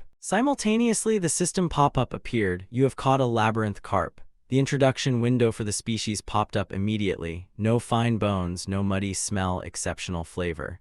Gazing at the labyrinth carp before him, he exclaimed with delight, "It's huge." Finishing his thought, Leon looked at his sturdy hands and remarked with a relaxed spirit, reeling that in felt amazing. No wonder everyone loves fishing. Seeing his enlightened expression, the system cheerfully announced, "You have awakened a new talent, fishing. Proficiency has reached level 1. Tucking the labyrinth carp into his basket, Leon said enthusiastically, "Awesome, tonight's dinner is gonna be this carp. A nutritious labyrinth carp is exactly what this frail body needs. With that, he stood up, carried it past a field of blooming flowers and lush green grass, and wondered, should I set up a cooking spot first? Slowly, the necessary items materialized one by one: tables, chairs, a pan, and other household tools. Leon nimbly placed the labyrinth carp on the table, his eyes and hands focused on the system screen to select items. I put this away earlier because I was worried Rixel might catch a cold in the forest, but looks like I can use it for something else now. I'll grab the alchemy set too. Glancing through the screen hesitatingly, Leon suddenly gasped in surprise. What's this? The system quickly explained, those are magic fire flints to help start fires easily. Breathing a sigh of relief, he remembered, bonus gifts. Thanks to these, I can start a fire with zero trouble. Tapping to select it, the flint immediately sparked a small flame. Standing before the blazing fire, he put his hands on his hips and sighed. Having a fire instantly makes this place cozier. It gives me a weird sense of relief. Turning back toward the table, Leon adjusted his sleeves and muttered, all right, time to prep the carp. Carefully gliding his blade across the fish's body, he praised, when eating outdoors, nothing beats open fire grilling. The entrails of the labyrinth carp were neatly removed by Leon. At the same time, the system description popped up. Internal organs cannot be used as food and can be utilized for alchemy. Surprised and intrigued, he muttered, can be used for alchemy. Picking up the innards decisively, he said to himself, guess I gotta toss these into the alchemy pot. Wiping his hands clean, he looked brightly at the boiling pot beside him and wondered, is it because of the alchemy ingredients? It started heating up all on its own the moment I dropped them in. So convenient. Prepping and imagining delicious meals, Leon salivated. Skewered dishes are truly magical. It feels like anything put on a skewer just tastes better, or is it just me? Looking at the fresh skewers on the table, Leon pondered, fish skewers gotta be skewered head facing down. Pointing the head downward lets all the fat drain out. Picturing the labyrinth carp entering his stomach, he continued dreaming, while the juices are locked inside, making the outside crispy and the inside juicy. Following that rule, Leon skewered the fish alongside vegetable skewers and cheered, awesome, the primitive-style grilled labyrinth carp is ready. Suddenly standing up, he glanced at the neatly stacked items under a tree and hesitated. While waiting for the fish to cook, should I set up a sleeping area? Acting on the thought, Leon quickly gathered some small stones, muttering, a bit tedious but. Excitedly setting up his bed, he encouraged himself, who knows when I'll ever get to experience something like this again. If you want to enjoy romance, you gotta put in a little effort. Finishing up, Leon admired his handiwork with satisfaction. Not bad at all. Right then, a rich aroma wafted through the air, making him spin around to exclaim, talk about good timing. Leon peacefully sat down in his own chair. His eyes lit up as he stared longingly at the skewer in his hand. Simultaneously, the system reminded him, grilled labyrinth carp provides a low fullness satiety rate. But what caught Leon's attention was the final line, note, cannot be taken out of the labyrinth. Staring with wide eyes and an open mouth, he muttered to himself, this is the first time I've ever seen a warning like this. Does that mean this is just labyrinth-exclusive gourmet food? Shrugging it off, he raised the fragrant fish to his mouth and smiled. Whatever, bon appetit. Concentrating on eating while observing, he praised, the outer scales must be from the fat being roasted to a golden, crunchy crisp like deep-fried food, and the meat inside revealed through the slit belly is impossibly tender. Finally, Leon looked at the grilled labyrinth carp with contentment. Above all, that distinct charred aroma of grilled fish is a total stimulant for the appetite. Moved with watery eyes, Leon savored the moment. This flavor makes me crave a hot bowl of white rice with kimchi right now. Obediently enjoying earthly flavors like a happy cat, he noted, I heard carp usually has a heavy muddy smell, but the labyrinth carp has almost no odor and hardly any fine bones. Absolutely delicious. This flavor makes me want to share it with someone else. Suddenly a pop-up startled him. What? My maximum mana increased. Staring at the magic circle expanding before his eyes, he couldn't quite believe it. No way. A gorgeous blue glow emanated from the magic circle, prompting him to wonder, did my mana pool actually increase just from eating? Frowning in shock, he realized, if mages found out about this, they'd probably wipe out all the fish in this lake. I wonder if it works for Rixel too. I definitely gotta let him try some later. Glancing suspiciously at the strange pot, Leon stood up, peeked inside, and said, let's see. A pink gemstone emerged from it, making Leon widen his eyes in bewilderment. What is this? The system announced, that is the labyrinth carp essence, capable of restoring mana. Holding the essence in his hand, he inspected it closely with a dazed expression. First time something like this popped up in my zone. Could it be some crazy effect? Pausing for a second, Leon calmed down and quickly broke into a sly smile. Tapping the system screen immediately, he said, "This is getting too interesting. Besides, with all that went down, I still haven't had time to pay attention to alchemy, have I?" He mused. "Better stow it away for now." Looking at the system display, Leon grinned to himself. "I've been picking every herb I found lately, so I've got a ton now." In the distance, 2 little mushrooms were sprouting up, prompting him to comment, "Plus, the labyrinth is full of ingredients, mana is overflowing everywhere, and nobody is bothering me." Thinking about it, Leon smiled gently, scanning his surroundings as he spoke. "Come to think of it, this place." Standing amidst a dreamy landscape of blooming flowers and vast green grass, he stated with certainty, "Isn't this basically a custom power-leveling hunting ground made just for me?" A greedy expression bloomed on Leon's face as he licked his lips and rubbed his hands together with fascination. "Good, very good. Looks like the end of this labyrinth has way more to mine than I thought." In the quiet night sky, shooting stars drifted past quietly, creating a breathtaking yet peaceful scenery. Remembering something, Leon muttered to himself, "First off, I gotta finish eating this grilled fish." Dawn began to break, marking another day of survival in the labyrinth for Leon. Each day passed by with uncanny peace. Today, Leon continued his leveling journey with labyrinth crayfish boasting an exquisite sweet taste that delighted him. "Caught 3 of these today." Raising them up with starry, excited eyes, he muttered, "Am I actually getting lucky?" Tending them ashore for the system to store, Leon suddenly wondered, "I still have flour left over from making cookies before. Should I make labyrinth crayfish soup?" Walking barefoot peacefully, he stepped across the cool green grass, feeling a sense of harmony. "I'm starting to get used to life in this labyrinth." Strolling along, Leon reflected, "Every morning when I wake up, I harvest the fish traps I set the day before, then check if the crops near the edge of the forest are growing well." Looking at the small tubers in the dirt, Leon praised, "The sweet potatoes and bananas are growing great." Squatting down with a shovel, he said, "All right." Today, he could leisurely harvest other things, obsessively gathering items from labyrinth chili peppers to labyrinth baby mushrooms and labyrinth garland chrysanthemums. Holding the chrysanthemum in his hand, he said enthusiastically, "First time seeing a garland chrysanthemum here, it's gorgeous." Leon immediately widened his eyes in awe, thinking it would fit right in if he brought it back to place near the campsite. The system screen displayed a selling price of 300 shillings, leaving him astounded. "What? This thing can be sold?" Leon dazedly stared at the system description in front of him with skepticism. There's never been a notification like this before. Does the shilling shop double as a merchant stall now? Dazedly holding the bunch of garland chrysanthemums in his hand, he wondered, "Can I sell it right now?" But the price on the screen dropped, making Leon anxiously knit his brows. What the hell? The selling price was 300 shillings just a moment ago. Why is it dropping now? Are you trying to haggle with me? Noticing that expression, the system instantly popped up a notification. The value has been calculated in real time. That made Leon scoff with disdain. "Oh, is that so?" Then he slowly raised a hand to his mouth, closing his eyes in thought. "It seems I can only sell 1-star items right now, and the item description has to include the price. Does that mean if I want a fair price, I have to actively negotiate?" Suddenly, large question marks popped up on the screen by themselves. Thinking this, Leon crept forward with a sly look and held out the bunch of garland chrysanthemums to persuade it. "Look closely. If you dry these garland chrysanthemums and brew them into tea, it's great for your health. It's no exaggeration to say this is also an alchemy ingredient, plus anyone can brew it easily. Doesn't that make it more valuable? So I think it's worth more than the current price." Hearing that, the system seemed enlightened and began considering, "Makes sense." Adjusting selling price. The new value quickly appeared as 280 shillings, leaving Leon dumbfounded.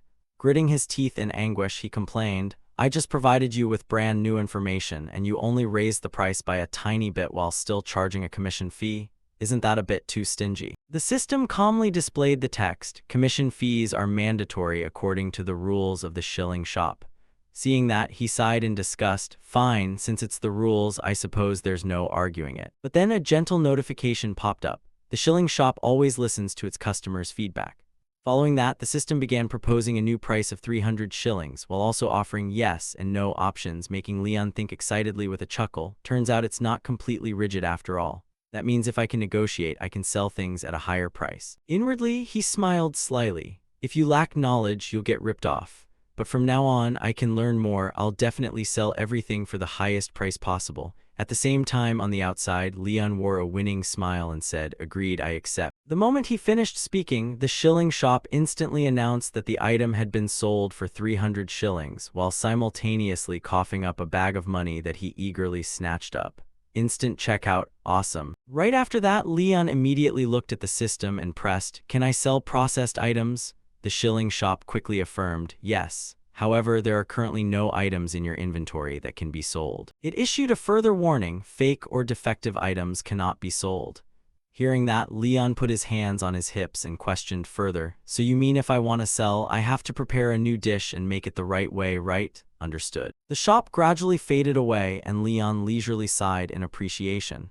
Today has been a very productive day. Stretching his body comfortably, he said, "I've gathered the ingredients from the forest, time to prepare something to eat." With that, Leon turned back and laid out all his acquired ingredients on the table, right as the system announced a recipe for a spicy, aromatic dish. Ignoring it, Leon excitedly picked up a red ingredient and admired it. "Turns out this is chili pepper, and whole peppercorns at that. This is amazing." Finishing his thought, Leon tossed the gathered ingredients into the pot one by one while remarking, "All right, first I'll put the meat and the spicy fruit into boiling water, then add the cleaned crayfish heads and legs to make the broth." Meanwhile, he nimbly prepared other things, speaking as he worked. "Once the flour has been mixed with water into a pliable dough to my liking, I slam it hard against the table to increase its elasticity, then let the dough rest for a bit. In the meantime, I prepare the tender mushrooms and boil them thoroughly." Leon thoroughly enjoyed the whole process as he worked, slowly dropping the crayfish bodies in while muttering to himself, "Then add the crayfish bodies." And just like that, it becomes an unbelievably delicious seafood soup. Stirring evenly with his hand, Leon smacked his lips in eager anticipation. Smells amazing." Next, pinching off pieces of dough, he instructed, "Now that the broth has fully absorbed the flavors, I take the rested dough, tear it into thin pieces, and drop them in." Following that, he gently lifted a handful of small leaves and said excitedly, "Finally, add a large handful of labyrinth garland chrysanthemums and boil it for a little longer." A pot bursting with vibrant colors and rich aromas appeared before his eyes. Leon cheered excitedly, "Done, dig in." The broth carried a deep, rich seafood flavor that blended to perfection. He scooped some up with a spoon, brought it to his mouth, and said, "Let's try the broth first." Afterward, Leon couldn't stop praising it. "This broth is unimaginably good. The piping hot broth washes away that greasy feeling instantly." Suddenly, he thought of a special dish. What about the sujubai? Leon visualized the entire process, each element harmonizing like a symphony. The dough pieces, varying in thickness, provided a unique texture when eaten, while the mushrooms and garland chrysanthemums mixed into every bite to create a delightful contrast. The sweet, fragrant flavor of the vegetables blended with the broth to create a whole new layer of taste. Thinking of this, Leon immediately exclaimed, "These familiar flavors are dangerously delicious." Afterwards, he scooped up another piece of meat and said, "Let's see, time to taste the crayfish meat." The moment he put it in his mouth, Leon felt his taste buds explode, his mind floating away as he endlessly praised it. "It's so sweet. The texture is firm and springy, just like blue crab." But the meat tasted sweet and carried the distinct flavor of blue crab. Realizing this, Leon immediately deduced, no wonder the broth was so good. It turns out it was thanks to the blue crab. Then he continued using his spoon to scoop up the next bite, a piece of crayfish, a piece of sujubai, followed by a sip of broth. Leon opened his mouth wide and savored this earthly delicacy, transforming into a food critic. "Whenever it starts feeling a bit heavy, I just take a bite of garland chrysanthemums to cleanse the palate. This combination makes it so I can eat endlessly." Finally, the pot was scraped completely clean. Leon leaned back comfortably and let out a sigh, unable to help marveling. That was truly too good. "I've loaded up on a huge amount of sugar." Then he leisurely lay down under the shade of a tree to rest after a fruitful harvest. Suddenly snapping back to attention, Leon mentally scolded himself, "No sleeping. Get up, I need to gather firewood before the sun sets." Looking around, he mused, "I think I see a suitable tree around here." Afterwards, Leon stood with his arms crossed in front of a tree, critically appraising it. This tree looks decent." The system introduced it, a tree with few branches, soft and fragrant wood, while also possessing waterproof properties. After a brief inspection, Leon decided to purchase tools. "I'll try crafting a few tools. If I make something of good quality, I'll sell it at the shilling shop." Holding the tools in his hand, he cheered triumphantly, I've saved up shillings for today. Then Leon excitedly picked up the axe and said, "Basic woodworking kit for beginners, prepared by a master woodworker for novices. Does not include high-end tools but still sufficient for use." The system instructed him to chop the red-marked tree trunk in a V-shape. Hearing that, Leon nimbly swung his arms. In no time at all, he managed to chop the tree trunk down. Leon cheered comfortably, "Done." At the same time, the system notified him of the collection of labyrinth wood ranging in size from small to large. Leon wiped his sweat away, his eyes sparkling with delight. Even just a small tree yields a ton of materials. He hesitated and calculated, "If I saw the rest up and bring it back." Before Leon could finish his sentence, he abruptly noticed something in puzzlement. Vaguely observing closely, Leon asked, "What is that? Is there something over there?" He stepped forward with his bare feet. Leon froze in disbelief before the small cabin and muttered skeptically, "Good grief, there's a shack in a place like this." Curiously peering through the window, he remarked, "At a glance, it looks totally normal." Leon hesitated doubtfully, "Can I actually use this? Inside, there's only some furniture and a bed." Seeing his hesitation, the system instantly popped up a notification. "Thanks to the Labyrinth Master's authority, you are permitted to use this cabin." Leon brightened up and cheered, "Well, it's still way better than having to sleep outdoors for a whole month." Leon suddenly froze in suspicion. "Wait." He questioned the system, "Can I move this shack over to my main campsite?" The system confirmed that he could. Leon smiled triumphantly and cheered, "Awesome. That's going to make surviving in the labyrinth for the next month way easier." The system asked a question, "Would you like to execute this right now?" Agility leaping into action, Leon bolted outside and replied, "No, wait a second." He sprinted over to his usual spot while thinking to himself, "Since I've got a proper house, I need to craft a few more tools. I gotta clear out space at the main camp first to place the cabin down." With his usual agility, Leon finished clearing the space in no time at all. Leisurely putting his hands on his hips, he gestured and instructed, "All right, place it here." The system announced that installing the cabin would take a little time and cause a loud noise. Leon hesitated momentarily. But then he stroked his chin and wondered, how is it even gonna move? Since it's a labyrinth, it'll probably use magic to summon it. From up above, a massive shadow suddenly appeared, leaving Leon dumbfounded.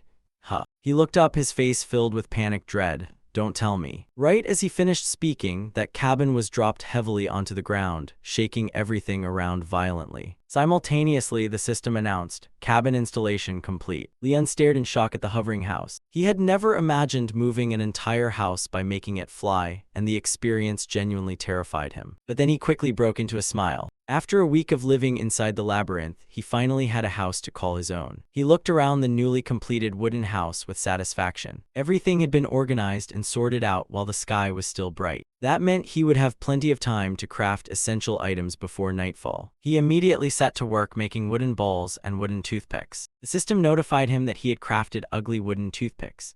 They were made so poorly that they were very difficult to use, and perhaps using them as firewood would be more sensible. The system also displayed the ugly wooden bowl. It looked terrible, though at least it didn't leak water. The system repeatedly emphasized just how ugly it was. Leon felt embarrassed by the relentless criticism. Even so, he accepted the reality that no one becomes an expert on their very first try and decided to keep pushing forward. He continued crafting wooden bowls, cups, chopsticks, and other wooden utensils. The system announced that his ingenuity in rapidly crafting various types of items had awakened a new talent. "You have unlocked the woodworking talent." A congratulatory message appeared. "Your woodworking talent has reached apprentice level 1. Leon happily realized this was more than enough to help him survive while inside the labyrinth. Afterwards, the system informed him that items reaching 1 star and above could now be sold. It explained that regardless of usefulness, Schilling's shop would buy anything as long as it looked aesthetically pleasing. Leon wondered whether the shop would buy the items he was about to make. He proceeded to craft a flower pot out of labyrinth wood. The system described it as a flower pot made from labyrinth wood. It was crafted with high precision, though the system doubted whether it could actually be used as a flower pot. The initial estimated selling price started at 1,000 shillings. Excitedly, Leon decided to test his negotiation skills by selling it. The system brought up the trade window. It asked if he wanted to sell the 1-star labyrinth wood flower pot. The initial proposed price was 800 shillings, excluding the commission fee. Leon was shocked at such a low price. He asserted that the flower pot looked gorgeous and was crafted with extreme precision. The system acknowledged that it was well crafted, but explained that it held no special value and belonged to the lowest 1-star tier. The proposed price dropped further to 650 shillings, excluding the commission fee. Leon objected even more fiercely. He explained that this flower pot wasn't made from ordinary wood, it was crafted from labyrinth wood, a rare material that only grew inside the labyrinth.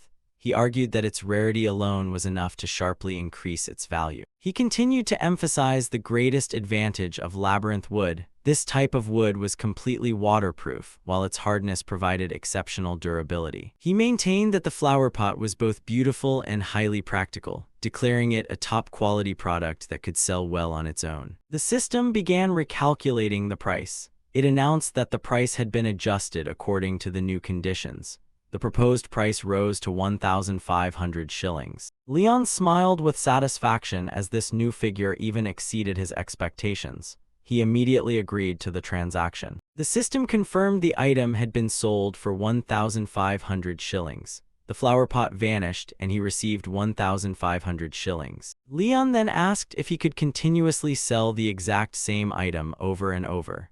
The system confirmed that he could, though it warned that if supply exceeded demand, the selling price would gradually drop. Leon concluded that producing a variety of different items would ultimately be more profitable, since he would naturally craft many useful gadgets anyway while continuing to accumulate valuable experience.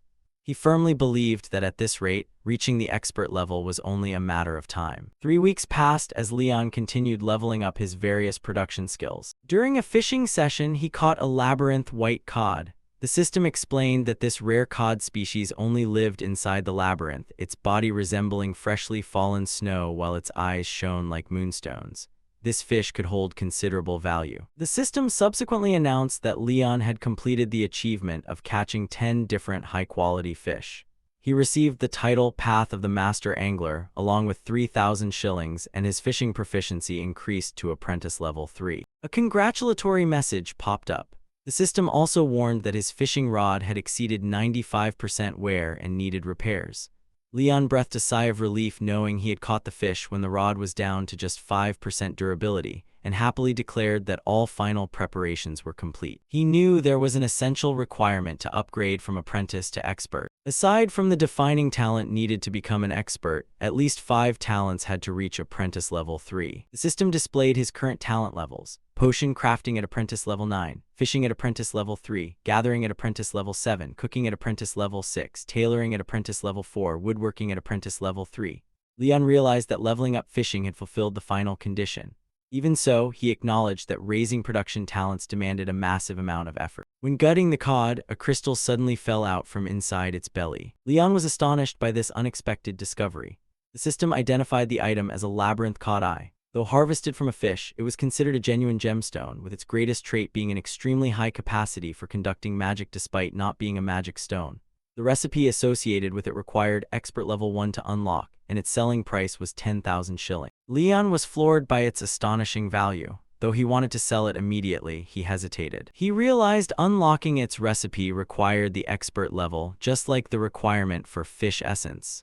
The system confirmed he had to reach expert level 1 to view the recipe. Convinced this was an item he would need later on, Leon decided against selling it. He believed the recipe would become available soon enough. Right then, the system notified him that he had obtained the labyrinth cod essence. His specialized potion crafting talent had reached its limit. A congratulatory message appeared. Thanks to your innate talent and relentless hard work, you have achieved astonishing leaps in development within a short time.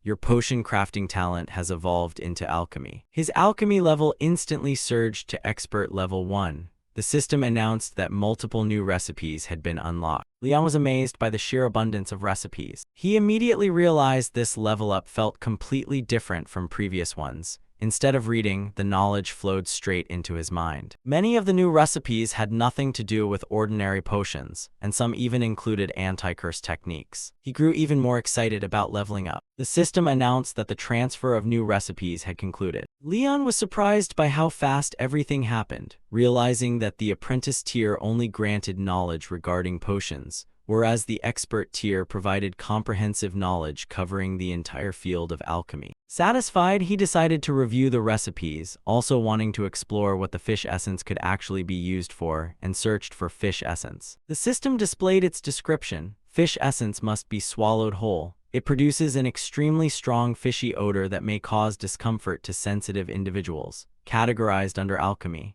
Leon realized it could be consumed directly without processing and checked whether any recipes utilized it. The system confirmed there were locked recipes. The required ingredients included 5 special fish essences and 2 fish eyes. The system informed him he was currently missing 1 fish eye, while also warning that the crafting success rate would be very low. Leon breathed a sigh of relief that he hadn't sold the fish eye earlier before realizing an even more alarming fact. The recipe required 5 fish essences, while the fish eye he had just obtained was the only one he possessed. That meant he had only a single chance. Despite worrying over the lack of backup materials, he felt excitement welling up inside him. To him, alchemy was the most fascinating profession. The thrill of fishing and the satisfaction of hard labor were both wonderful experiences, but nothing compared to the explosive rush of excitement whenever a special result materialized. Leon laughed with confident pride, believing that worrying over failure was strictly for beginners. The lower the success rate, the greater the satisfaction upon succeeding. When the mixture began boiling furiously in the bowl, the reaction suddenly turned abnormally violent, and Leon immediately realized something was off. The system announced he had acquired heat resistance thanks to the blessing of the fire spirit, while he firmly held the bowl lid in place. He knew that if the lid accidentally popped off, the entire process would fail since he only had 1 shot. Failure was not an option. Enduring the violent reaction, the crafting process finally succeeded. The system announced the creation of Alchemist's Fish Pill 2-star,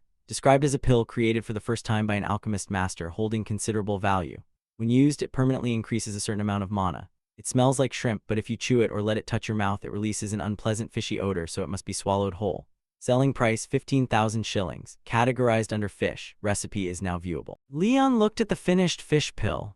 Despite the dramatic crafting process, he felt slightly disappointed that it only reached 2 stars. However, considering the low-quality materials he used, he accepted that avoiding failure was already a good result. Afterwards, he wondered what this item was actually used for, and the system revealed that a specific kind of fish would be attracted to it. Realizing its true utility, Leon attached the fish pill to his hook and began casting once more. Realizing this, he attached the piece of fish to the hook and cast his line once more. Raphael stared at the bait in his hand, finally figuring out why he had been fishing like crazy for all this time without seeing a single trace of a 3-star fish, realizing it wasn't because of his old rod or low level. If he used this to catch something rare and bargained with it, he could easily make a neat 20,000 shillings or so, he thought with a calculating smile. Raphael started plotting an upward progression in his head. Catch rare fish to make better bait, and just march straight toward legendary status from there, feeling excited just thinking about it. But then he shook his head and told himself that money wasn't the issue right now, and eating it just for a little mana would be way too wasteful, so it was best not to sell it. His original goal wasn't about money or mana anyway, and since he was leaving soon, Raphael decided to go all out for one last time as he stepped down to the water's edge in his bare feet. He carefully hooked the specially crafted bait onto the hook, which represented all his accumulated capital after a month of hardcore grinding. A decisive cast tore right through the tranquil water surface, and Raphael stood firm, taking a deep breath to mentally prepare for his final relaxing session in the labyrinth. Meanwhile, back at the majestic Asteria mansion, the head of the family was sitting in deep thought at his desk,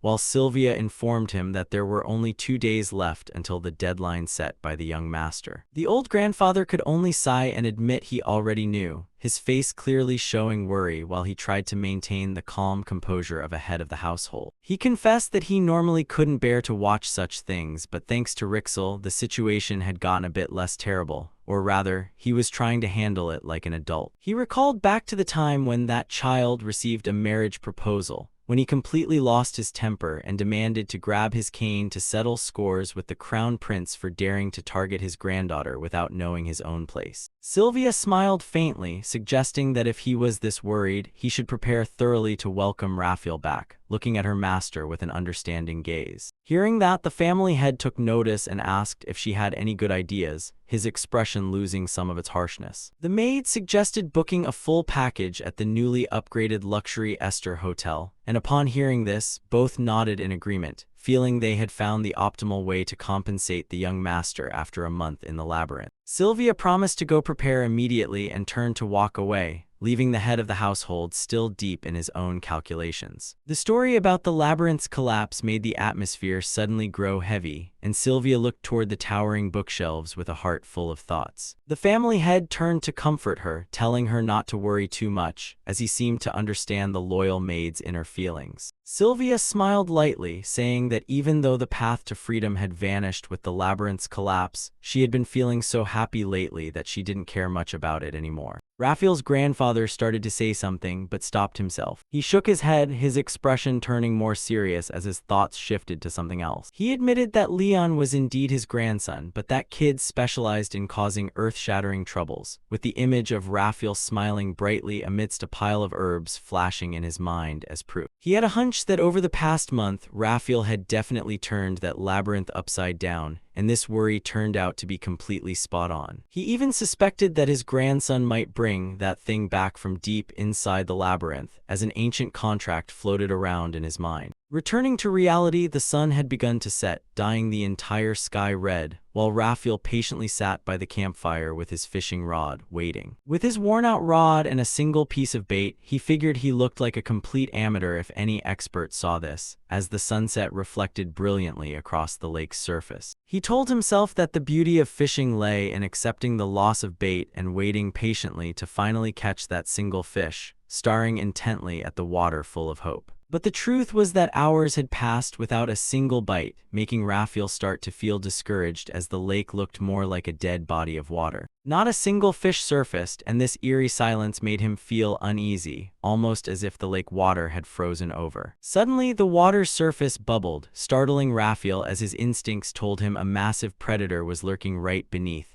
prompting an exclamation of surprise. The float was yanked down forcefully, and it bit. Raphael focused all his attention, gripping the violently shaking fishing rod tightly. The power surging from below overwhelmed him, and he felt the sheer ferocity of the fish through every muscle fiber as his fierce confidence soared. The water's surface exploded as the fish fought back violently, creating large ripples, and Raphael immediately identified it. This was the 3-star rare catch he had been waiting for. He had to strain every muscle to hold onto the rod, as the terrifying pull almost dragged him straight into the lake, leaving him to grit his teeth and endure. A massive fish tail whipped violently against the water, kicking up white foam, and Raphael widened his eyes in shock at the sheer bulk of this monster, never expecting it to be this huge. If he let it drag him around like this, the fishing line would definitely snap, so he knew he only had one single chance to turn the tables, focusing with intense concentration. His hands turned bright red from friction, but he refused to let go, as this was the decisive moment of a whole month of grinding, muttering to himself, "And that is." With one massive yank, Raphael hoisted the fish out of the water, a brilliant aura radiating from his prize amidst the young man's determined shout. The sound of the fishing rod snapping cracked through the air, its durability completely depleted after that lethal blow, leaving Raphael standing blankly at the debris left in his hands. The system announced that the fishing rod was completely destroyed, but the image of the fish reflected in his eyes was what mattered most right now, bringing a smile to his lips. The system congratulated him on catching a 3-star labyrinth rainbow sturgeon, an ultra-rare species with topaz sparkling eyes and immeasurable value. Raphael couldn't believe his eyes, hugging the massive fish thrashing on the grass and boasting proudly,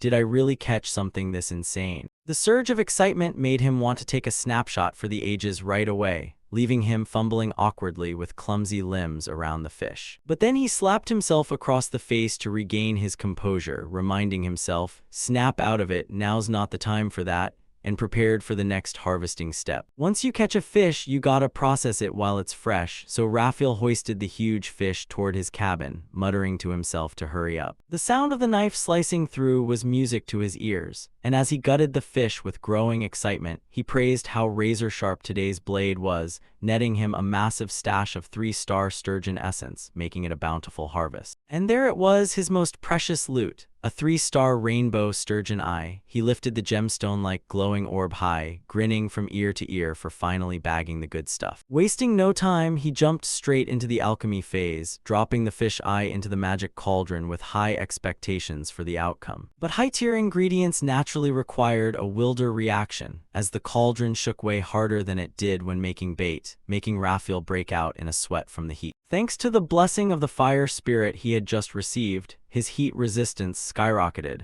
allowing him to keep his hands steady against the boiling cauldron. He gritted his teeth in focus, telling himself all that grueling effort to catch the fish meant he absolutely could not fail at the very final step. Night fell and gradually faded under the moonlight, and Raphael stayed up all night keeping watch over this crucial batch of medicine. The next morning, as the dawn light pierced through the window, he wearily let go, his arms feeling as sore as if they were about to detach after a night of continuous mana channeling. He slumped down beside the magic cauldron with dark circles under his eyes from sleep deprivation, unable to believe he had stayed awake all night just waiting for the mixture to cool down. Seeing everything stabilized, Raphael dragged himself up, his hands shaking as he reached for the lid, facing the most nerve-wracking moment after a whole month. The moment he opened the lid, a blinding beam of light shot straight up to the ceiling, and he squinted inside with a hopeful expression. Appearing before him was a top-tier 4-star rainbow elixir, accompanied by a system notification that his alchemy skill had leveled up to Master Level 2,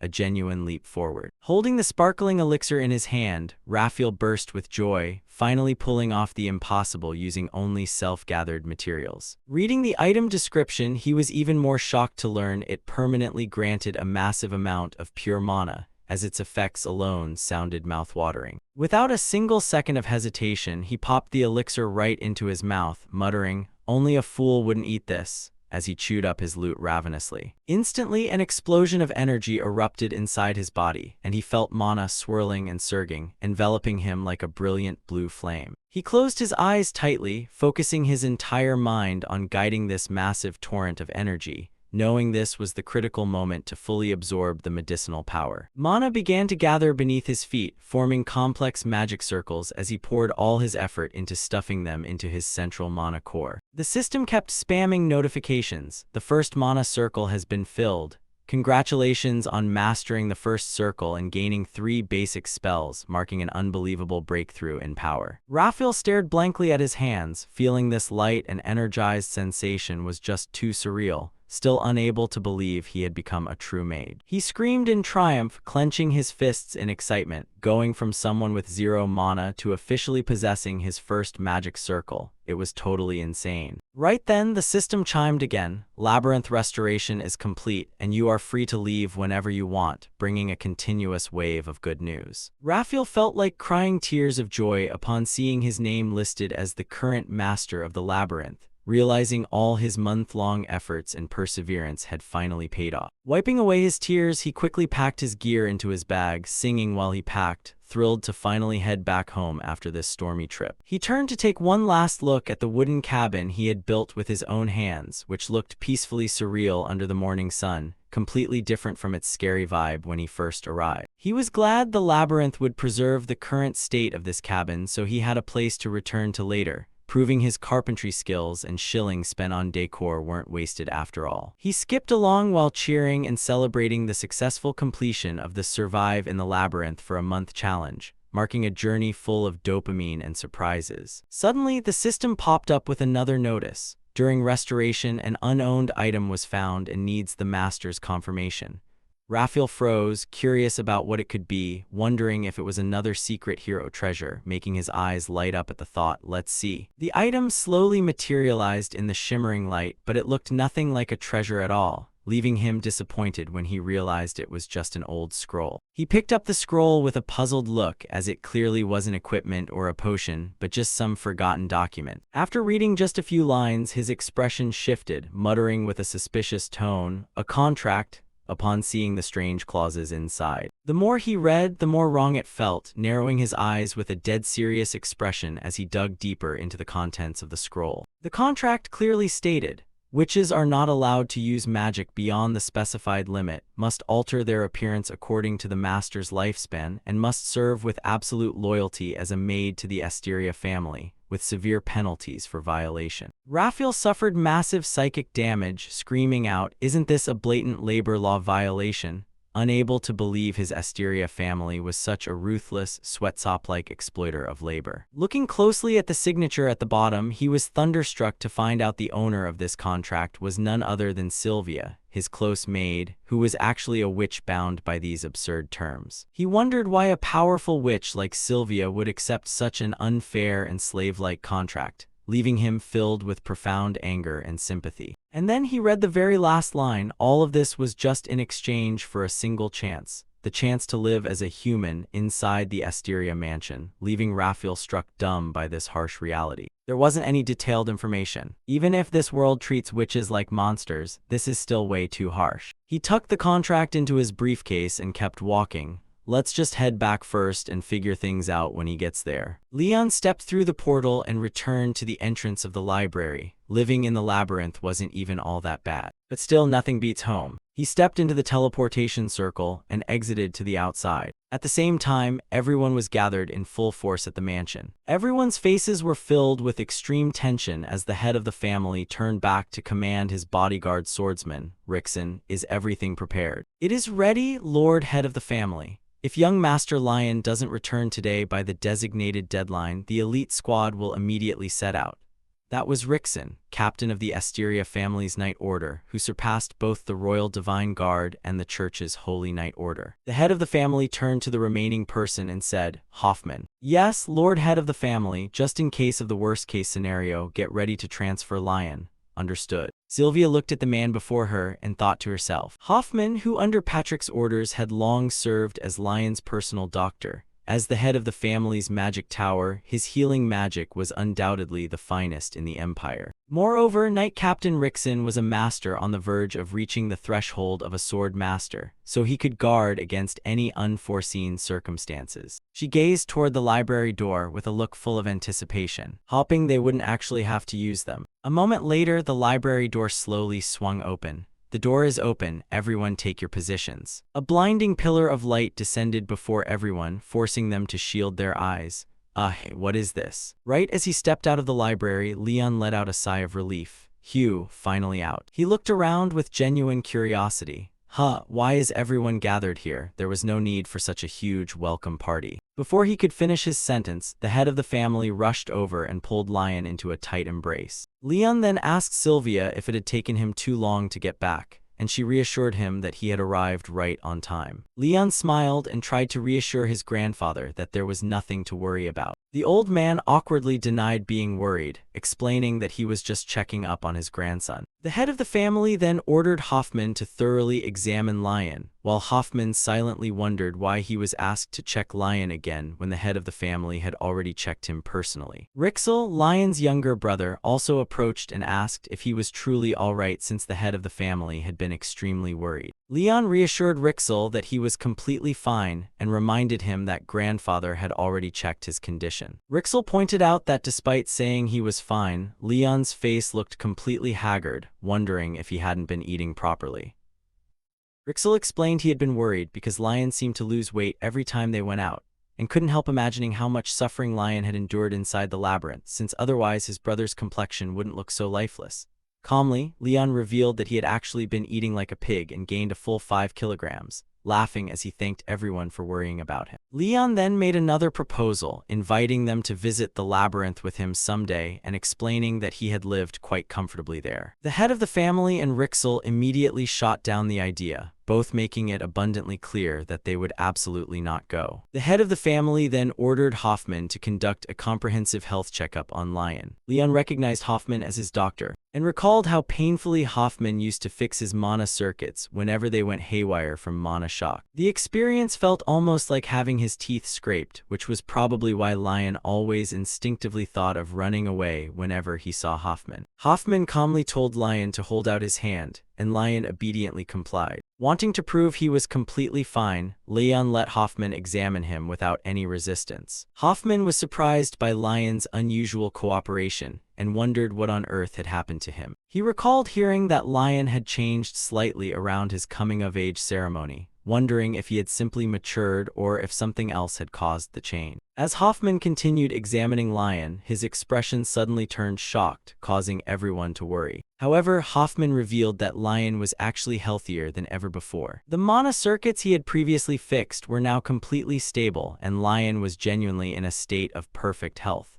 Rixel grew suspicious and wondered if Hoffman was somehow tricking them, but Hoffman assured them there were no tricks involved. Leon found their worry amusing and realized they truly were family because they worried about him just like grandfather did, smiling as he reminded them he had said he was fine. The head of the family finally accepted the situation, saying that as long as Lion was healthy, that was what mattered most, praising Hoffman and Rickson for their work and dismissing them. Before leaving, Hoffman invited Lion to visit the tower someday for a more thorough checkup. Lian agreed, while Hoffman privately thought that Lion had truly grown up. After Hoffman and Rickson left, Lion, his grandfather, and Rixel went into their private room. Once inside, the head of the family ordered Rixel to activate soundproofing magic. With the room secured, Leon revealed the treasure he had discovered in the labyrinth. Both Rixel and the head of the family were shocked. The head of the family recognized that the treasure was connected to the mysterious individual once associated with the hero, temporarily instructing Lion to keep hold of it. He explained that when he originally received this treasure, no one told him what it was for, only that someone who truly needed it would eventually appear. Leon acknowledged this, realizing that what he had seen in story mode had actually happened in real life. The head of the family then warned Rixel that letting this information leak would only bring them trouble, ordering him to shut down any possibility of a leak. Rixel agreed and decided to concoct an excuse covering the entire month of his absence before leaving to handle it. Once Rixel was gone, Leon turned to his grandfather and hesitantly called him Grandpa, revealing that he had obtained something else besides the treasure. He had accidentally seen the contents of a contract which, according to Lion, was signed between a witch and the previous head of the family. Leon explained his suspicions regarding the witch mentioned therein, believing she was actually old lady Sylvia, before realizing that the current witch was undoubtedly Elvia, leaving the head of the family shocked that Lion already knew the truth and demanding to know when he found out. Lion silently admitted he had known for a long time, seeing no reason to bring it up earlier, and simply told his grandfather he found out by chance. Leon then reminded him that when he had asked for a higher grade potion back then, he had genuinely thought his grandfather had found a new romance. Flustered, the head of the family quickly denied that was the reason and shifted to asking why Lion brought up the contract. Addressing him as the head of the family, Leon finally revealed his true intentions. Leon wanted to change the terms of the contract. Leon explained that he had now become the master of the labyrinth, and along with that, the contract now belonged to him. He deliberately avoided mentioning his grandfather and instead thought of Sylvia's plight. Sylvia was a witch, a half-human, half-demon capable of burning down an entire village with a single breath. To Marquis Patrick Asteria, she was a terrifying monster and a potential threat to the Asteria family and the entire empire, which made Lion realize this was likely why his grandfather couldn't help Sylvia no matter how much he personally wanted to. Even so, Leon believed the contract itself was the biggest reason, declaring that he wanted to take on both the rights and responsibilities regarding it. The head of the family understood that Lion realized he couldn't casually interfere in matters concerning his own aunt. And while Lion had found an official reason, the head of the family wasn't ready to yield so easily. He reminded Lion that even though he had become the master of the labyrinth, the contract strictly belonged to Sylvia and the previous head of the family. Leon acknowledged that he was also a member of the Asteria family, explaining that was why he could make this request, and reminded the head of the family that he had acquired the contract during his coming-of-age ceremony. According to Asteria family custom, anything acquired during one's coming-of-age ceremony permanently belongs to the person who secured it. The head of the family then asked if Lion was confident enough to take responsibility if anything happened, to which Leon confidently agreed. The head of the family understood that Leon was likely planning to speak with Sylvia and alter the contract, while Lion realized his grandfather seemed to be hiding something and pointed it out. The head of the family denied having anything to hide and simply told Lion to speak with Sylvia first before coming back to see him. Leon agreed, though he still felt something was being kept from him. Before leaving, Lion said that since everyone had worried about him so much, he was going to rest and laze around for a while, even promising not to step a foot outside his room, and the head of the family accepted his decision. After Leon left, he knew these events couldn't just be a coincidence. He didn't know the reason, but he was certain that from now on, a whole lot of trouble would center around Leon. 2 weeks later, Leon was happily lying in bed, enjoying the peaceful life he had missed so dearly, doing nothing except sleeping and having food served to him. Since Rixel had probably handled everything in the estate while he was away, Leon felt like things were going smoothly, with only one problem. Leon called for Elvia, but she didn't come. He was surprised since they hadn't seen each other since the night he returned. Leon was certain Elvia already knew he intended to modify the contract for the better, so he couldn't understand why she was avoiding him. After pondering it, Leon decided to go to the magic tower first, planning to cause enough trouble that Elvia would have no choice but to show up. When Leon arrived at the magic tower, he was awed by its countless floors. Every single brick was infused with protective mana, making it clear why the tower was the dream destination of every mage. Inside, Leon saw countless mages working under intense stress, looking almost like exhausted office workers. Leon wanted to get his business done and leave quickly. He had exactly 2 tasks to accomplish. First, he wanted everyone to understand that Rixel remained the rightful successor of the Asteria family. Second, he wanted to make it crystal clear to everyone that he was no longer sick. Leon believes that if he wanted everyone to take good care of their boy, offering bribes was probably the best method. He spotted a young mage and asked where Hoffman was. The mage pointed him to the floor where Hoffman was located. Leon thanked him and handed him a fatigue reduction potion, which the young mage gratefully accepted. While observing Lion, the mage noticed his purple eyes and realized he belonged to the Asteria family. Since Lion was looking for Hoffman, the mage quickly deduced that he must be Lord Lion Astery. The moment the mage recognized him, the other mages grew excited and shocked, crowding around Lion and expressing surprise that someone from the Asteria family had come, while immediately asking about his health. An older mage grew so excited, he tried to leap down from the upper floor. But 2 younger mages quickly stopped him, while Leon calmly told the old man there was no need to rush. The mages continued showing care and excitement upon seeing Lion. Finally, Leon pulled out all the remaining red potions from his bag and handed them to the mages, telling everyone to drink one while continuing their work. A moment later, he finally entered Hoffman's room. The young mage bowed an apology. "I am truly sorry, my lord. I'm not usually someone who makes mistakes like this. Did I commit a grave offense?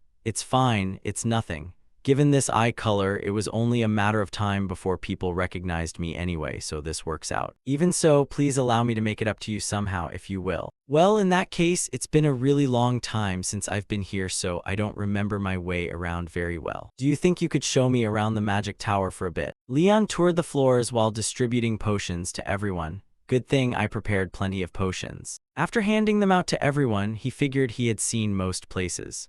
"Lord Lion, the only place left is the top floor where Lord Hoffman is. I'll hold this large bag for you so you can lighten your load. Thanks." The 2 stepped into the elevator and headed up to the top floor. Whoa, an all-glass elevator. Are all the front walls made of glass now? This is dizzying. What are people who are afraid of heights supposed to do? Ha ha, pretty amazing, right? I've ridden it many times and still haven't gotten used to it. This is a vertical transport device equipped with both linkage and acceleration magic. They say making the front out of glass is so it feels like you're flying. How bizarre. Aha, but it gets you to the top floor in the blink of an eye. The apprentice mage hesitatingly spoke up. Lord Lion, to be honest, I've only entered Lord Hoffman's office a few times, so I'm shaking right now." Hearing that, Leon looked at him and pondered just how harsh the boss must be to stress the guy out this much. Con men use tricks to deceive consumers, let alone subordinate mages. Suddenly, the door stopped and opened. "Ah, we've arrived. Please follow me this way." The 2 walked up to a massive, colossal door. "This is Lord Hoffman's private office." "Then I will take my leave. Have a wonderful time. Thanks." Leon turned around, preparing to step inside. "All right, time to go in. Lord Lion has arrived. Come in." The moment he set foot inside, the sight before him thoroughly delighted Leon. Insane. All around were countless high-end, highly unusual tools, looking even fancier than a university hospital's general checkup center, and they were even custom-made specials.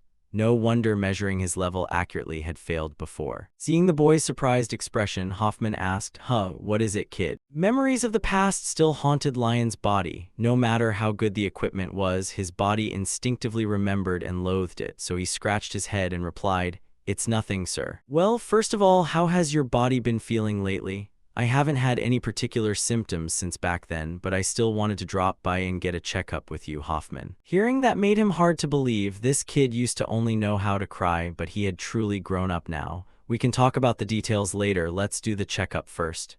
"Yes." Leon began strapping on the devices, quickly completing a general health check of his entire body. All done, the test results will take about an hour, so bear with it and wait a bit.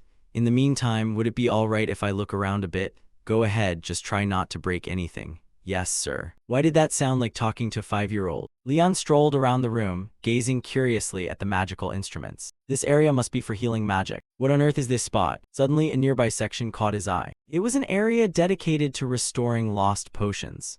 I heard you've also started getting interested in crafting potions, right? There are project documents on that table over there. Feel free to look through them. Thank you, sir. Well, since he got permission. The words appearing on the documents made him freeze in place. Wait, the hero. Hold on, what is this? The system data popping up beside it left Leon flustered.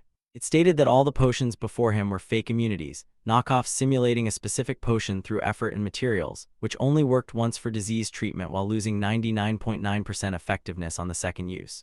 These were fake potions, just basic apprentice-crafted potions, yet they were knocking them off. Could these actually be circulating like this? Since it concerned the hero, acting like he knew about it would spell major trouble. There wasn't much he could do right now. Skipping meals made him hungry, so his brain wasn't firing on all cylinders.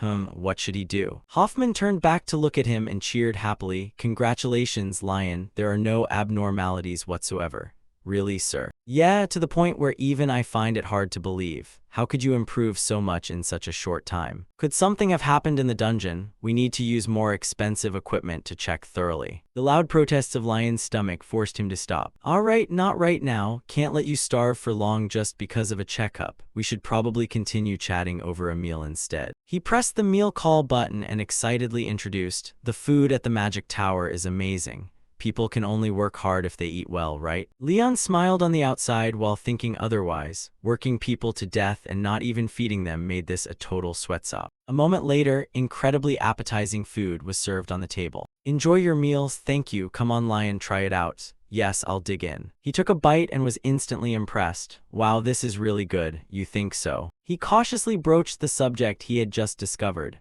Lord Hoffman has the potion in the next room, finished preparation for commercialization. You mean the hero's potion? That's right, it's nearly finalized. Why? Haha, surprised. This potion is a collaborative effort between the Grand Masters representing the alchemy industry in the Magic Tower and myself, crafted by the Tower Master himself. Hard to believe, right? Lions, you know it too. Healing through magic is lagging behind holy power lately. So once we have this potion, magic surpassing holy power is only a matter of time. That might be true, but if potions were commercialized like this, wouldn't the Magic Tower be running a scam? Leon raised a finger and reluctantly agreed. It's truly amazing. Have you tested it on living people yet? Of course, everyone who tried it saw outstanding results. Right? They definitely saw results. The potion was a fake, but it probably only worked the very first time they tried it. Mass production is scheduled to officially start in about a week. The words leaving his mouth made Leon jump in shock. A week. No, this is bad. At this rate, the Magic Tower would be no different from a scam den selling fake medicine. Meaning afterward, the Magic Tower scam den would be branded a fraud, swindling consumers. And Rixel would end up called the master of a fraud tower. How long until commercialization? If we run things parallel to that, a week is more than enough. He tapped his fingers continuously on the table in anxiety. Oh, this is really bad. Right now, he couldn't think of a way to stop it. If he came forward directly, his hero powers would be exposed and grandfather was away on business. Besides, if he solved this himself, Rixel's standing would undoubtedly be shaken, and he had no intention of eyeing Rixel's position. Good grief, a hero's potion that anyone could use, but turning a blind eye wasn't an option either. He had to go back and figure something out. Would it be okay for me to come back and check again later? Of course, once officially approved, the immunity potion will be supplied to the Asteria family first, so it's good to study it in advance. Oh, thank you so much, sir. Thank you for what? Instead, feel free to drop by and visit often when you have free time. And if you're interested in the Magic Tower, heading down this career path. Before he could finish his sentence, Leon hurriedly declined and bolted out.